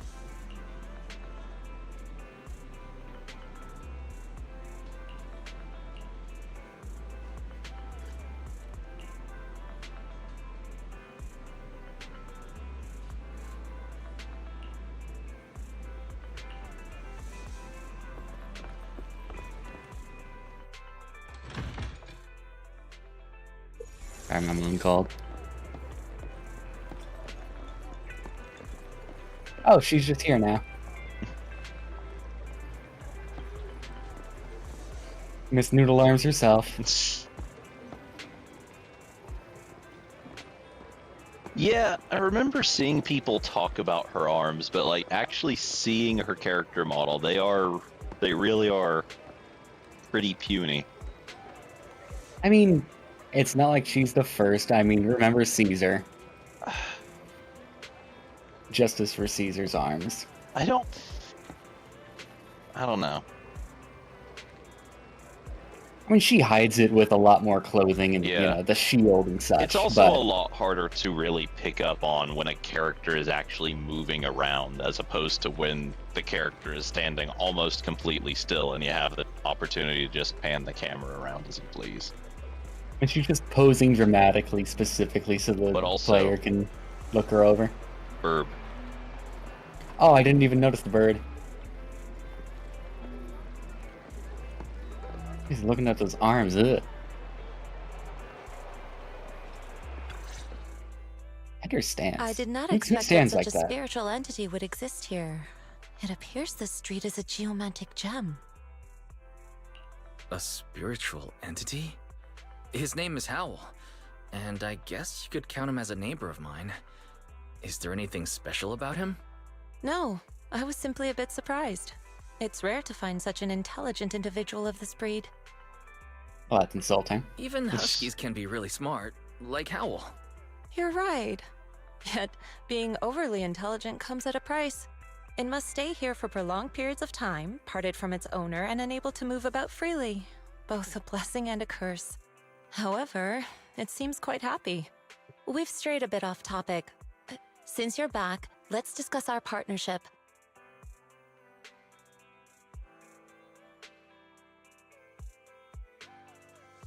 I'm not sure to make of her voice Nice yet. job. Good air I'm circulation. not either. Excellent layout. Very suitable for a business. Your bamboo here are also very energetic. It seems your fortune is good when it comes to wealth. Huh. You even know feng shui? I'm happy to hear that. But who No feng exactly shui. are you? I suppose this is our first official meeting since parting ways in the Hollow. Now that both of you are present, allow me to reintroduce myself. My name is Yi Xuan, a mystic from Yunquei Summit. Mystic? Like those people in movies who can tell your fortune and go around blessing people? This is my first time meeting one in real life. But what's Yunquei Summit? Any details you can give? What reason is there to feel bad for Belle? She keeps getting left behind on adventures. She does have to play catch up with a lot of the things we find out. That's fair. But, like, the last time she wasn't left behind, she got trapped in a hollow, so... Just an ordinary sect of the mystic arts. Our disciples travel all across New Eridu and sometimes collaborate with authorities. Currently, I'm affiliated with the Hollow Investigative Association. Right now, however, I'm here to discuss a partnership in the name of the Mayflowers. Like, it's weird because on the one hand, I feel like her voice doesn't suit how she looks, but at the same time, it does suit how she acts. I know exactly what you mean. Like, it makes sense for her character, at least from the little I've seen, and can infer about her character. Yeah. But, yeah, she does look different than a character such as that would look, in my opinion. So, what sort of partnership are we talking about? I have reviewed the documents provided by the Mayflowers. You previously underwent an implant surgery. After recent adjustments, abnormalities occurred. These abnormalities bear resemblance to the craft practiced by us at Yunquei Summit. If you are willing, I can teach you how to better control your abilities. Better control my abilities. That sounds great, but there's no such thing as a free lunch. Since you're willing to teach What do us you your ask you, craft, Shifu, you must want something in return, right? That's right. Mayflower will have you join me for some investigations. Looking at my divination results, this will be a complicated and very likely dangerous matter. He's still going over the details, but should have more information for you soon. You can wait until then to decide.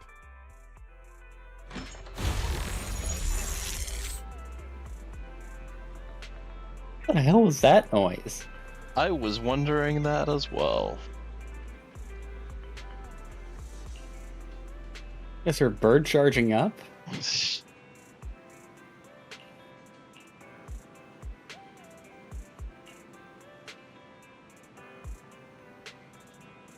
That button is doing a lot of work, though. Yes.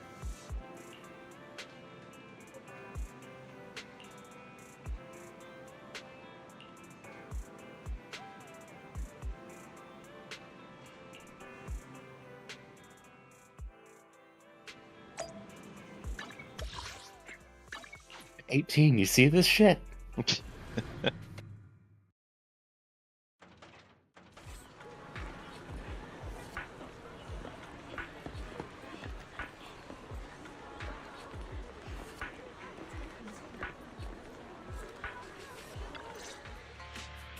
Please help me check my fortune. Here's my pop. Look, doesn't this thick wealth line mean I'm about to strike it rich? I've calling looked it over, PubSec. and your fortune is decent. Huh? You barely looked at it, and you're already done? You have good fortune. What? You don't believe me? I do. Thank you so much. Next, it's my turn. Hey, wait, hey, quit cutting in line. So this is where you were. Who are all these people? You're here, Wise? I decided to take a break. I didn't expect so many people to come seeking my divination services. Don't worry, I need no more than a simple spell to solve this matter. Fortune-telling services is 10,000 dennies per session. Some spell. All gone? Good. Alright, I like her. It seems the Banish Wealth and Desire spell is still effective. Banish wealth and desire? That's a spell? This isn't the kind of craft you said you were going to teach us, is it? Our video store has a business license, and we'd get complaints if we charged unfair rates. Of course not. This is just a trick to deal with trouble. I'll take my time showing you the true craft of Yunquai Summit. For now, let's find that shop.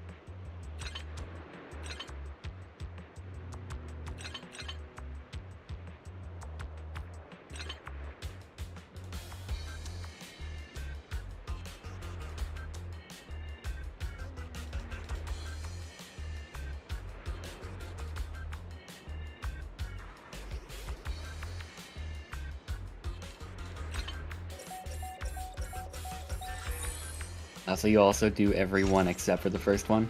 Yes. First? Every time. I don't like how many times it makes you pause and just wait for the lines to appear, yeah. I mean, you can make them show up fast if you just hit the button while they're loading. Oh, you mean the puzzle? Like it. Yeah. Yeah. Okay. Yeah, I agree. That's one of the reasons. Part of the reason why I do the very first node last is just because I think it's really satisfying to watch all of them go all at once. But another part of it is that I just don't want to have to wait for them in between rotating the pieces. Yeah. Did you think I was talking about the dialogue? When you said, like, what, waiting for lines to appear for a second, yeah, I did.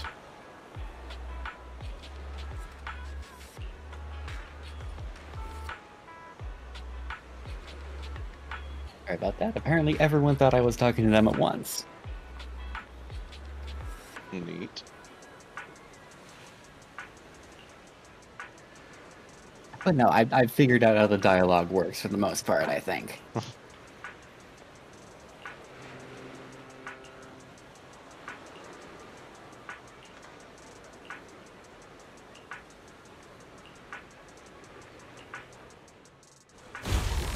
Yishuan Shifu, the store is right up ahead. What is that sound? Yes. Oops.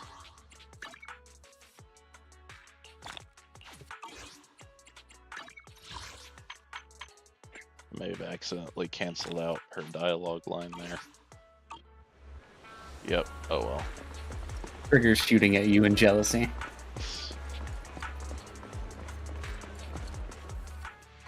Ah, this is the one. seems it's closed. Another wasted trip. Not necessarily. 1 second, please.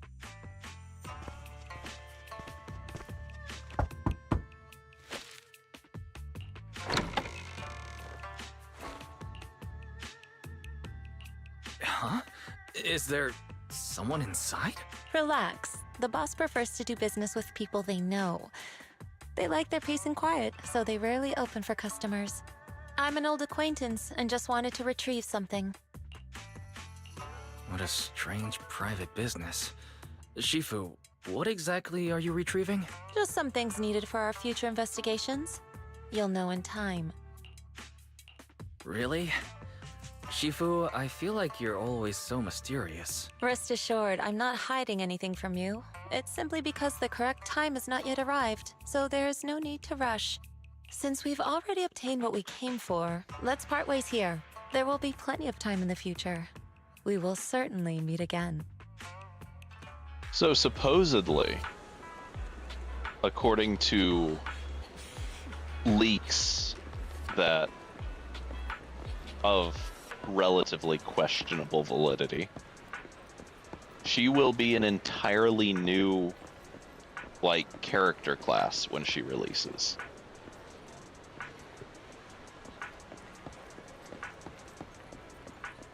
That right. Supposedly.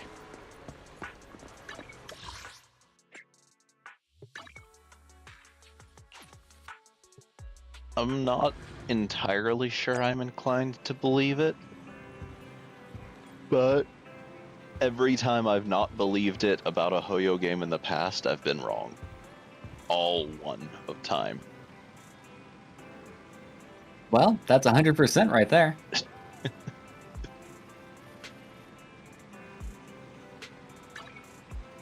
That's not the right button. Hi, Astra. I'm actually kind of surprised he's the one on the top. Have you ever favorited? I don't think I've favorited any characters. It should be whatever character I got most, or whatever character I have that was released most recently, I think. Well, no. Trigger was lower down because they're grouped by faction, and she's part of Obel Squad, and Obel Squad was a Patch 1 faction. But, Vivian should be on the top, because she's the first playable Nightingale. Or, is it Nightingale? Is that the name of the faction? Mockingbird, yeah. I'm getting Skyrim mixed up in there. Close enough. I don't know. Maybe I did favorite Astra at some point and just forgot it. Interesting. We can find out in a minute.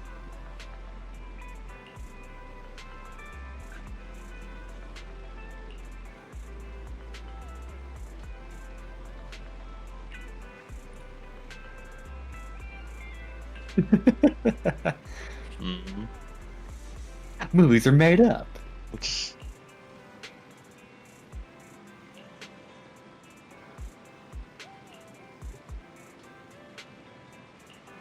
There's no such thing as special powers.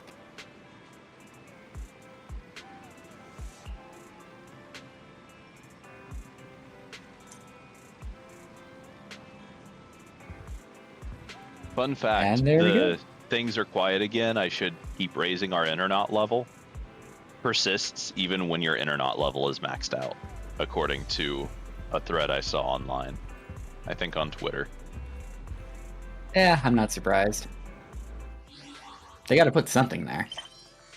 I mean, no, they don't. If I deselect this... Oh, wait. Did they fix it? I used to be able to deselect that and it just... nothing would be there. But I guess they changed it. But... Oh, damn, so you've done everything except for the new event. Yeah. I have done every quest that appears in the schedule.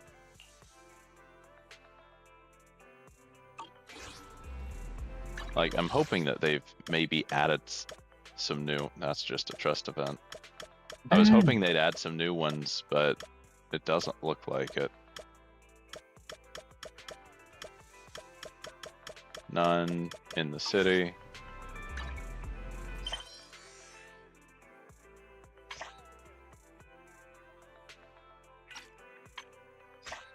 And none here.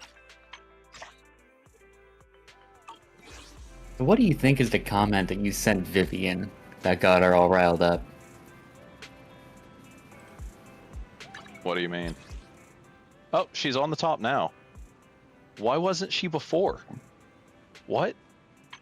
Maybe you just rapidly hit either the bumpers or down. Maybe. I don't know. What were you saying, though? Like earlier in the quest, about halfway through, she mentions that she got a message from you in one of those internet chat boards. And that was when she first became obsessed with you. I was wondering if such a comment was actually in the game. I doubt it.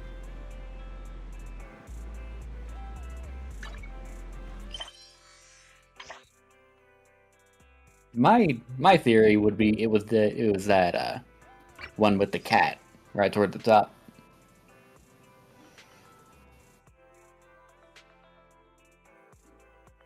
Two from the left, three down.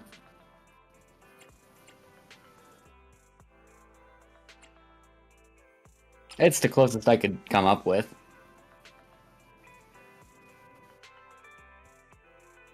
I mean, it felt weird at the time.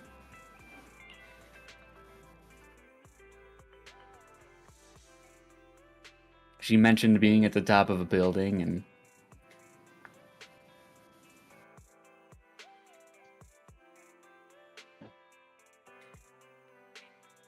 whoever this is has to meet at the top of the ballet twins.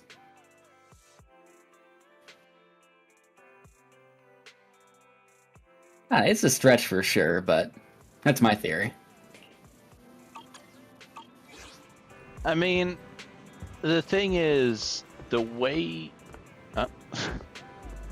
she describes it makes me assume it's longer ago than that.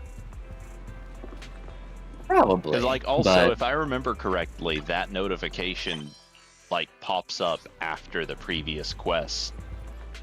Like, the 1.6 quest, when she's already obsessed with you.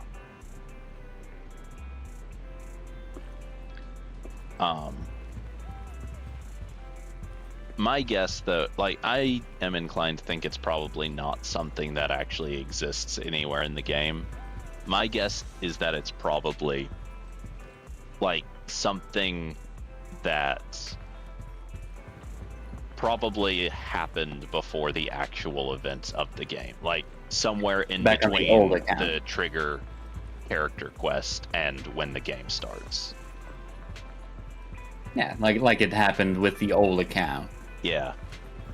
And that's why we can't see it anymore. Pretty much. Still very curious as to what the hell is going on with that message, though. I'm guessing that I'd probably find out what it is somewhere throughout Vivian's trust events, if I were to guess. Oh, but I mean specifically that one I was talking about with the...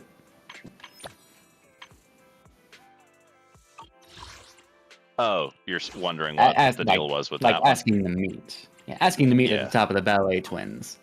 And just getting zero response.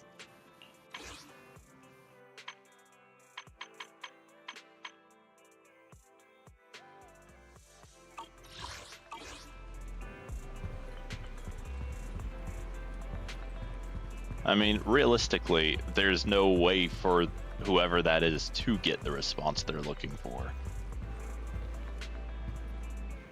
But also, like, Soldier 11's character quest also shows there are no shortage of people who are weirdly obsessed with Phaethon.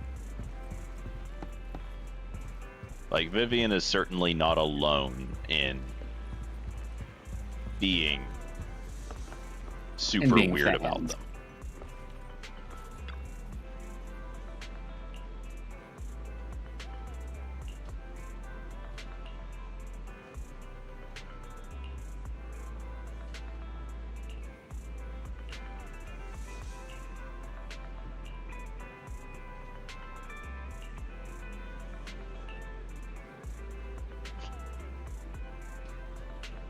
Hope Eos doesn't pull out something weird.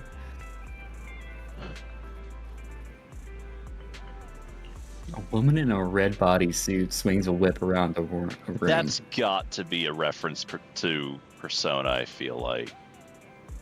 I mean, the version of that in Persona might be a reference to something for all I know, but I don't know of anything else like that describes.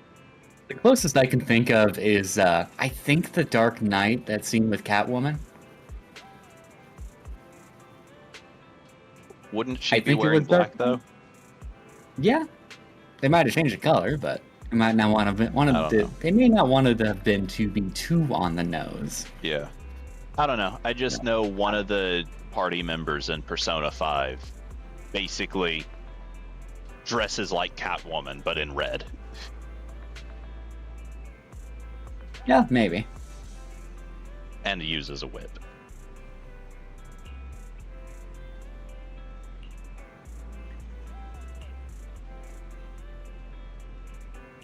Oh, we're going straight to Indiana Jones now. Yep.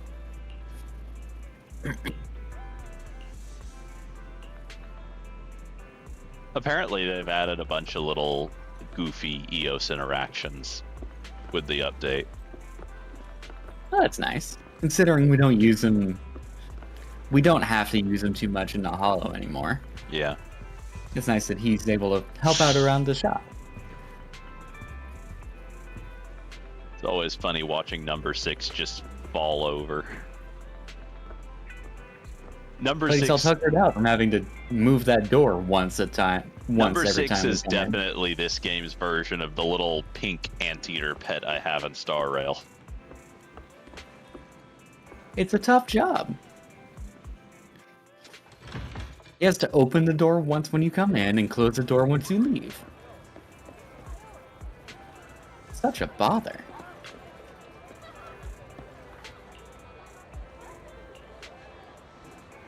So, fun fact, this character across, I think, the first, 4 versions of the game, had a different hair color in, 4 consecutive patches. Like this NPC.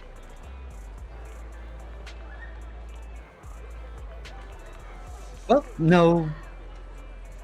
I can't exactly confirm that, but I believe you. That sounds like the kind of joke that they put in the game.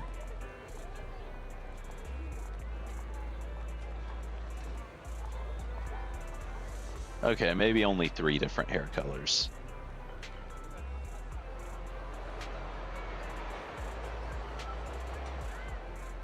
But yeah, when...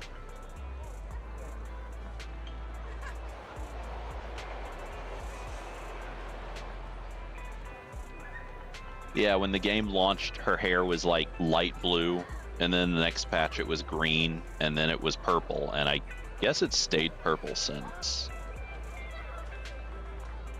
Well, they might change it for 2.0. Maybe.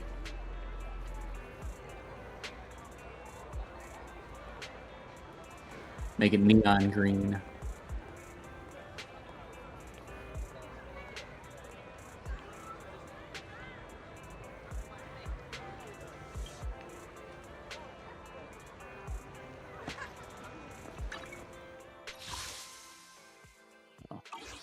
I guess I'll probably start on, well, on the one hand, I'm tempted to start on the flower event tomorrow. On the other hand, if it's anything like the typical events that this game does, chunks, it'll be locked behind, progression will be locked behind each day, and you won't be able to actually complete the event until probably a week from now. I have noticed that with all of the playable agents, they've added a new quality time achievement or whatever to all the agents, specifically to create a flower arrangement with them. Yes, that was something they mentioned during the live stream, is that once you've completed the version event, the like flower arranging will become a part of the like a quality time thing, like how the arcade is. Okay, I gotcha. Which I'm really happy to see, because before the arcade was like the only just permanent quality time interaction.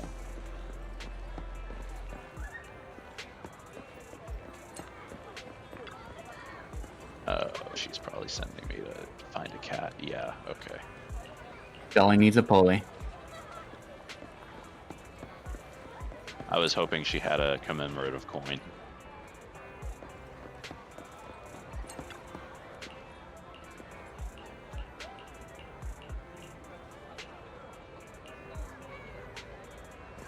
I really do like that they have the same NPCs that turn up in the same general places regularly. Like they have a number of named NPCs that will turn up in different areas of the same places. Yeah, I get you. I get what you mean. Yeah. Well, you could always go on a date with Vivian. Honestly, I'm killing time, but I really need to go to bed.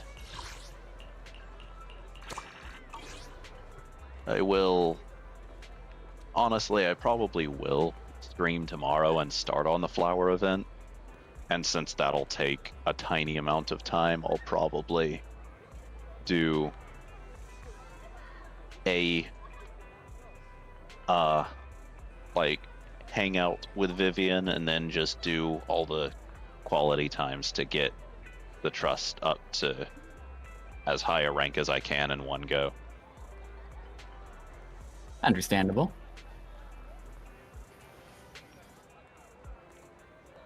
But the sacrifices of a streamer. I mean, I do that anyway. Like, that's not a because I'm a live streaming thing. That's because I want to do all the events anyway at some point, so I might as well go ahead and do them while there's still trust to get out of doing them. That's understandable. I try to do like one invite, one quality time for a couple of characters a day. Just kind of space them out a little bit. I mean, wherever you can possible. only do 3 invites a day, so yeah, you might as well do all 3 of them if you have that many to do. But yeah, I mean specifically for especially the quality time and yeah. Well, the quality time you can do as many of as you want. Like, there is no limit to those other than just there are only a certain number of them per character. But you can do as many of them as you want in a day. Yeah, I try to enjoy it over the course of a longer time period myself. That's fair. The issue for me is that they were introduced. They were not part of the game's original patch. They were introduced later on. So I've not actually done most of the quality times. So I have a ton of them to catch up on. Like, trying to think. I don't even remember who I've done all of them for. I know I've done all of Zhu Yuan's because I used those to speed through, like, getting trust rank ups. But I don't even remember which other ones I've done.